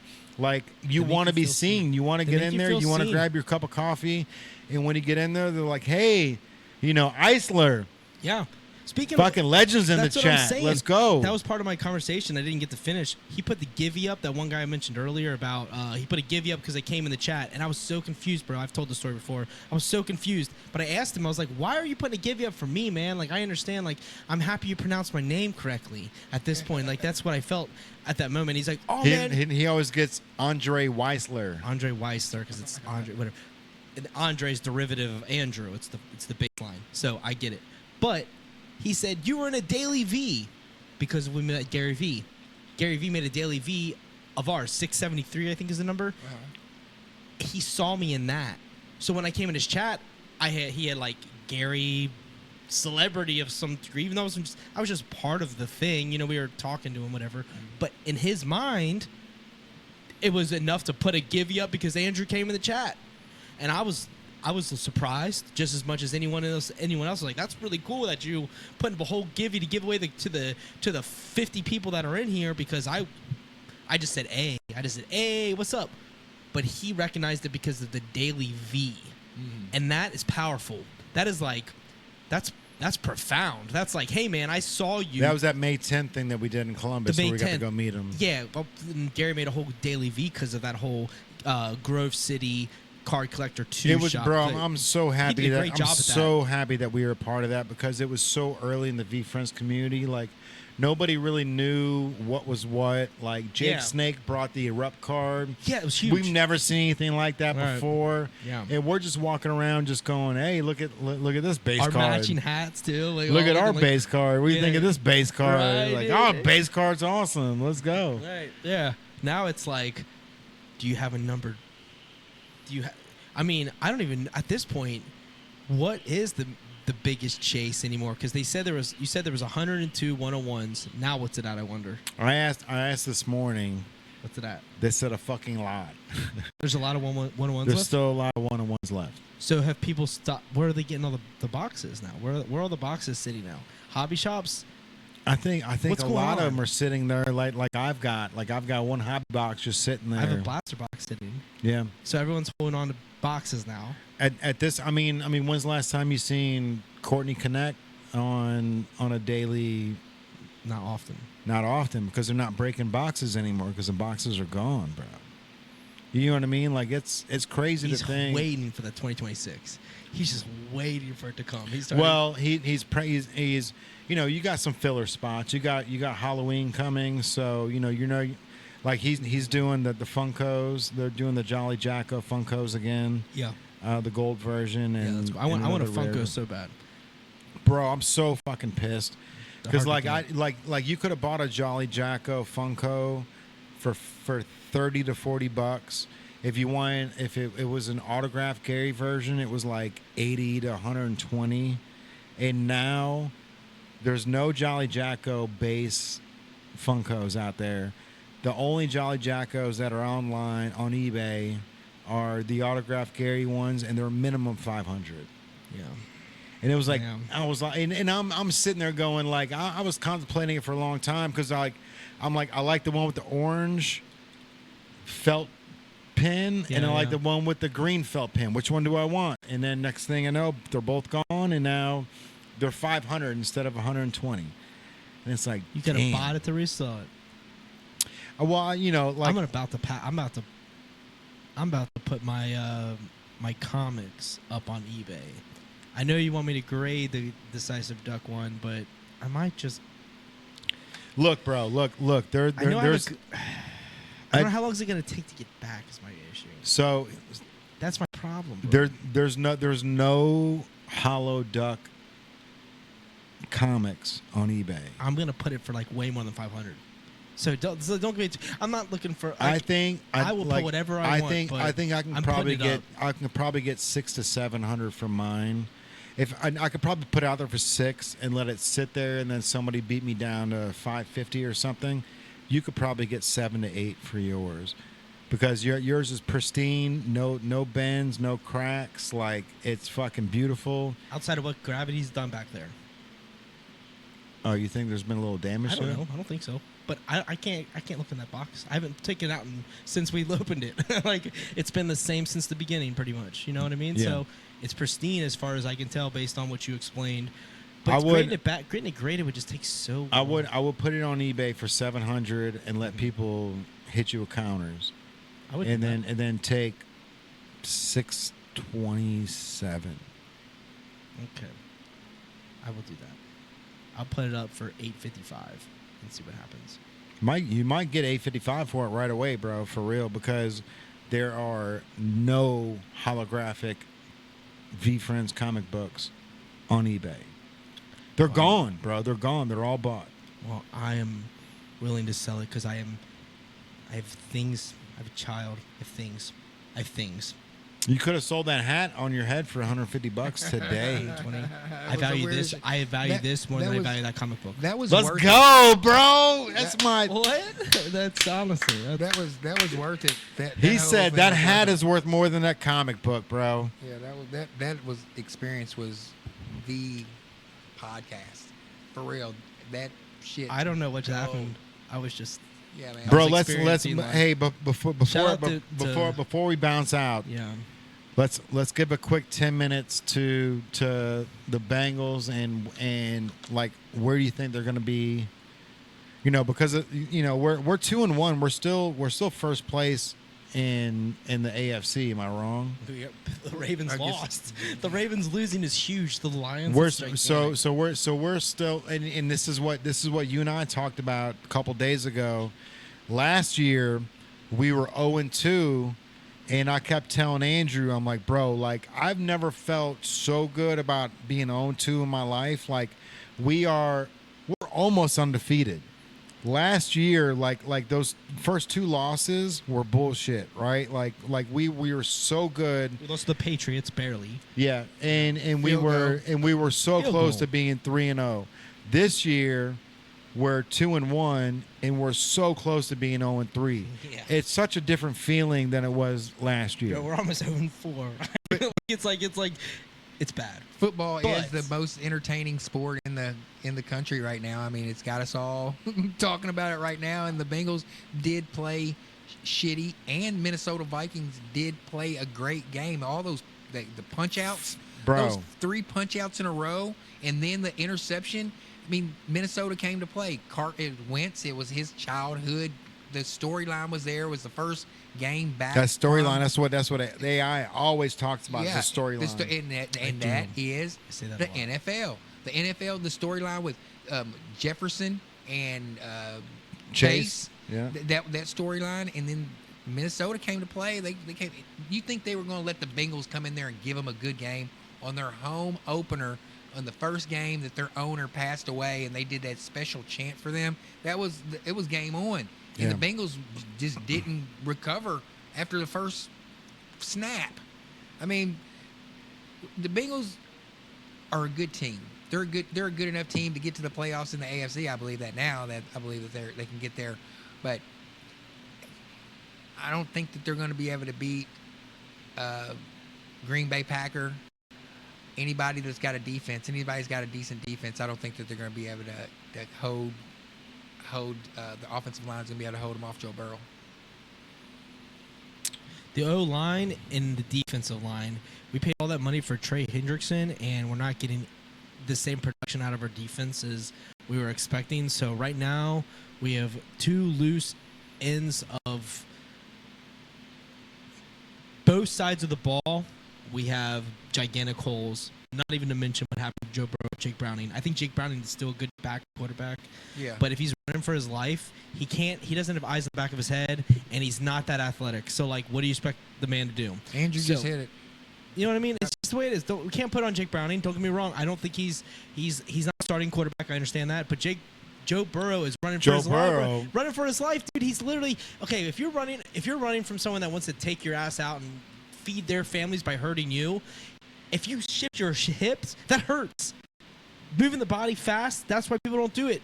They hurt their back out of getting out of the car. And he needs to shift his back to avoid a 300-pound lineman. Dude, it's not fair. So we should not push our judgments on Jake Browning.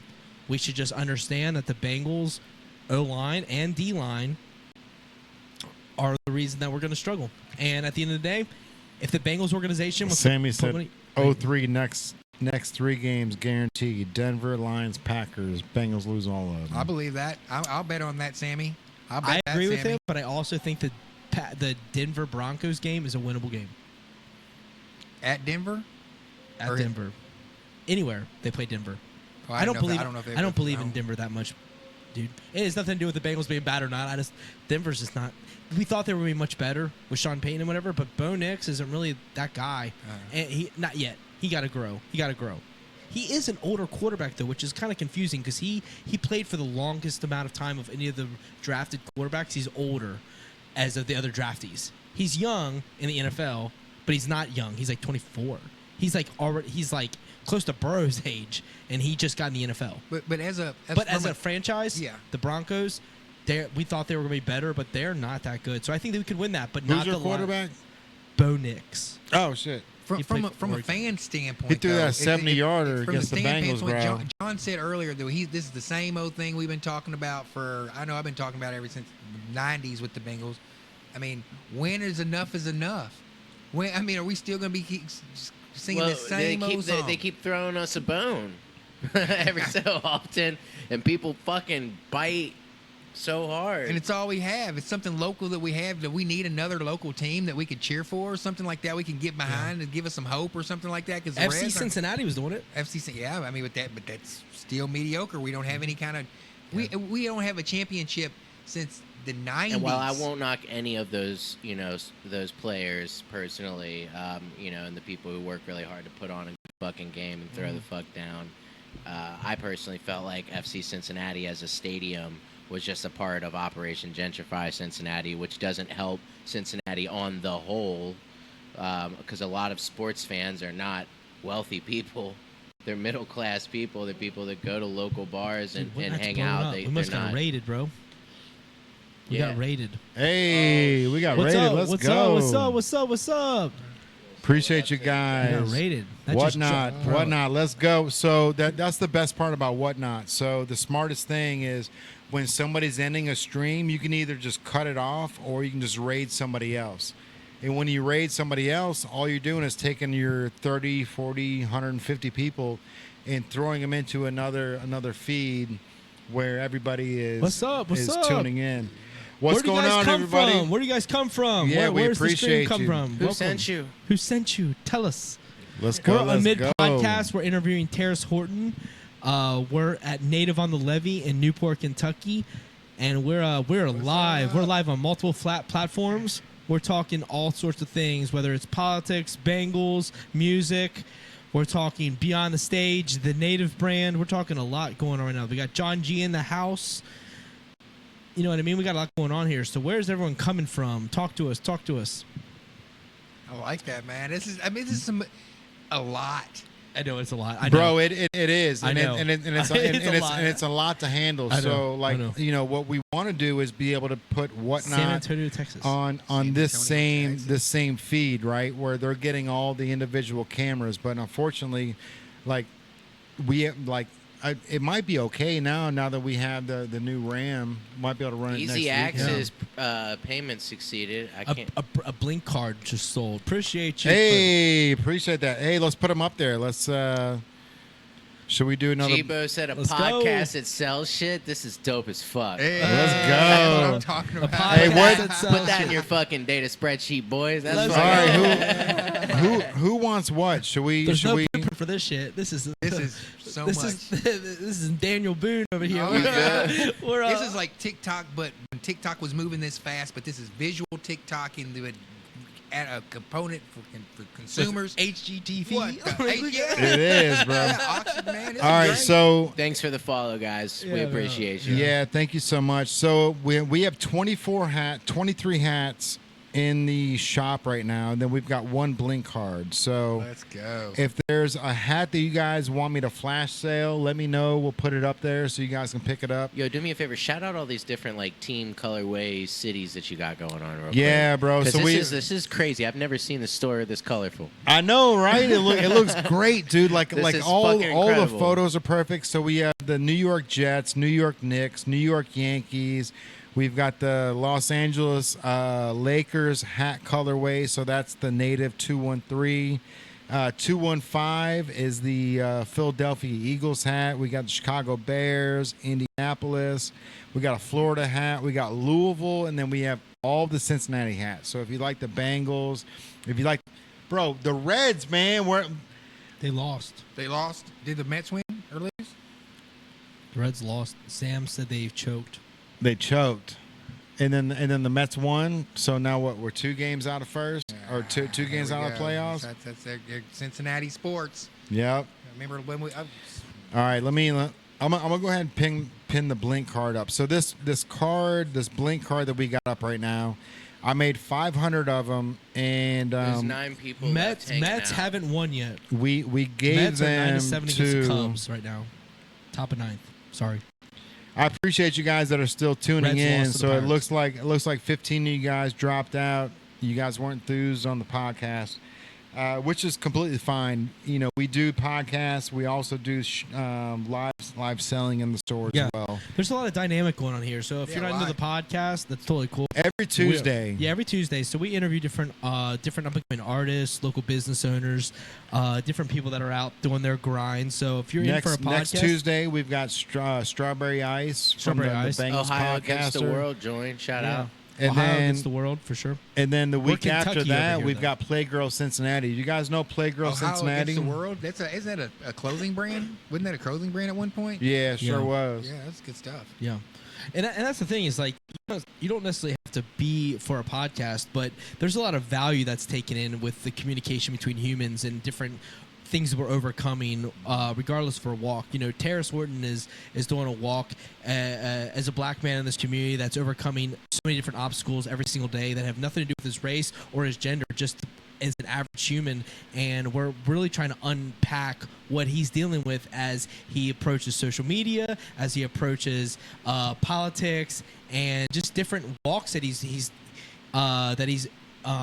exposing himself to at the end of the day, because he puts himself in a lot of uncomfortable situations and he really adapts really well. He's an adaptable alien if I've ever met one.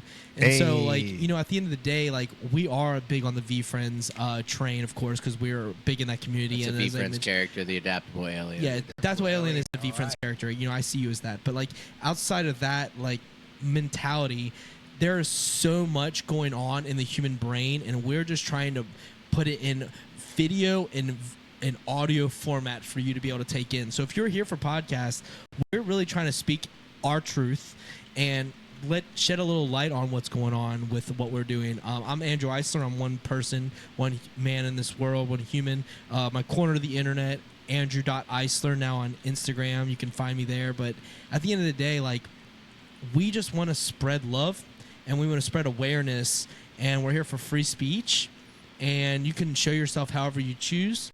And that's the beauty of the internet. You can have whatever profile picture you want. No one said no. You know what I mean? So just do you.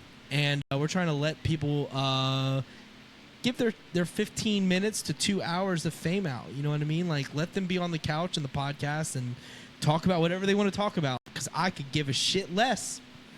I just want them to show what they love, because then I can see where their head's at, and I learn something every single podcast. We've done 271 of these now, and I've learned something every single one. So I'm going to continue to learn, and I'm going to continue to give a platform to people that may not have a voice elsewhere. So that's my speak. And before we go, yeah, I want to like kind of touch on the music one last Yeah, time. please. Like kind of like, so I'm a promoter, bro. I love music, bro. I really, you know. I don't want to. I want to Madison Theater, shout out. I want to get it out like unrushed. Get it. Put it on wax. I've been doing music since 1998. The first song that I did was for the University of Kentucky basketball song. It's called Kentucky Basketball. Got picked up way back before people even knew what rap music was. Did a label, recorded a bunch of songs, and I learned a lot over the course of all those years of doing music. And I would love to share that with other musicians who are in the space to create as well. That being said, whenever there's going to be an all call, I'm going to put an all call out for artists to like meet up in certain places. I know I touched on it a little bit earlier, but I wanted to say that again. I'm going to be bringing my mobile van out, and people, I want to see artists to come out and give, collaborate with each other, bring new content to the game. I would like to show people I like to show people how to make content, but it would have to be one of those things to where, like, nobody wants to motivate someone else, and you gotta have, because we can do it. There's enough musicians around here to be able to do things, and there's enough know-how to do it, and there's enough reach to where, like, right now we could start our own radio station network, whatever we wanted to do, and there's enough content out there that we can run it right from our cell phones. Bro, I just had an idea. Pump up the volume right here. Like, Yeah. Do you remember the movie Pump Up the Volume with Christian Slater? No, I don't think I remember it.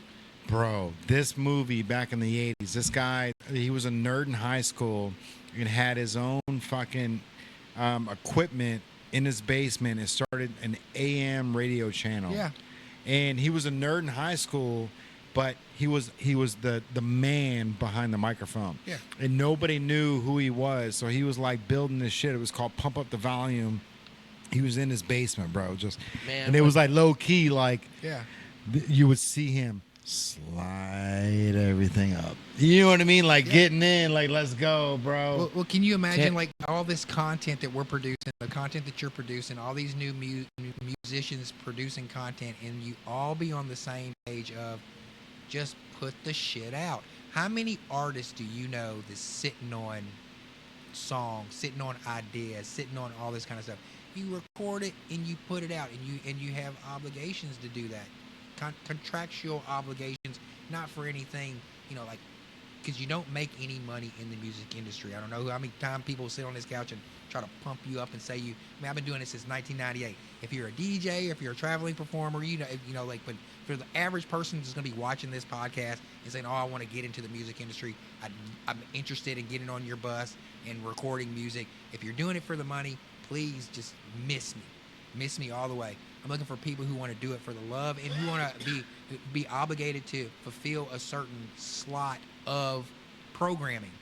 Because if we have a radio station that we can digitally put out streaming wise without any FCC regulations on it, and we can fill it with content, like an NPR, I want to respond to that, but yeah. before I do, I just gotta from the chat on Whatnot.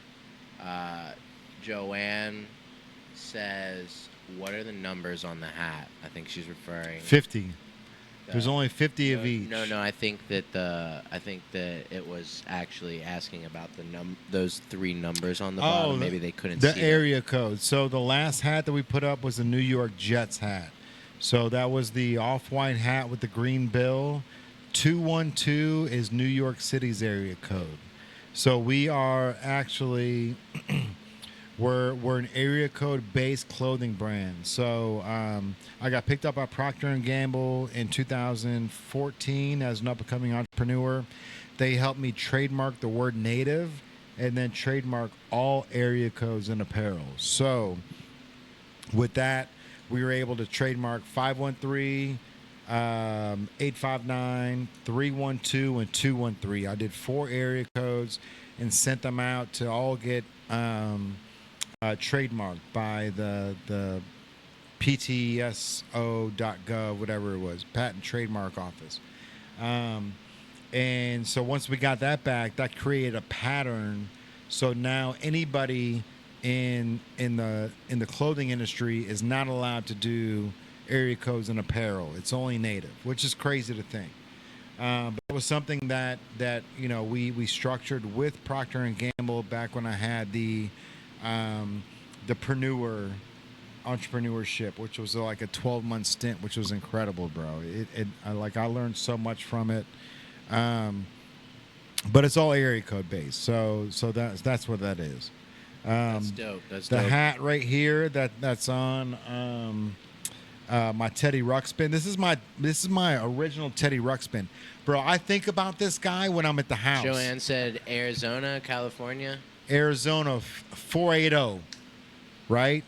You said California. We got 310. 310, 213, 818.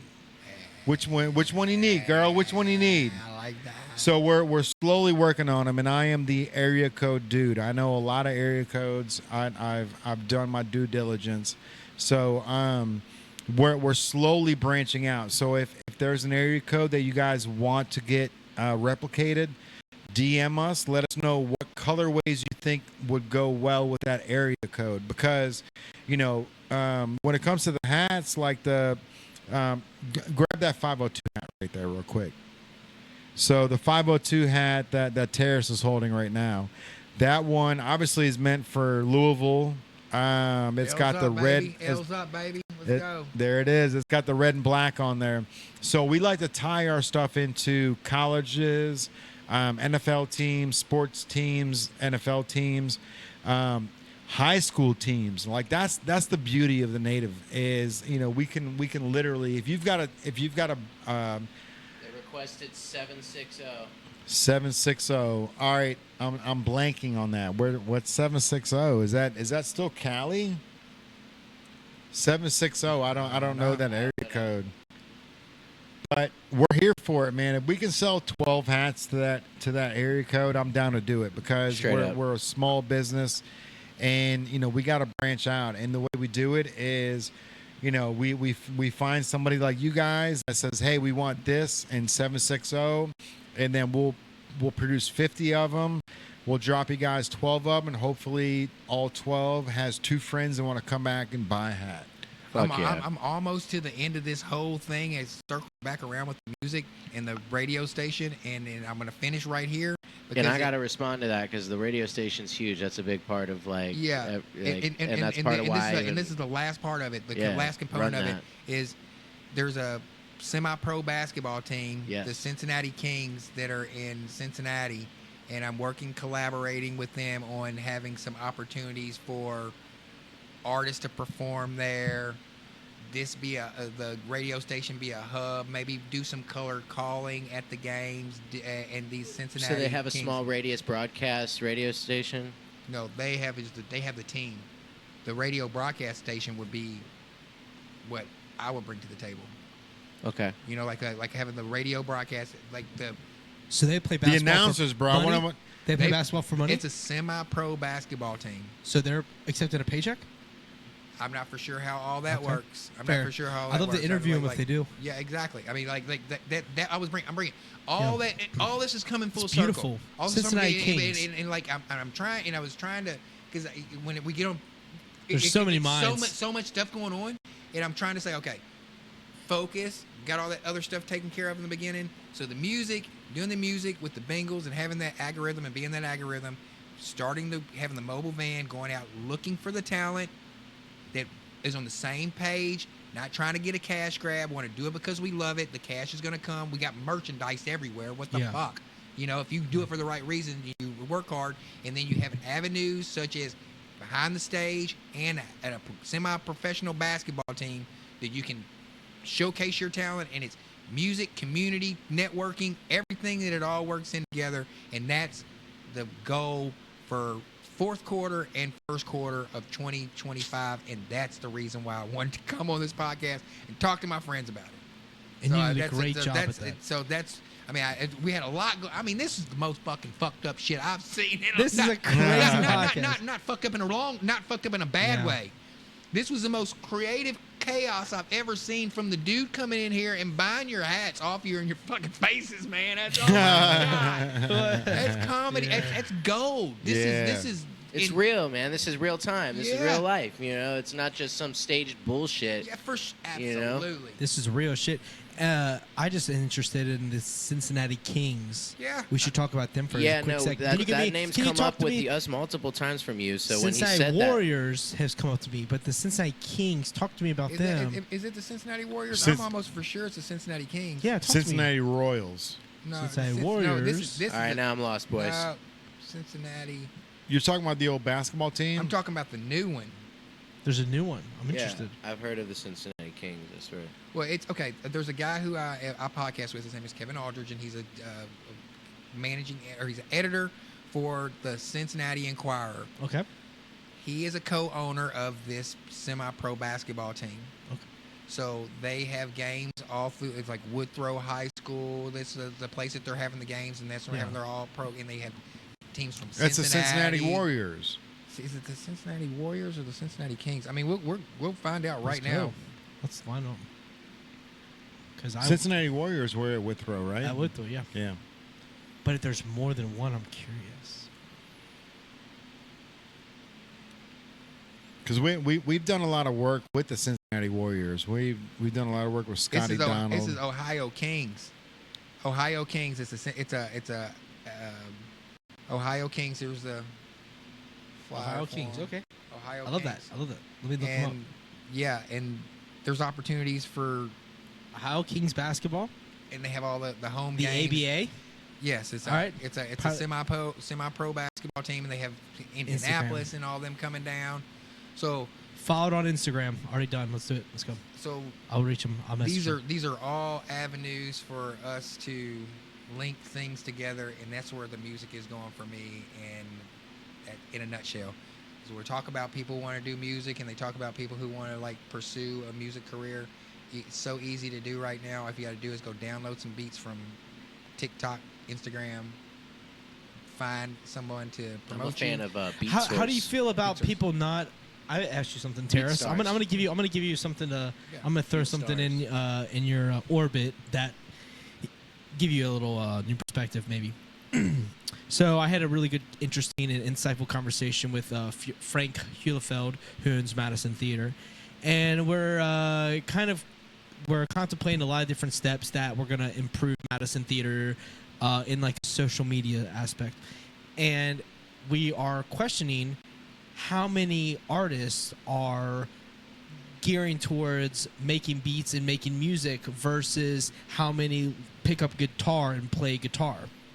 So how do you feel about how the music scene has, because like there's not as many bands out there, not as many people playing instruments, because it's a lot of work. You have to learn the instrument, then you have to find someone to play with, and there's a lot of process. Whereas you can make a beat that you found off YouTube and you can just rap over it, and then all of a sudden you're a SoundCloud artist, right? Right. You know, so how do you feel about how the industry has shifted to a hip-hop beat focused culture versus like how when we used to play the damn guitar? You know what I mean? Like, what are your thoughts on how things have changed with that in the youth? I guess because we're talking the start. Yes. You start this at like 13 or 14 or 15, and then Yes. you develop, and then you become a Matt Waters, or you become a Yes. either Prophet or whatever. So The technology changes, because whenever I was dubbing on cassette, my dad was like, "I'm not doing it the original way," because he was dubbing on reel to reel. Yeah, So yeah. it evolves. So now that the kids are doing it a different way, as a pioneer in the hip hop game, I'm like, young men, young women, just create.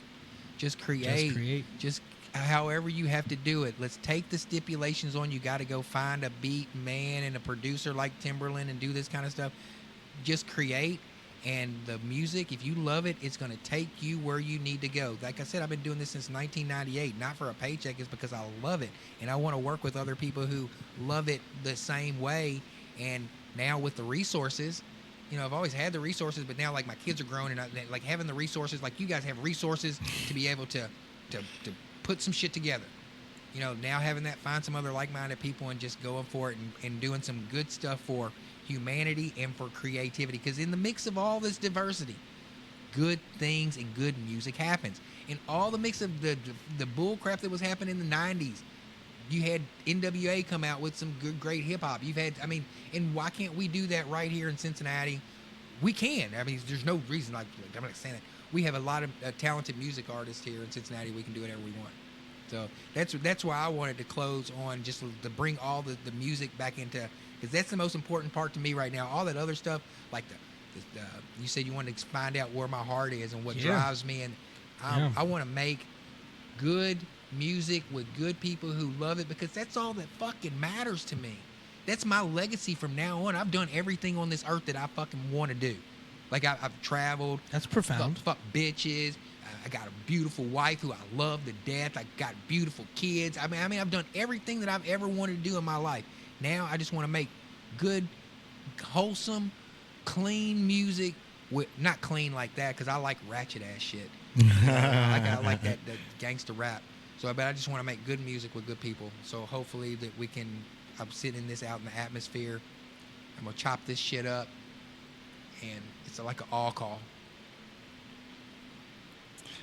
Bro, there's a decent amount of people on Whatnot right now that are just like tuning in for the first time, which is incredible. That's the best part about Whatnot, bro. Like, being able to, like, being tapped into the community where if somebody's ending a live stream and they're just like, instead of just cashing it out, they're like, we're gonna go ahead and take our 30 followers and put you in here. So there's like a whole group of people that are in right now, just all commenting and saying, like, what, you know, I was like, yo, like, why you guys are in here, all 9 of you, like, what can we do to make this thing better? You know what I mean? Yeah. So it's incredible. It like Whatnot is the move, bro. It's the move. It's something that we have to do to survive. Like, the rent here is fucking ridiculous. You know what I mean? And this isn't Kenwood Mall. It's not like Mondays, Tuesdays, Wednesdays, Thursdays pop off, bro. Like, we lose money Monday through Friday just to make it up on Saturday and Sunday. Damn. So we're you know, but we're in it to win it, bro. Like, we've got this fucking building. We've got this incredible store.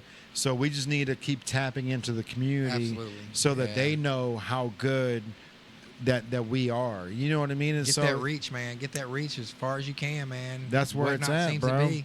Who was 708? They were talking about the 708 today. 760, yeah, 760. And I'm, like I said, I'm down to make it happen, bro. Like, if we can sell 12 hats in your area code, then that'll cover the amount to run the 50 that we need, so that we can send the 12 out, and then we can just sit on the other 48 or 38 and then trickle them out, as, because like I believe in the brand. You know what I mean? Like, this hat here, not this one, but nobody's wearing it today. That one right there, bro. That one. That's the Corvette wave, bro. That right there is the hat that everybody goes, where did you get it? Yeah. You know what I mean? Like, and it's because of the fact that if they know that 502 is Louisville's area code, Hell's up, they baby. go, I need it. I don't know. But I which would way say, the though, L I would or say the L. in a over here. new perspective with you, Yeah. I would more likely, if I had my 513 hat that we printed last time, or my blue 859, I would have probably even sold the one with the string Oh, for sure. The blue to one? that guy. For sure. the But dark- I'm not selling this one. No, I know. Oh, you know what I mean? Like, no, I know. even with this- You've talked about that hat so many times on the podcast. That's what I'm saying. I would Yeah. have sold one even that's not printed anymore. Are you talking about the blue one with the dark blue one with the string on the top, the front of it? Just Yeah. the UK blue Yeah. with the string. Yeah. I would have. Yeah. If he would ask for that hat, Any of them. I would have sold it. But I didn't sell this one because I don't want to sell this one. But like, I didn't sell this one because of just there's a slew of reasons, but like, I would have sold the other one.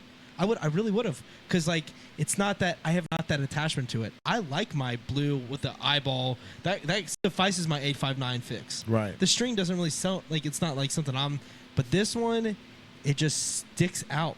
I don't know what you did for this specific situation when you were designing or whatever, but like the denim with the denim with the 90s denim with the Toy Story vibe, like, and I It wear was it a a lot. It home run, matches bro. almost. It was a home run. That's what I'm saying. So like, I do like the Corvette Wave, but I'm also driving a Porsche. You know what I mean? So like, there's levels to it for personal, from my perspective. But I wasn't gonna sell this. I would have sold the other one. I would 100%. I wouldn't be like, yeah, dude, take that money. But this one I didn't want to give away of, because even if it's a new distributor in the future, it's not. How smart is Roy, bro? How smart is Roy to come in? I got it right Came here on in heavy, tape, bro. man. How I have it smart right how here. smart is that dude? Like I've got it. Think came in about heavy, this, man. bro. He came in and he was like, I want that hat. Like imagine imagine being able to walk in on any, like Theo Vaughn's podcast. Yeah. Imagine being able to walk in and going, I want to buy the hat that you're wearing right now. And then Puts you Theo on the spot. and then Theo going, all right, take it. You know what I mean? Like what type of value does that hat have? The fact that dude just took the hat off of my head. Yeah, off your head. Yes.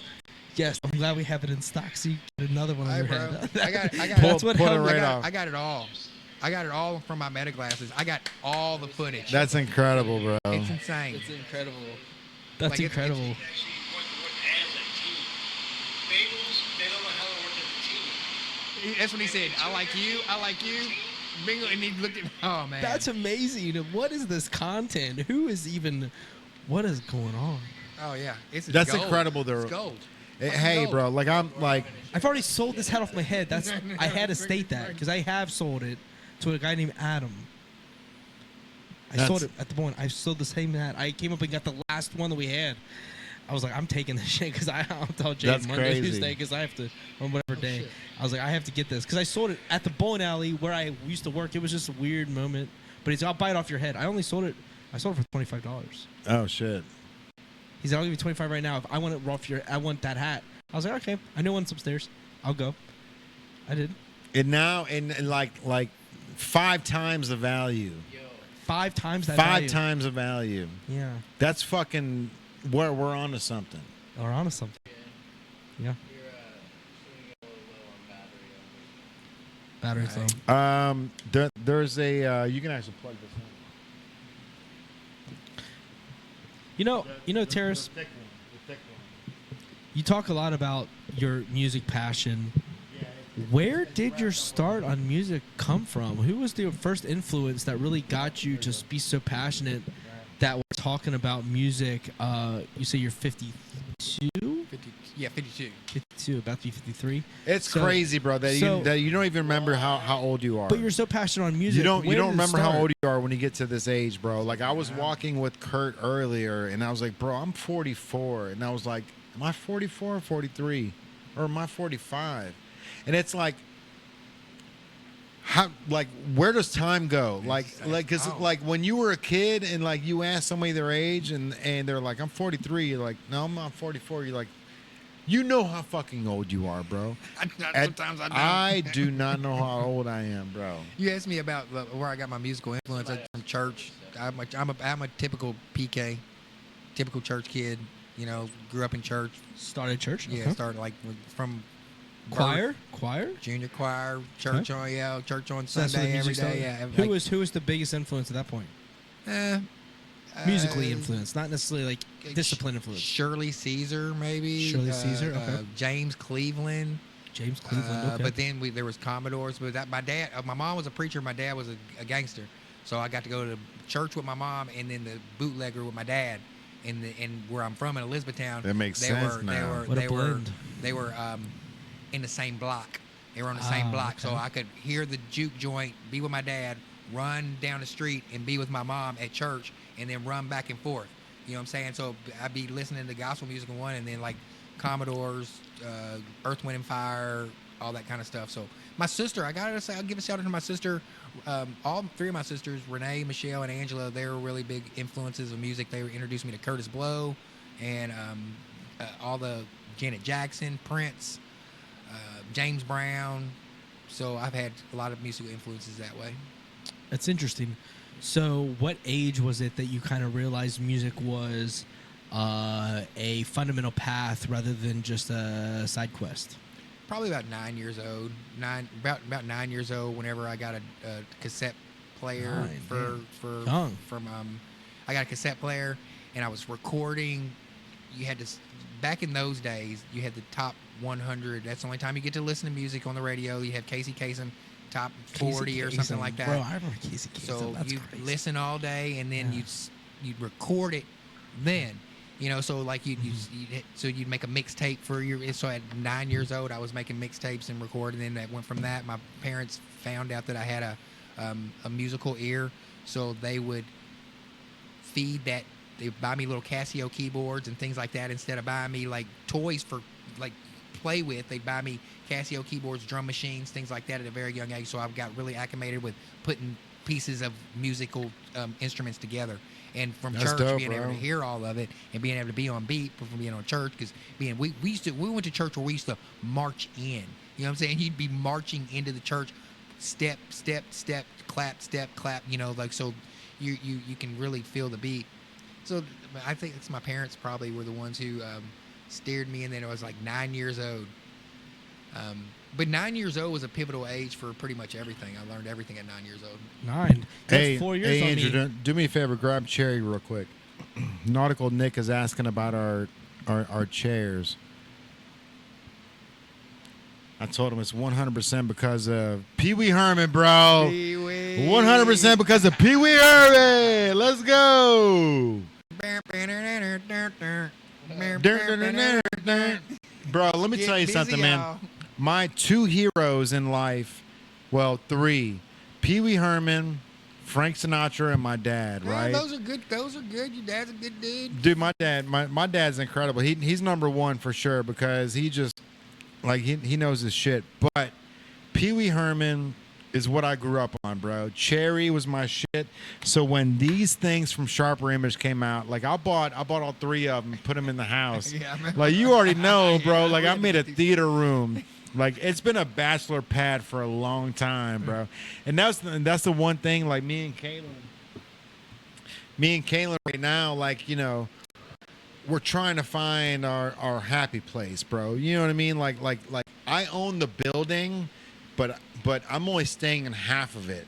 You know what I mean? So like to Kaylin, it's still an apartment. To me, it's like this is still home. Yeah. You know what I mean? Like I've got the storefront, I've got the backyard, I got parking, I got the whole thing. But like to her, it's like it's still just upstairs. So it's like, okay, I get it. I get it. You know what I mean? Like there's levels to everything, and like we need the backyard, we need we need your house, bro. We need your kitchen. You know what I mean? God, I need our kitchen. Yeah, bro. love So like I 100% get it, but it's like there's levels to everything. So it's like, all right, so we just have to make these moves, but this chair, bro, like this whole Pee Wee Herman thing, like that was my MO for a long time, bro. Like Pee Wee Herman, Frank Sinatra. Like if you can figure out the juxtaposition between those two, Oh, for sure. that's me. I love it. You know what I mean? Because Frank Sinatra, all suits, all class. Pee Wee Herman, all goof, but with the suits. With the high water suits. The high water The suits, high water bro. suits. Those were the He shit, was the most paid dude in the '80s, bro. Like people don't know that. Like when his show came out. Here's some facts to end the podcast on. Pee Wee Herman in the '80s, like Saturday morning cartoons was huge, and ABC didn't have a fucking lick, bro. Like NBC and CBS were crushing it. So ABC came in and said, "Look, we saw Pee Wee Herman's like Playhouse, the skit. Like we want you for Saturday morning cartoons, and we're gonna pay you. I think it was $280,000 a week in the '80s, but they were like, you cannot break character. If you're at Kroger, if you're at Ralph's, that would suck. anywhere you man. go, you've got to be Pee Wee Herman, bro. and That's he probably was. why he went crazy and started jerking off in the That's bathroom. that's why he man. went crazy. And that he Golly. literally said that was one of the breaking moments of his life. Was like, because he could have beat the case because like the lawyer or the police officer said he was jerking off with his right hand, and he like, was "I'm a and lefty." he was left-handed. So the chances of him jerking off with his right hand were like 10%. So why do you think he took the case then? Because it was in the fucking 80s, bro. Like it was already said and done. Like all the news already said, like Yeah, they canceled Pee Wee his ass, Herman man. You fucking know what caught they jerking probably off. did? They probably fucking that's canceling before canceling. He took it on Lost the his chin, mind, bro. Bro, he took it on the chin and was able to create Blow. He was the fucking drug dealer in Blow. I did not know that, man. That What the movie fuck? was with Johnny Depp, bro. Yeah. Pee Wee Herman was the main drug dealer in Blow. That was his big comeback, dude. Like that was Well, his that's thing. That's a hell of a comeback. That was, bro. And Paul Rubin was such an amazing actor that he was able to pull it off without you going, holy shit, that's Pee Wee I'm Herman. gonna go back and watch that now. I never knew that was. He's him. the main drug dealer, bro. When he goes and drops those tree nugs off for his birthday, that was Paul Rubin's. Huh. It's incredible, bro. And like one of the greatest human beings of our lifetime, bro. Like Pee Wee Herman is the one dude that always thought happy thoughts, like didn't give a fuck about what anyone thought. No black, no white, didn't matter. Like I am me. And that's the type of shit that I want to live, bro. That and Frank Sinatra, bro. Frank Sinatra, like back in the day, Derek for real. like he, Hello. you know, Derek fucking for real. That was his name, bro. Look at you. I didn't know that, man. I Yeah. didn't know nothing about Sam it, man. dropped that in the chat. I'll never forget Derek. Derek for real. fucking for real. Sammy Let's dropped go. that in the chat. Yeah. Hey, That was man. Sammy. That's my cousin. Yeah, have I bro. met your cousin? Was he at your wedding? Yeah. Okay. Yeah. Sammy, what's up, man? I got a picture with you somewhere. I'm sure because we all. Sammy's the whip. He looks like me, just a different version. Nice. He's like my mother. Her brother is his son. I So got a it's ton just, of pictures. I'm gonna go through them one day and see if I can see it. we're the same, bro. We both look like fucking Captain Lou Albano. We both do. Mario. Yeah, we both look like Mario for real. Yeah, that's how it goes. Aye. Nothing like Jason. Not even close. Shut up, bro. Shut up. Jason thinks. Not even close. Yeah. No, bro. No, Sammy's my favorite. Like, he's one of my favorite human beings on the planet. Like, out of all the people I've met, like, I'm so glad that, like, Sammy's my actual blood relative. Nice. Because he is such an amazing human being, bro. He's so funny. He's so smart. Like, and he's that 80s, 90s kid, bro. Oh, Sammy. Hey, he was talking all that shit about Martin Luther King and Malcolm X. He said, "Don't make me fucking send the National Guard to Chicago to take care of y'all's asses." Oh shit, he's probably down for it, bro. He's probably down for it. He works at American Mattress, bro. Like it's my uncle, but it's my uncle on his side of the family, right? So his side of, like, how does this go? Sammy's mom's brother, right? So Sammy's dad is my mom's brother. Okay. So Sammy's dad is married to Angelina Albano, who, like, they've been together since they were teenagers. Her brother owns American Mattress. Like, it's the biggest it's the biggest mattress store in Chicago. Nice. So he's been running that shit for fucking, like, the Nike box days where he kept 20 grand in the box. Nice. He was working for American Mattress back then, bro. So, like, he's been running shit for a long time. And it was funny because, like, my dad, Sammy, you don't even know this. Like, even when Sammy was making 70 grand at fucking American Mattress, my dad's like, there's no fucking way he's making 70 grand at American Mattress. And, like, I saw what my dad's paychecks were, right? Like, my dad's paychecks were great. But, like, for him, like, thinking like Sammy's making $70,000 to $80,000 a year at 22 years old, my dad's like, no fucking way, bro. He ain't doing that. You know what I mean? But it's like, Sammy's got $20,000 tucked away in a fucking shoebox, pops. You know what I mean? Like, he's making moves, bro. But that's I digress, man. It's a dude. I am so humbled to have the family that I do and have the crazy Chicago outliers that are part of the whole thing. But when it comes down to it, bro, like there's nothing bigger than friends and family. You know what I mean? And like everything that we've gone through, bro, like we've been through it all. Like there's one distinct moment I remember at Scott Sheridan's bar. I don't know if it was what were the ball claw? What was right after claw? Purgatory.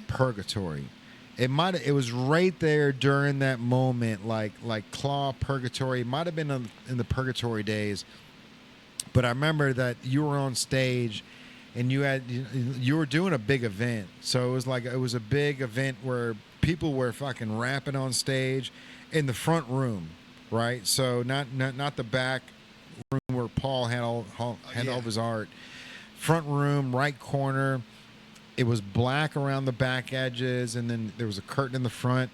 And I just remember like being there and like walking to the back room and catching you on stage and you leaning down and me and you talking for a couple minutes while I was walking to the back, bro. But like that was one of those moments where I was like, this motherfucker is so dope.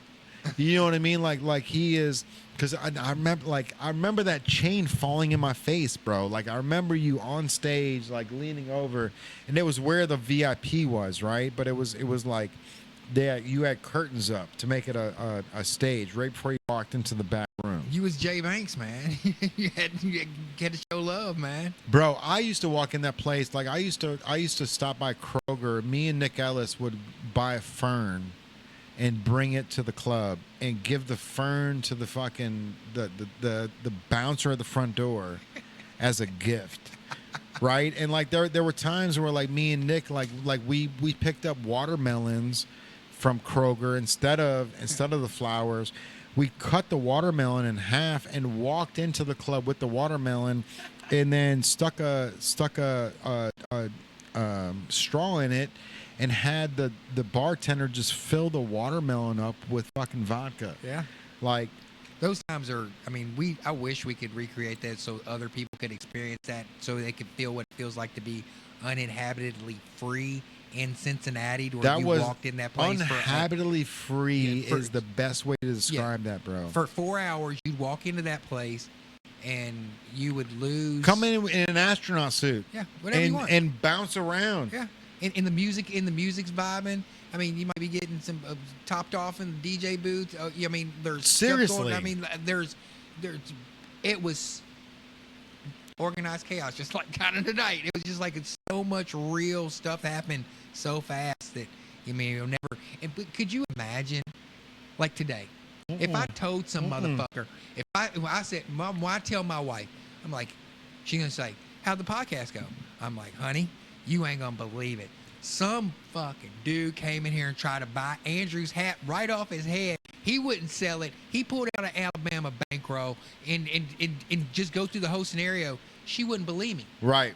But having it on my phone. Then you show it to her on the meta glasses. On the meta glasses, and she's gonna be like, so I was saying, okay, so if all this stuff that we're talking about with Club Claw or all this that air, I'll even go back to Rumba days. Like Wednesday night at Rumba, bro. Like that stuff. If we had meta glasses then, over with. Because the video footage that I got right now is some reason that only still people talk to me for the day, because they try not to get on my bad side, so I don't release no shit that we did back in the day. That's hilarious, bro. I'm gonna leave it on this. So Rumba, right? It is 11:09. So fucking Jackass came to Rumba that one Wednesday night. It was Steve-O, fucking Johnny Knoxville wasn't there. But it was Steve-O, Bam's dad, Bam, big fat dude, big fat daddy. the big fat guy. What was his name? It wouldn't be. It starts with P. He's one of the. He's not one of the older guys. He was one of the nicest guys of the entire bunch. God damn, what was his name? Start with a P. Phil? No, fucking. He was a big Damn fat, it, he was a man. big the fat one, dude. Yeah. So, anyways, and Steve-O was down there. So, like we were all hanging out on Wednesday night, and I had a girl in town from Chicago, Jackie Blendowski. She was one of my best friends from like growing up middle school. Like we started dating, and we were down there on a Wednesday night, and you know we got a VIP booth. We're not even fucking 21, I don't think. Like it was all fake IDs at that point. I was running fake IDs for everybody, and I was good at it too, bro. Like I put the foil in between the two pieces of photographic paper, where the cop would try to like blend the see if he can see through the card. Couldn't do it. And then I had a buddy. Brian Davis, his mother worked for the fucking DMV in Lexington. It was a dry county, bro, so they didn't even care about their laminates. The laminates had the Kentucky gold foil in it, right? I bought those $5 each from this lady. So I would buy like a 60 pack for $300, send them up here. So I would get 60 IDs I could make out of this thing, and I was charging $120 an ID, Damn. right? And I was meeting people in Dillard's fucking dressing room, like literally, bro. And I thought I was the most mafia dude on the planet, like. I would slide the ID under one dressing room to the other, and I would tell this guy, like, yo, like, you may know who I am, but I know who you are. I got your address, right? Like I've got your address, like, downloaded. Like, if you get caught with this ID, you bought it from somebody in Lexington, Kentucky at UK. You didn't buy it from me. And I was just running this racket, bro, like over and over, bro. It was insane. Anyways, it's a lifetime ago, bro. But it's one of those things where, like, you look back at your life and you're like, holy shit, I'm kind of meant to do what I do, right? Like I've been designing stuff for as long as I can remember, and whether it was fake IDs or clothing, like I've been doing the damn thing. Were you a kid? Did they give you, like, when you were a coloring book with different things you had to piece stuff together, like? Coloring book, and they give you different objects, and you have to take the objects and the piece of clothing and put the clothing together. Like take one piece of jeans and put it with. I guess that's it. I'm 10 years older than you. That's probably some stuff that they did back 10 years before I was like in the 70s and shit. Yeah, no. Sam said Zuba's pants. Zubaz, I'm here for that, bro. I still got a couple pairs of those. I got a pair of Cubbies ones and some White Sox ones. Cool, man. You remember Zubaz?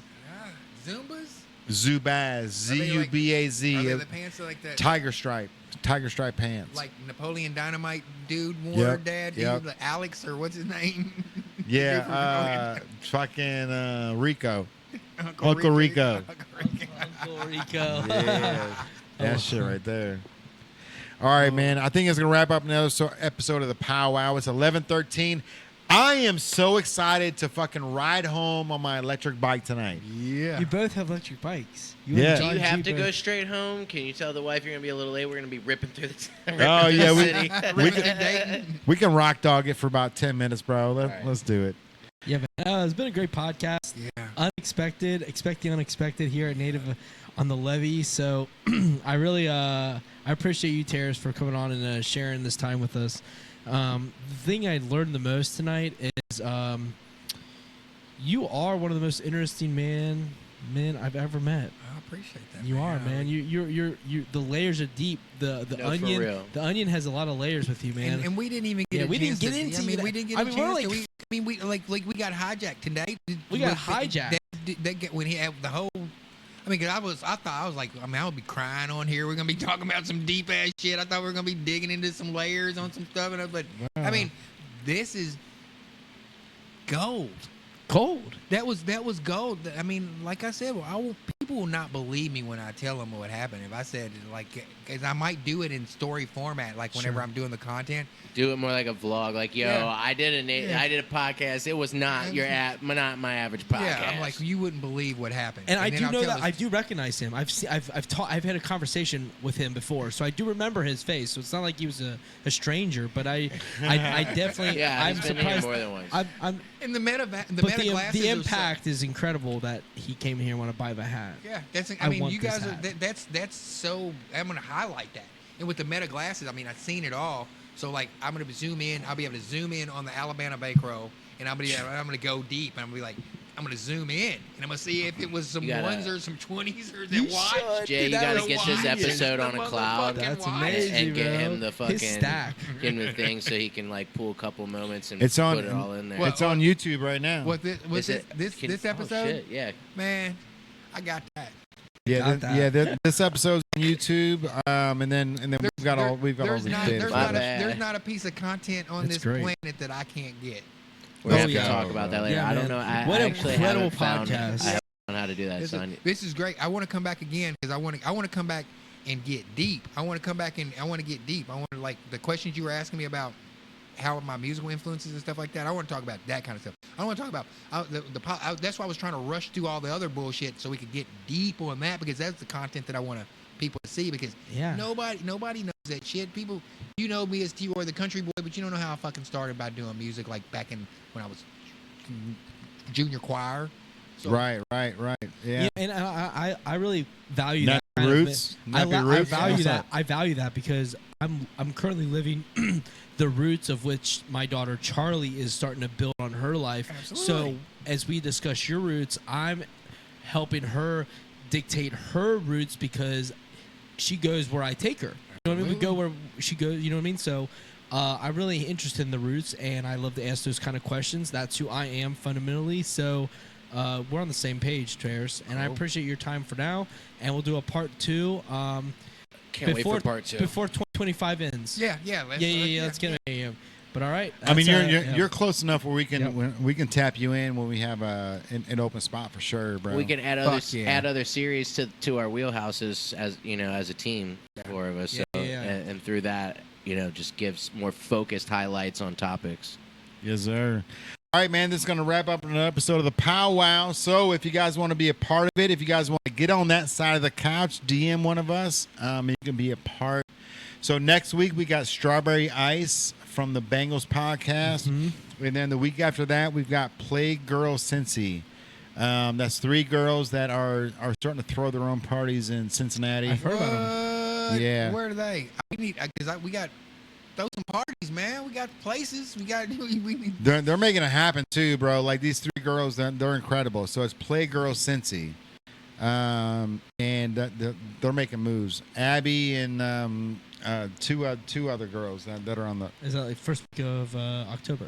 October. Yeah, first week of October is them. Last week of September is Strawberry Ice. Ice. So if you guys want to tune in to listen to some Bengals talk, some Reds talk, we'll be here next week.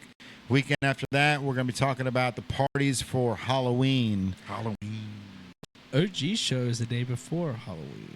Hey, let's Ocean go. Grid on the Fun time. 30th Ocean of Grid on the October. 30th. Let's Dude, that's go. gonna be a great. I can't wait. I People just have put that on come my into calendar. Native to show me their phone where they purchased the ticket. They literally showed me, I bought this ticket, I'm coming to your show. I'm like, thanks for coming in and showing me. You're blowing my mind right now. You know what I mean? Like, this band hasn't performed since 2018, and we're about to, Your band's back together? for one show. Let's go. Tell them, bro. Yeah, Tell them. October 30th. Man, goddamn. October 30th. That's a Careful, Jay, you're Thursday. hooked. That's a Thursday. It is another Thursday. Try to October get 30th you. is not a Thursday? October 30th is a Thursday. Okay, I'll say yeah. October 30th, 2025, Ocean Grid will be performing at Madison Live, Covington, Kentucky. And we got Young Mosh and Friday Giants going to be on support for that. And I might add another band. I'm kind of communicating right now. But, like, that's the thing is Ocean Grid, reunion show, one night, and we're going to have a great-ass time. That's all that matters. I'm going to do some vocals for about a half hour and let whoever wants to be there in the room be in the room. And I'm not going to do any more Ocean Grid after that. That's it. that's it. That's it.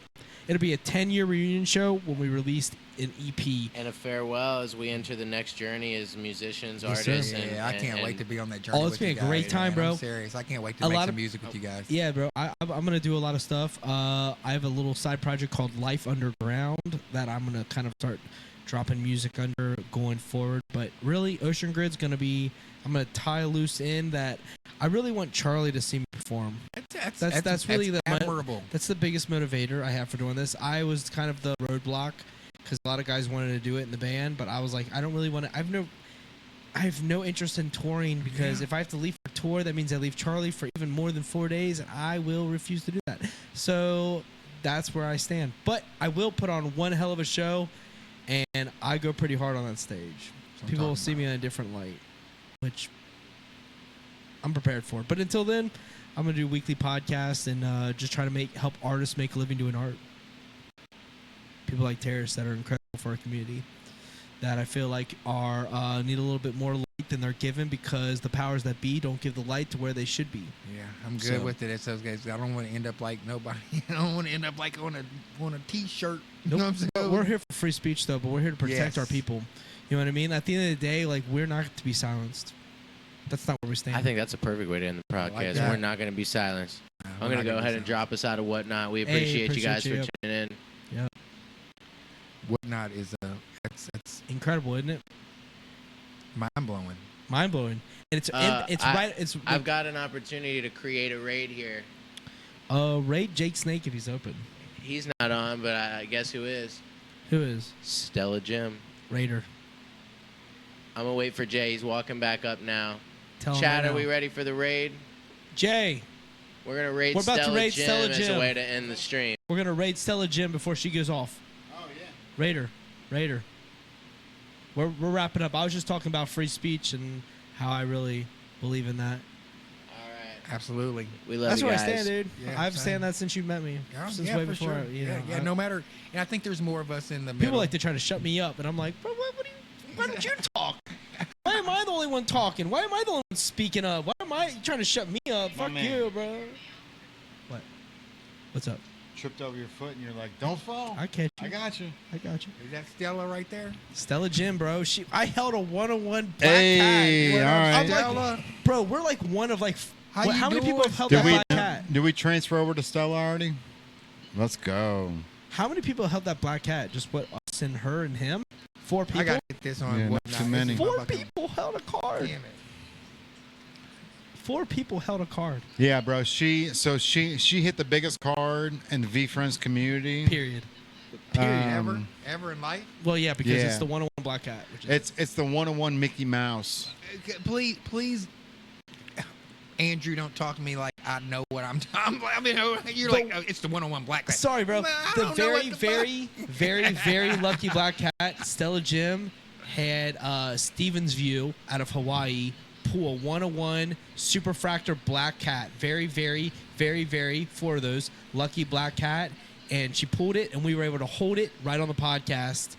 And it was an incredible moment because V Friends is such an impactful community, and that is the It's- Mickey Mouse. It's the most valuable Mickey Mouse card in the V Friends community. I It's wish you would have said all that to our people before we raided them in Estella. well, he's got it on video. That's Stella right there. Stella's there. She can't hear us though. that's her. It's okay. We We're love here for it. All right, everybody. Appreciate you guys. We're still live on Facebook, Instagram, Yeah. TikTok. your piece. How long did we go? Whatnot. How long did we go? We've gone 3 hours and 55 minutes. That ain't shit.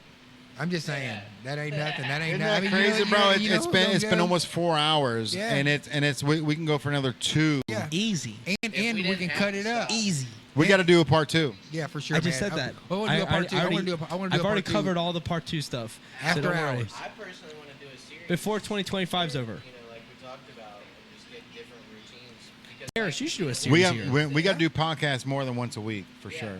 Because we just ran into it right there. One podcast became 4 hours, about 30 things. Yeah. And he didn't actually get I didn't- to I didn't- something that he specifically came here for. Yeah, yeah, Right. yeah. I feel like if we distill, you know, the 4 hours and split it up into, instead of one 4-hour powwow, we create these 4 like like 1 or 2 hour routines, like 90-minute routines that are very focused. Like, this is the sports hour.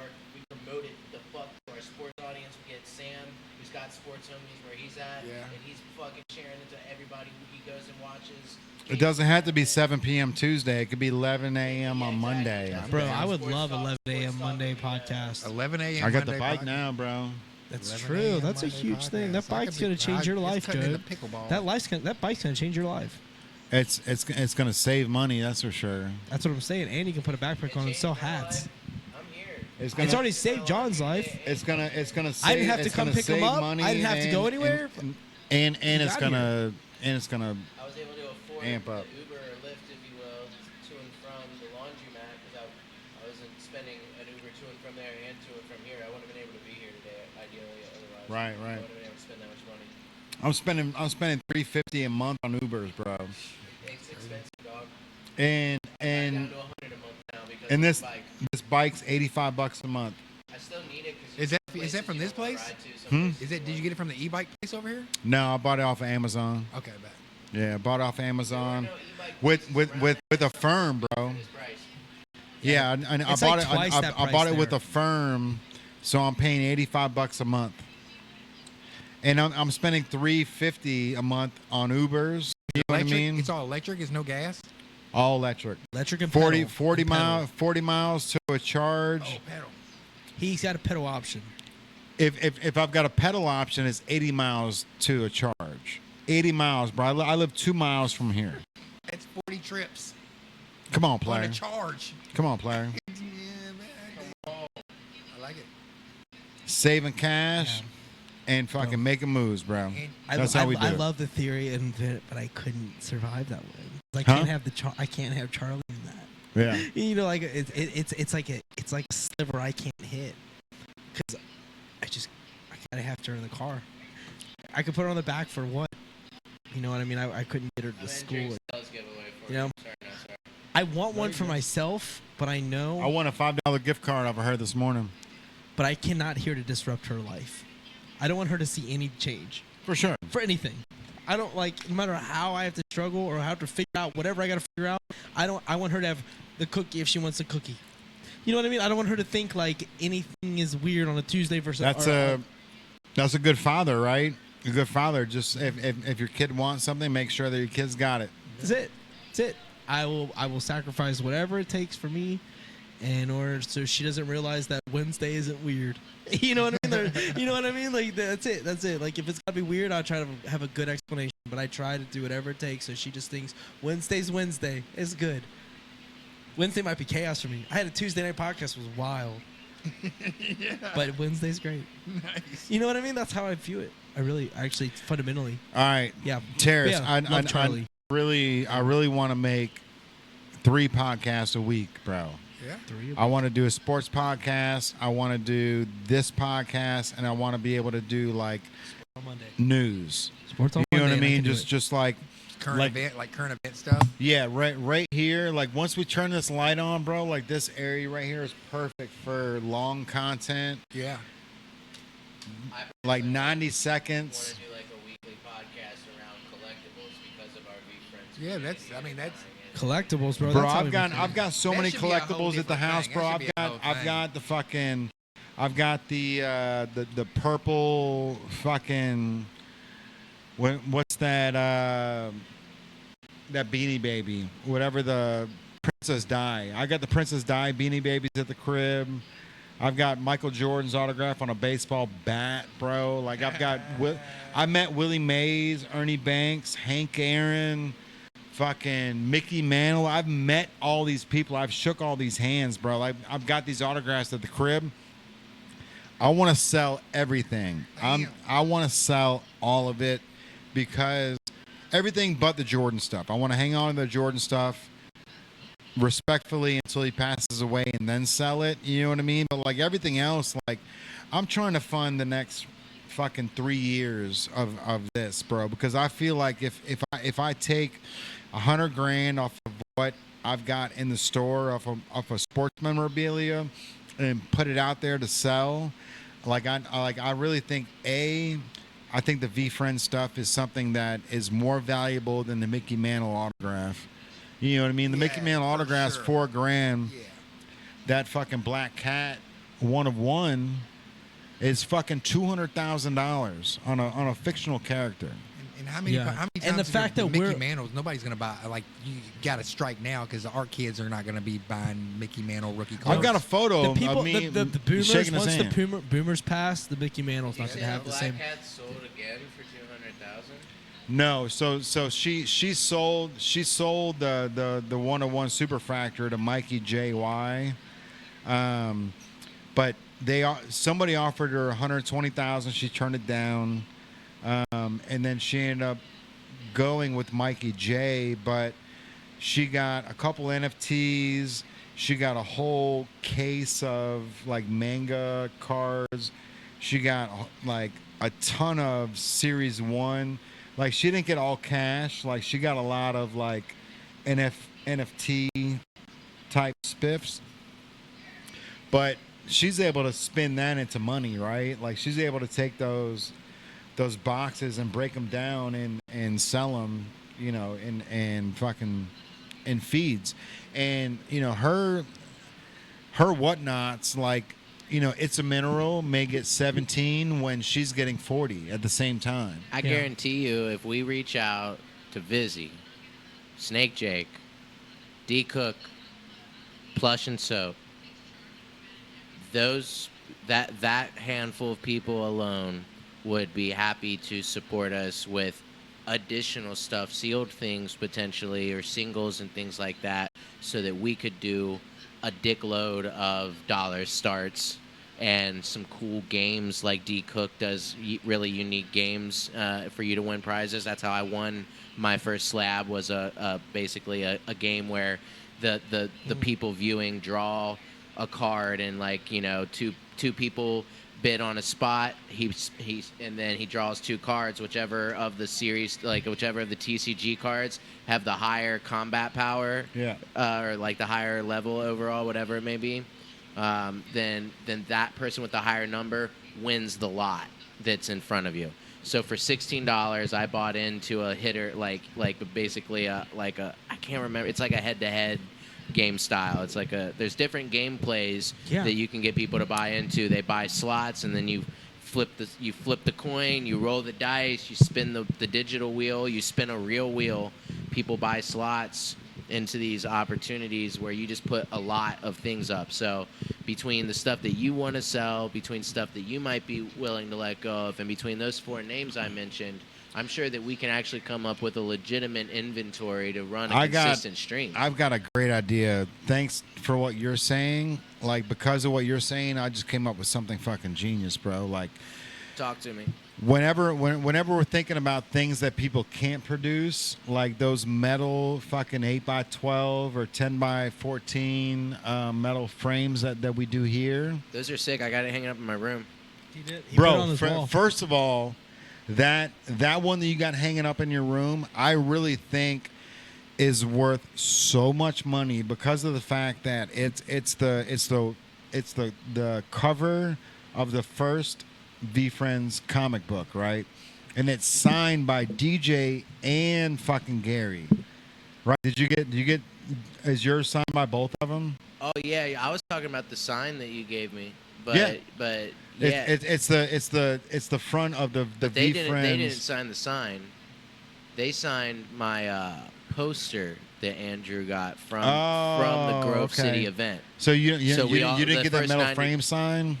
No, Okay. I wish I would have. Now that you fucking mention it, I'm thinking that thing's worth more than the comic book so itself. let's go see the boys again. Let's go get with our gang and Got go to, get those bro. signatures. Got to. So here's I wanna go trade up with them. here's my thinking real quick before we get out of here. Yeah. Let's run 20 8x12 like metal frame, like whether it be the Black Cat or the Blink card or something rare, right? And then give it to these people that are giving shit away, Jake Snake, It's a Mineral, whatever, and then give them for free and just say, hey, this is an 8x12 metal Black Cat from the native brand that we're giving away. More things for these guys who are, because these guys are going to keep pulling people from, like they're going to keep staying with 1, 2, Bro, 3, like 400 we people popping in the we can streets. produce stuff that But no one else can. that's You know what facts. I mean? So we can do it and give it away and give it away on a V Friends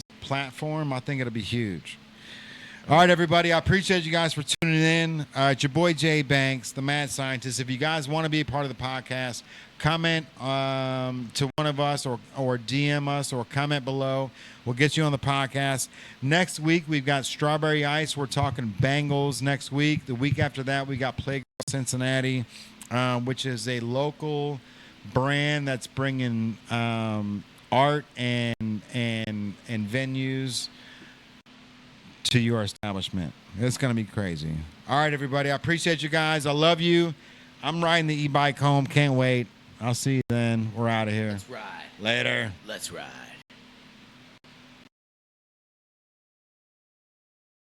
Let's go. I tried doing AIs. Ooh, let's go.